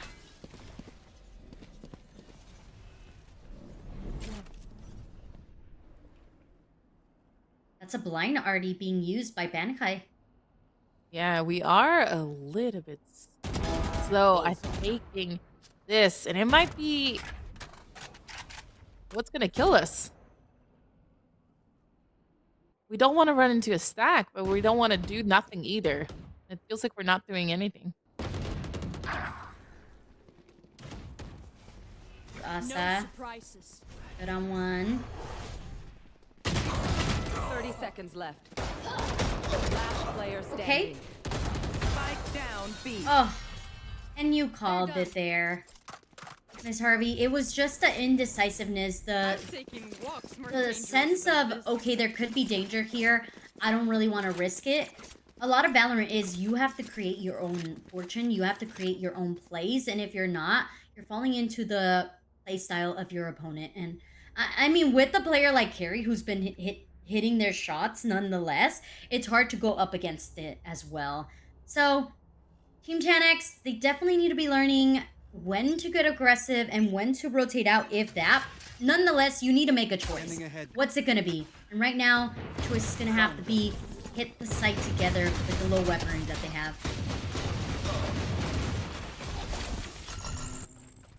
Can you dash through the barrier if you're a jet? No.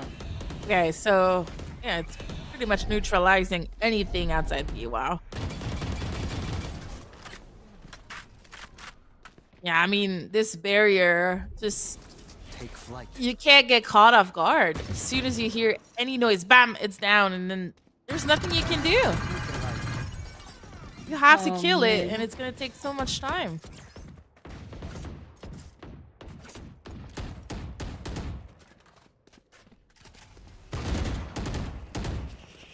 One enemy remaining. Spike down B. They'll take one for your troubles. Bankai has hit double digits. And yeah, you were talking about the barrier. Extremely annoying. Extremely annoying. You have to make sure that is your first point of focus to just get rid of it right as it's laid down. And you also have to make sure that it's multiple of you guys getting or shooting at the barrier because it takes so much ammo, like I stated. So you have to have, essentially, I feel like the best strat to get rid of it is have 2 players shoot at it and then 1 person making sure that nobody is swinging off on you while you're trying to eliminate this barrier. Or you could just avoid it altogether. We saw that 10X was successful when they had players B main as well as mid.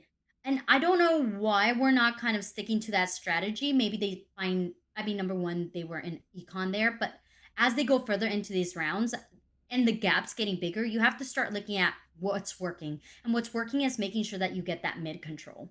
Yeah, the mid push has been really good for them. It's just after that, it seems like we're not in sync on what the next step is.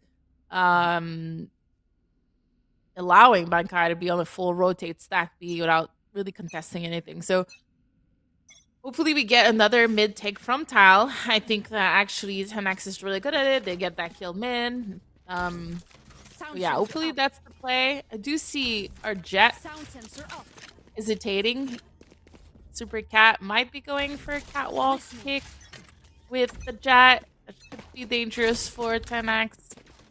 Okay, they're gonna smoke her out. Them out, so that way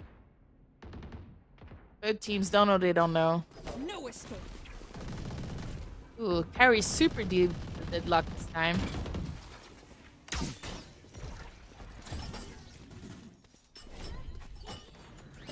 Man, that Odin skin actually is triggering me because it is so cute, and then when it shoots, it's so loud. Yeah. It's a very distracting, if you have ADHD, it's a very distracting skin. Very distracting for me. Yeah. All right. Ooh, shiny. Oh my goodness. Yeah. Who's shiny? Oh, I'm dead. Yeah. Great hold here Team at 10X. A. Yeah. Good angles. I mean, I feel that we had the read from 10X again. We played this pretty well, and then our mid rounds are really difficult. As soon as the tempo slows down, 95 comes out on top. Last enemy remaining. Oh, Carrie just going for it. Says, hey, we last saw him here. Let's go for it. Yeah, you said it. As soon as that things just slow down, they don't make quick choices, right? They're just kind of like trying to gather almost all the information. It's like, okay, so where did you see this? This is what I picture in my head is they're trying to figure out who, what, where. But at the moment, you can't figure that out. You gotta go, right? The time's ticking. You have the spike, and you know you need to plant the spike. You have already taken the mid. You have 2 options, A or B. There's no more beyond that. You just gotta go with it. And we're seeing that they're struggling to make those. And with that, Bankai's so quick to smell their indecisiveness and just capitalize on it. 2 more rounds, and they'll be able to just call this series and go home and collect their spot in the finals for next week. Yeah, we went for the orb here at A from 10X, which I like. Might be the first time we do that, I think. I don't think we put any pressure outside of A that I can recall. So, playing a little more standard here. Nini getting caught off guard, able to stay alive, using her abilities and utility really well. And then can 10X actually overwhelm the site properly? It feels like Nini really has their number in that site. Only 1 enemy left, and that enemy is flying. Oh no, Unfeel. I hope you are not feeling anything at all, because that is a feels bad. In the cocoon. Maybe they transformed. Things are about to shift here. Match point. Avery has held on to that Odin for quite some time now. That Odin is a seasoned Odin. And just causing so much trouble there for Team 10X. The vibes here right now that I'm getting from Team 10X are, let's see if we can first get a pick. They have so many ultimates that they can use to really capitalize on it. But but instead they're just gonna want to get a pick first without any utility to clear. That's something that I would definitely love 10x to kind of work on, is you have utility for a reason. If we would have just blinded our deadlock there, we would have got that first blood. Take flight. Yeah, we are playing very cautious, maybe a little bit too cautious here on 10x. And now we're getting crushed. Avery with the Hunter's Fury through the wall. Who got in a 1 versus 4 map and series point. No spike. It's still in spawn.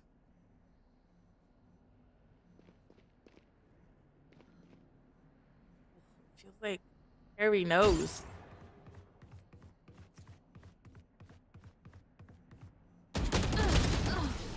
Here we have it. Bankai winning map number 2, 13-6, and winning this series 2-0 in a solid matter, especially on the second half.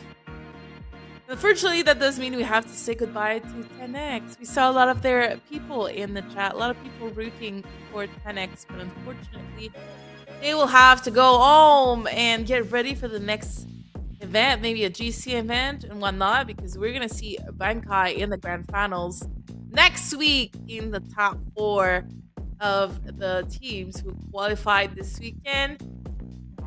I think there is not necessarily any surprise if I look at these top teams. Mesos, Kurosus, Bankai, Reform are the teams we had kind of thought would make it to the top, but just to see that that there was almost at least a map upset on the match that we watched, it was pretty good. Yeah, I think you said it most. These are experienced players. This is teams that if you competed in this tournament, you should go back and analyze what they did correctly, what they are doing to be successful. Like, the beautiful thing about a tournament like this is you get to learn. The beautiful thing about life, and I might sound super cliche, but it's that we get to learn. Every single day we're learning something new. With this specific tournament, you guys should be looking at Kurozu's Retirement Home, Miso's Millionaires, Bankai, Reform. What are they doing correctly, and what can you input into your own playstyle to become just as good and even better than them? You know, there's tournaments consistently, whether it's here with Supergirl, maybe it's another tournament. I know a couple that flow around that you guys could get into and kind of learn from it and try out each of your strategies. So the really cool thing is you get to come back next week and see how these teams play out against each other, because now this is some of the best of the best. These teams are seasoned. They played against the best. They played against game changer teams, top teams. So their strategies they have taken and they have refined them. They have honed them down to what works best for them. And you can learn a thing or two. So this is a big learning event for y'all and me together as well. Like, you know, I get to see, ooh, what are they doing here in the game changer scene? What's working out for them? So take this as a learning opportunity. I hope you guys join us, even if you didn't get to make it into the finals. You get to learn along with us and kind of build your strategy playbook one day at a time, or one team at a time. Yeah, and all these 4 teams that we just mentioned are in the prize pool. Our top 4 teams are going to win money out of the $5,000 secured for the grand final. Again, all of this is going to happen today or Sunday, and next week it's going to happen on Saturday. So if you're following since the beginning of the day, we are launching the Supergirl Gamer Pro season with VALORANT. We are also launching the Logitech Play Days. Today is the first day, and we're gonna end it with the grand final on Saturday. So from the 11th to the 17th, please tune in onto Logitech GP for Logitech G Pro on Twitter, because there's gonna be at least $250,000 of prizes. Everything G Pro from Logitech is at 10% on their website. It is the Logitech Play Days, and we're super excited to be part of it. And it's not over for us, because if we're both gonna be back next week, right? You're back as well. Let's go. Yep. So it's not over for us. It's just the beginning of the Supergirl Gamer Pro event. I want to say good job to 4 teams who qualified in the money. It was a free to enter tournament. 16 teams battled it out today for a shot at these grand finals. you mentioned, thank you so much to everyone that tuned in, the production behind the scene, as well as Supergirl, obviously, year after year for the 7th year in a row, providing tournaments for diversity in North America, in the game circuit. We have 8 games this year. VALORANT is your first one, and I couldn't be happier. Any last word, Eve, before we head out? No, I'm excited, and you should definitely tune in next Saturday, the 17th, to watch these 4 teams battle it out. I think it's going to be a blast, and a shout out to Logitech and Super Gamer Pro, as you mentioned. They gave us a bunch of swag. I forgot to talk about the swag. They gave us like mics, mic arm, headset, lighting. Like, we're decked out over here. Logitech, we appreciate you. We appreciate you, tons. Thank you so much for tuning in. To everyone at home, have a great Sunday evening, Sunday night, and we'll see you next week for the grand final of the Supergirl Gamer Pro VALORANT Championship 2024. Bye, everyone. The Supergirl Gamer Pro is brought to you by Logitech G, celebrating Logi Play Days. Now through August 17th, get 10% off all Logitech G at participating retailers.